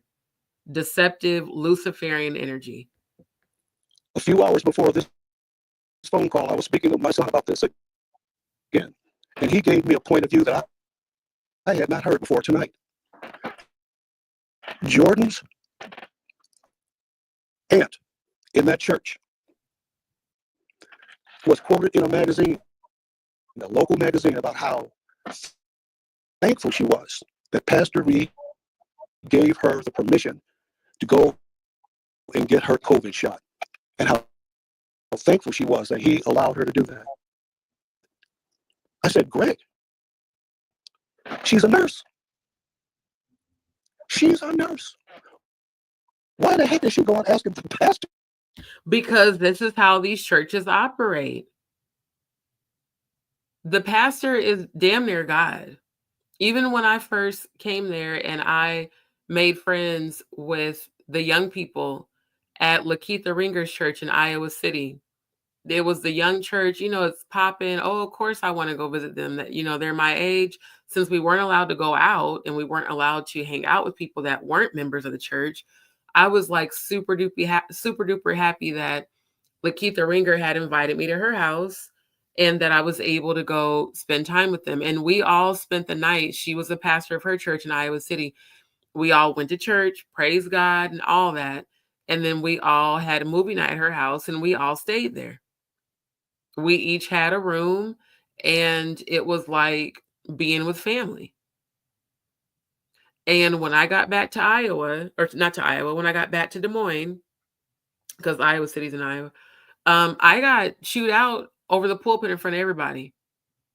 And Bishop Reed was like, why did you go out of town and not ask me permission? And at this point, I was 21.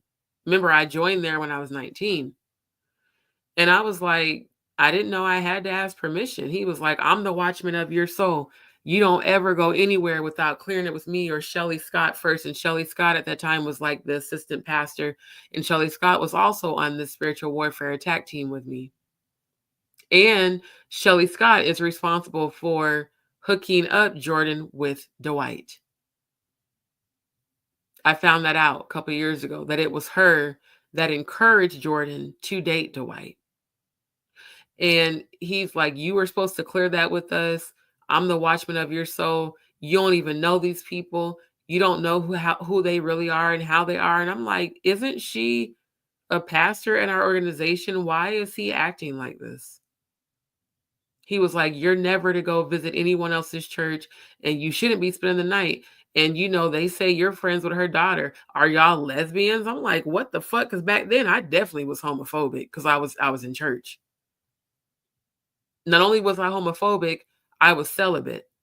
And at that time, because of the unhealed parts of me about me being molested, because, I was molested by my female foster cousin, I definitely wasn't into women. I was afraid of lesbians. I was afraid of even the idea of, any woman who might have carried, and there were lesbians that were members of that church for sure. And I was like, why is he saying all this? And I was so embarrassed and humiliated and mortified.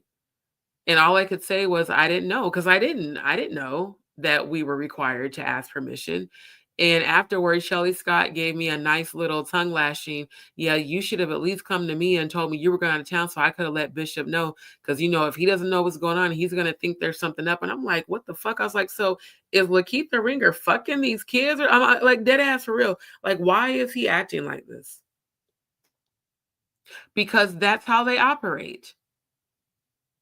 The pastor is the quote unquote overseer and watchman of your soul. And so if you go visit someone else's church or go out of town and spend time with someone from the church or someone associated with the church and you don't tell him, oh, he's going to go off on you from the pulpit in front of the entire congregation. And he's done that for years. It's literally a cult. It is literally a fucking cult. That's how come people like her grandfather and other people outside the church have never understood, why do y'all damn near worship the pastor? Because we've been conditioned to. Literally, because we were conditioned to. And like he said, the lady was a nurse. Why did she have to get Dwight, of all people? Why did she have to get Dwight's permission to go get her jab? Mind control. For it okay to give his jab when she knows more about the medical world than he does. Exactly. He knows nothing about it. But I'm mentioning that because that's the psychological mental hold. Yep. That this man has on people. Literally, it's a stronghold. And it's not just him. This is how all the pastors there operate. Follow the leader, do what the leader says, and don't question it. And if you do, we're going to excommunicate you. People at that church. The tentacles go 1,000 different directions. Yep. As we start talking this tawdry tale. But the reality is, all of you, please understand. Please understand. Jordan, her mother, they were all brought up in that church. Yep. They were all brought up in that church. And there's some. Because see, like I said, I joined when I was 19, but Jordan's mother, Gloria, and her father, James, were brought up in this church. So again, when you're brought up in these communities, you literally think that this is normal. You don't think outside of yourself. Whatever Bishop Reed or whatever other pastor tells you to do, that's what you do. And you don't question it. Because like they say, well, we don't question the man of God. Why the fuck not? Why would you blindly follow what some other man told you to do, even to your own child's detriment? The fact that this girl was crying and did not want to marry him absolutely means that she was coerced and more than likely forced to go through with this and stand and smile for the camera. Same way we saw Rhianna smiling for the camera with Jay-Z after he threatened her and wouldn't let her leave until after 3 a.m. Hold that they have on people and that mentality that won't allow them to see the world around them. They don't know what they don't know. Yep, they don't. They believe somehow that they know everything they need to know in the world. They know it all. You can't talk to them. They're very, very difficult to reach. And Bishop, I can go further. You know I can. I can get loud and I can get ugly. And I don't need to go that way. But he's absolutely telling the truth. And I'm so grateful that I saw this video pop up because, yeah, when I tell you this shit is so fucking conditioned in people that they can't see it, it's insane. I'm going to show y'all this right quick. And I guess we'll have to finish the interview probably like later tonight. Yeah, God just said do it. Okay. So we'll do the rest of the Jonathan Hay interview tonight because this is all related. It's all related. Robin Andrews shuts down church in Hannibal, Missouri.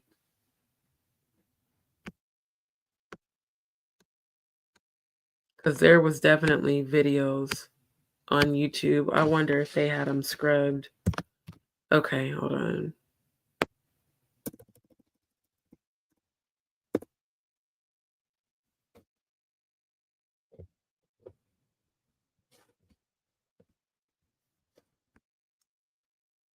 And Hannibal, Missouri is also a place where there's a lot of Native American grounds there. Damn. Is this it?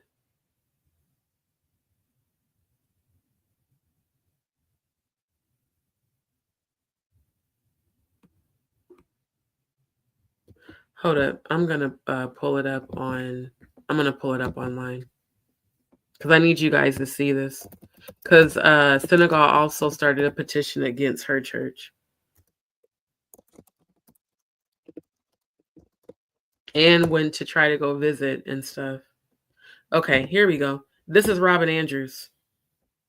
And Robin Andrews, before her and her husband were sent out to Hannibal, Missouri to start that church, she was a member at Christ Apostolic with me under the leadership of Dwight's father, Jeremiah Reed. See how this church has these red doors? See how creepy this church looks? When I tell you there were so many demons in this church that we were battling, it was insane.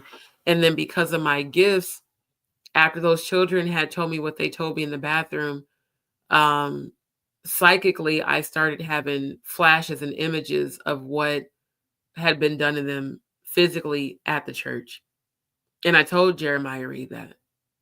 I said, Bishop, those kids aren't lying on Robin. He's like, how do you know? I said, because I saw it in the spiritual realm. I saw what she did to them. And then he said, daughter, just leave it alone. Just like with me being raped, just don't say anything. So yeah, what she did is she actually shut her own church down in the middle of the investigations. She literally shut her own church down.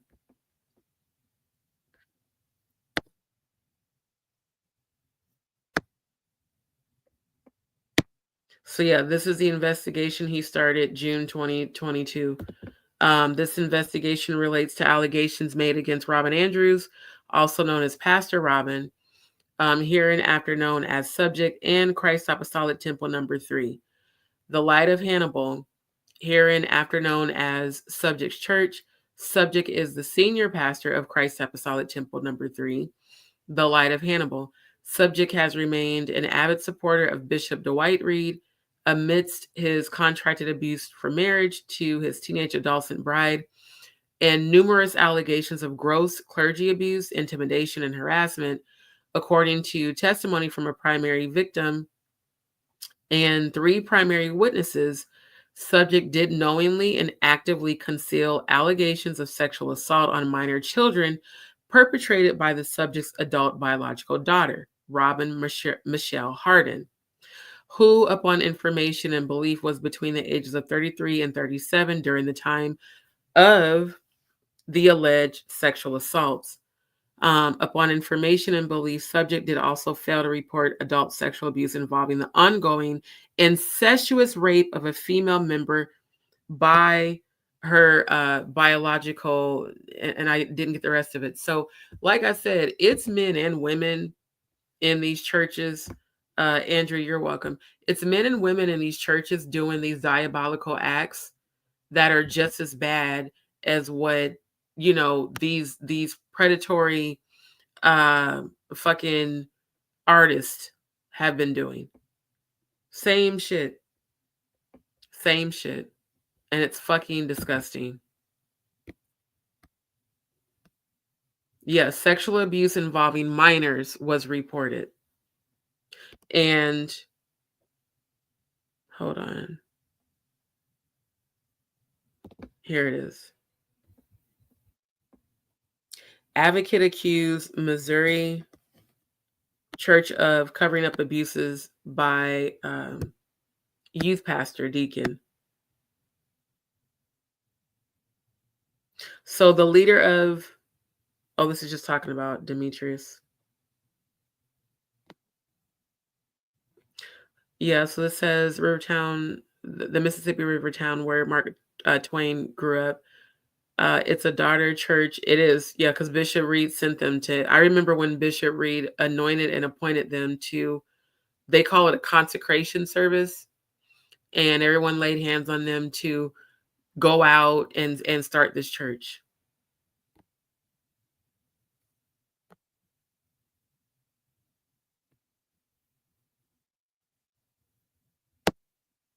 Oh, wait, I didn't see this before. So it says, on Wednesday, Senegal accused the Hannibal Church's youth pastor of sexually abusing at least 3 boys. And keep in mind, she's a female, who had been part of the church youth group. He also accused the church's lead pastor, Robin Andrews, of trying to cover up that alleged abuse and failing to report it to the police. Andrews is closely related to the youth pastor. In addition, Senegal accused Andrews of failing to report alleged incest by one of the church's deacons against the deacon's adult daughter. The deacon has been in jail since 2019 and is facing a jury trial this summer on charges of rape and sodomy of a child. Jail and court records show Senegal said the victim his group worked with is not the one involved in the deacon's pending criminal case. Andrews kept both the youth pastor and the deacon in leadership, even after she knew what they were accused of, because she was doing the same thing. That's why. The church called Senegal's allegations serious but false. Of course, they're not going to admit to this shit. They're going to say it's a lie because that's what they've been conditioned to do. Christ Apostolic Temple Light of Hannibal stands with our pastor, Superintendent Robin Andrews, and Sister Robin Michelle Harden. Oh, Joy, when you asked on the other live what the names of them are, Superintendent is one of the main ones that I've heard, you know, growing up. And Sister Robin Michelle Harden against the serious allegations brought forth by Safe House Unmuzzled concerning sexual molestations and cover-ups of sexual immorality in our church. Pastor Andrews and Sister Robin dispute these false allegations and look forward to bringing the truth of the matters at hand out in the very near future. But they didn't do that. They shut the church down. They literally shut the church down. And that's what I was trying to find when she shut it down. And she shut it down in the middle of the investigations.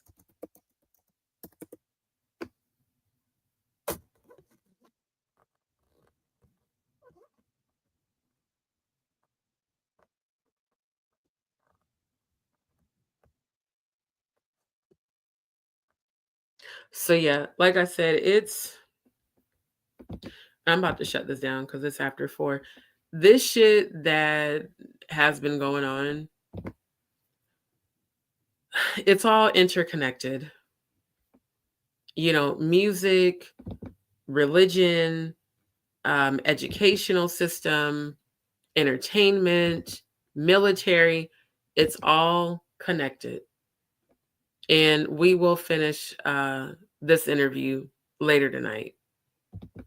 But I had to show you guys that because I know, like, there's times I've spoken about Dwight and Robin, and I wanted you guys to be able to match a face to the people that in my world have done even more despicable acts than even Diddy and Jay-Z, if not worse, and have hid behind the fallacy of church and have hid behind, you know, this false ideology that because they are religious, that somehow absolves them of being held accountable for the shit that they've done. And I have shared openly, my foster cousin that molested me was a female. She molested me at my uncle's church, not just at the house. Because we lived with my aunt and uncle after my maternal grandmother died. That's why I said I grew up with my boy cousins. And here's what's crazy. My boy cousins never touched me, ever. They were so protective of me and my sister Angie. They treated us like we were their little sisters. Until this day, my cousin Damien, shit, when we was kicking it a few years ago, after me and my last girlfriend broke up, and I was in Lincoln with them, a lot of his friends was trying to holler at me and stuff. And one of them got really touchy-feely. And I had just told my cousin about her molesting me, and he started crying. He's like, "Why did you tell us?" I said, "I didn't think anybody was going to believe me." And then I told him about how I had been raped while I was a member there, and he cried about that. And he got angry, and he wanted to like come for Jeremiah Reed and all of them. And I was like, "No," I said, God is healing me. God's going to take care of it. And to this day, one of his homeboys walked by me and grabbed my ass, and I had a knee-jerk reaction. I slapped the shit out of him. I was like, first of all, don't ever touch me, because again, PTSD from being raped. Don't touch me at all, ever, without my permission, because it does trigger me. And it triggered me, and I slapped him. And then the other guys I was out, because we was out in the garage smoking, they went inside and told my cousin. Do you know my cousin came out and laid hands on that motherfucker and almost deleted him in front of everybody? He was like, "Don't you ever put your hands on my cousin. You know she's like my sister." So like my boy cousins, very protective. But those foster kids that my aunt and uncle took in were victims of sexual abuse, which is why they took them in, to help rehabilitate them and to get them in church and, to help them heal and stuff. But the female that had molested me, like I said, I didn't know at that time that she had been being raped and molested by her previous foster father. But it explains why she transferred, that spirit and did what she did to me, because someone had obviously showed her how to physically overpower someone. So she would, from ages 8 to 11, any chance the parents weren't around, she was on my ass. In the memories that I have, I hate. So when people bash gay people, not all of us have suffered sexual abuse, but for those of us who did, we didn't ask for this shit. We didn't. So it's like, that's why I can't stand these hypocritical, quote unquote, Christians or religious people that are like, "Oh, God hates." No, y'all hate gay people. God doesn't hate anybody, ever. Because hate literally does not exist in heaven. All that exists is everlasting and endless bliss and love. That's it. But mankind has made up these rules to dominate and control people and control the minds of people, that they teach that, well, God doesn't hate the sinner, he hates the sin. No, bitch, you hate that shit. And who the fuck are you to judge anybody? I had to pivot to this because I had to realize, again, you guys don't know me. You're not from my past. What I just showed y'all is the very small portion and tip of the iceberg. There's so much more corruption in these churches and organizations that I come from. And I am going to always speak about it on my platform. I am not afraid of Dwight. I'm not afraid of his Masonic connections.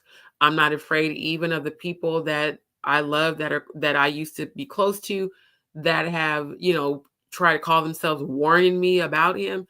Like I said, you're closer to the grave than I am, sir.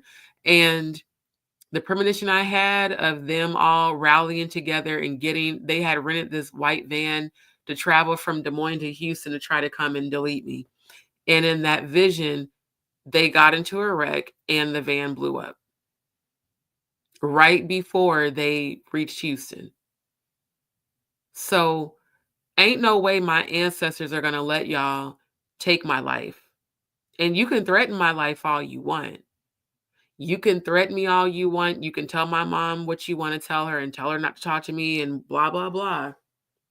But at the end of the day, I've got receipts and proof of what I'm talking about, which is why I keep saying all of my commentary is alleged outside of my real life experience. And this has been my real life experience. And it has been the most traumatizing, most horrible memories that I wish I could forget, but I can't. See, I wasn't like these other people who sit in the church now and silently comply.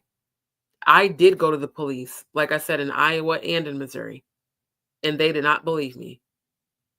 I did try to get those kids help, and they did not believe me. They said, ma'am, if you want us to believe your story, in order for us to launch an investigation, you have to have proof, which means you have to have some of those victims come back with you, and we can take their statements.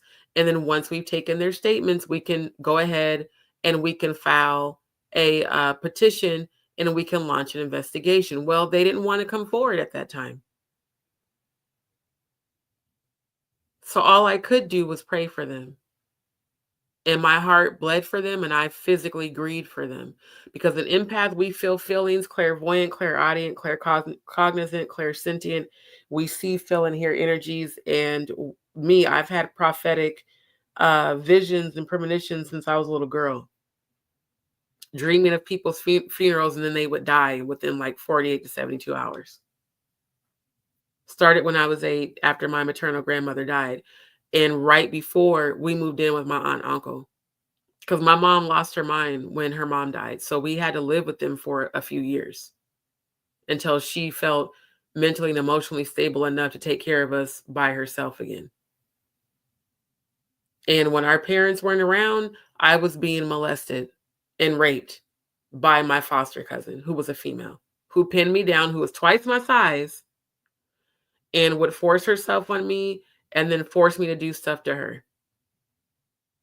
Remembering the smell of someone's genitals is not something a child should have to bear and deal with. And a 13-year-old who was not taught how to be hygienic at all whatsoever.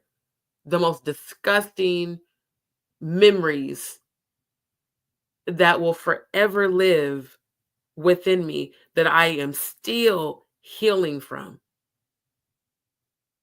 At 43 years old, I am still dealing with this shit. So imagine all the victims who have never gone to therapy like I was blessed to finally go to, who have never worked with a life coach, who have never joined a support group of men and women who have experienced the same thing. Imagine how fucked up they are.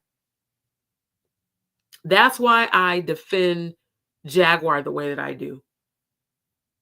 Because the shit that I've been through and experienced, yeah, I got PTSD. Yes, I get mood swings and I can pop off if I get triggered, but I'm also working on all of that.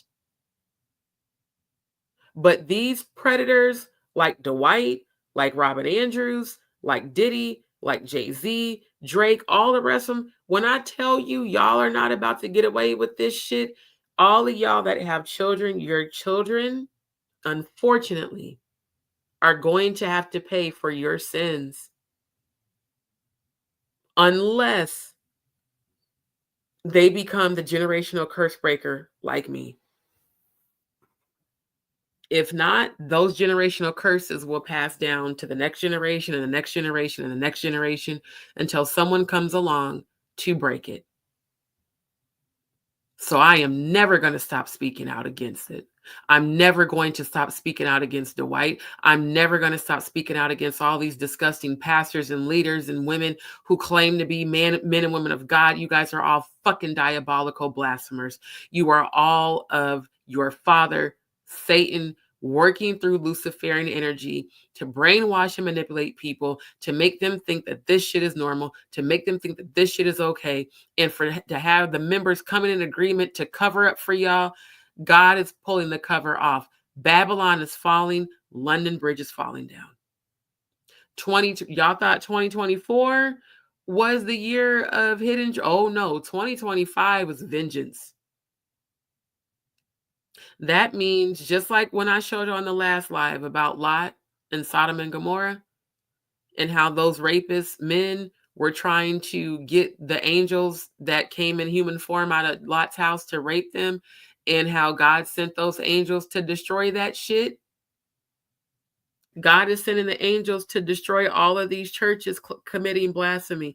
Because anytime you claim that you are of God, but yet you operate in Luciferian satanic energy, that is what blasphemy is.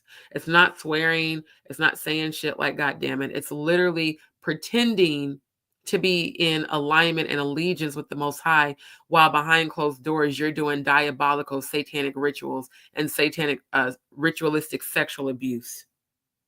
Like I said, they bash gay people all day, but they never, in churches that I grew up in the churches I was a member of as an adult, they never talk about pedophiles, because that's what they are.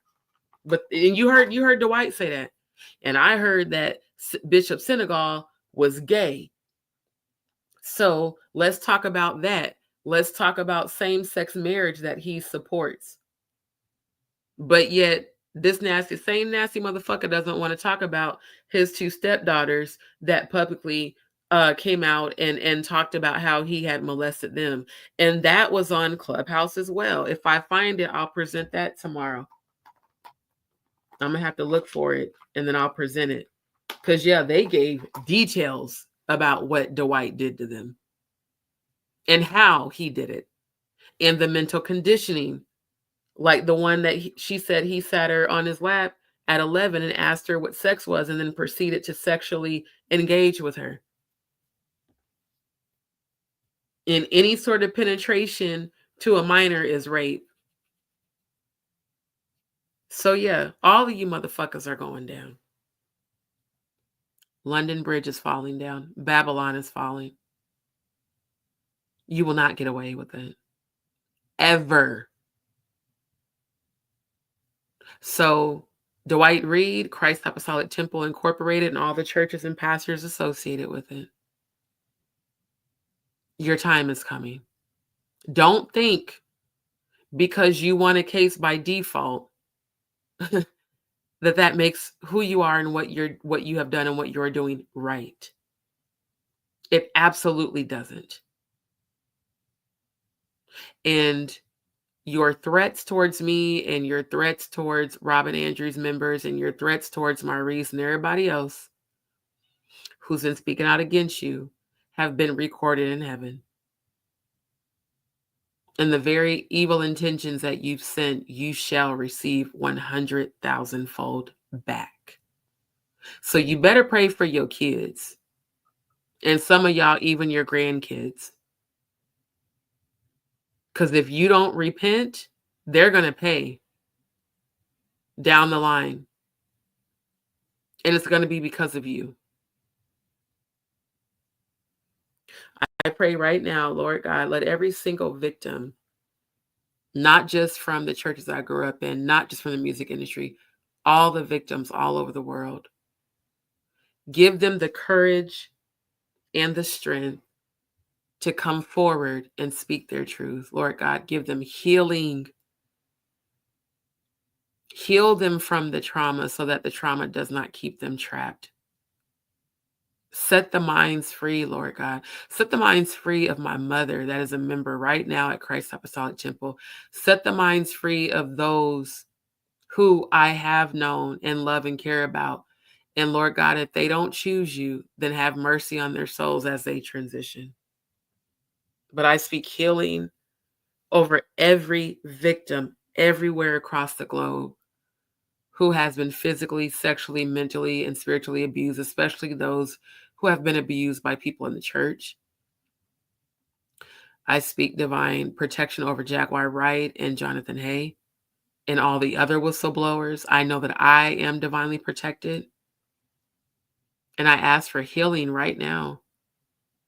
Healing for myself, healing for all, every victim. Healing for them, Lord God.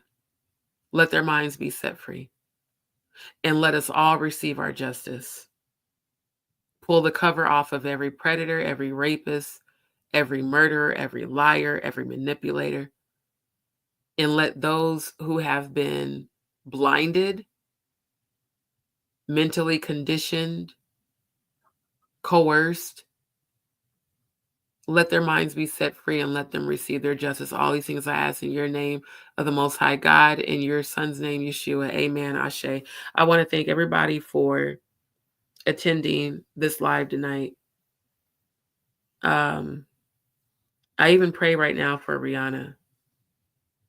Even if she did come in agreement with certain energies, the way she was introduced into the music industry was completely unrighteous, Lord God. I want every last one of these elite predators to be brought down. That is my prayer. That's my petition. I call upon my angels, ancestors, and spirit guides to assist me in the rapid unfolding and uncovering, especially in these industries of all these people. Let justice prevail and let healing dwell in the minds of the victims and those who may still be trapped in trafficking, set them free. Those who are being used as pawns, set them free. Those who are being used and abused and passed around and sold, set them free. Please, Lord God, set them free. They deserve it. And above all, set their minds free. Set their minds free. I thank you right now for their healing. I thank you right now for my healing. I thank you right now for the healing of everybody on this live and everybody who has and who will watch this live. I send healing to all. And I want to thank every last one of my DzPeepz. I got so caught up in that I forgot to be having this flashing because I do appreciate you guys. Thank you for liking, sharing, and subscribing to my channel. Thank you for your comments and your engagement. I really do appreciate that, you guys, so much. It does give me, really good positive energy. Come back tonight so that we can finish talking about all of this. And pray for victims, pray for the victims everywhere, that they will be rescued, set free, and healed. That's my prayer for all. Diamond Star, thank you so much for tuning in. Said, thank you for speaking the truth. My first time listening. God bless you. I'm so happy to hear that. And God bless you. All I want to do is speak my truth so that people will come forward and be set free. I mean, and like I said, I know I'd be flashing the banner if you want to drop a blessing, but it really isn't even about money. God will provide all of my needs. It's about speaking the truth so that people are set free. Because right now we are in the middle of a spiritual war, and the devil wants the chosen. The devil wants the minds of the chosen. Why do you think our fight is so great? Because think about it, Satan, Lucifer knows that they are about to be bound eternally. So as many souls that they can capture, what does it say? The Bible says the devil comes to kill, steal, and destroy, always moving about like a lion ready to devour. That's ready to devour your mind, your spirit. That's why I commend Jonathan Hay for speaking out about the dark side of sexual spirituality that these men have practiced even in his presence. Same thing with Jaguar Wright. That's why she calls them all gay. They perform aggressive sodomy to appease gods, to sacrifice and give their sexual essence as a sacrifice to their gods. So why can't we as the chosen speak out against that, bring awareness to it, and then teach people about the Most High God, when that is actually our job as the chosen? That's what we are supposed to do. So I encourage everyone, if you know anybody who has or is being sexually abused, please report it and get them help. And don't say you don't believe them. The majority of people who have spoken out about being abused, especially sexually, are usually not lying. I know there's those few exceptions, but the vast majority of people aren't lying because it's very painful to relive those moments. That's even why it took me so long to finally start speaking out about me being raped on my Facebook page back in 2018. Actually, I think it was 2017 I started really speaking about it, but 2018 I really went hard. Because I want people, especially from these churches, to not be afraid to come forward. So thank you all so much for your loyalty. Thank you all so much for returning. Shout out to all of my returning viewers. Shout out to those who are my first-time viewers. If you haven't already, don't forget to like, share, and subscribe. And of course, if you do want to drop a blessing in my channel, you can. If not, God bless you anyway. My purpose is not about money, likes, and subscribes. It's about being heard and getting the truth out. So God bless you all. Thank you all so, so much. I pray that every last one of you have positive and peaceful dreams. Don't forget that if you have set intentions on the full moon, expect miracles and blessings to show up. Definitely expect miracle and blessings. Be in expectation of miracle and blessings to show up for sure. Joyce says, I use to brand all my calls with thanks for your loyalty. Absolutely. And I definitely appreciate your loyalty. I appreciate everybody. Sister Shonda, Andrew, Marcy, everybody who showed up tonight, A-Dub, all of my returning viewers. As far as I'm concerned, y'all are family. I appreciate y'all. And for the new viewers, thank you. I definitely want you to be a part of the DzPeepz family. And I want us to continue to have the dialogue in the comments and on the live that we'll do later this evening, since it's like already after 4. I will drop the link for you guys to join, and you can actually join on screen. You can join the panel discussion. You can either choose to come on camera or not. For me, it's going to depend on how I feel. I probably will come on camera for tonight's live. Because like today, I definitely wasn't feeling it. That's why y'all even see me on my cooking lives with my scarf on, because my hair is cornrowed. So thank you guys again. I'm sending love, positive energy to everybody. And please return later tonight. And every last one of you, may you have a blessed and beautiful day today.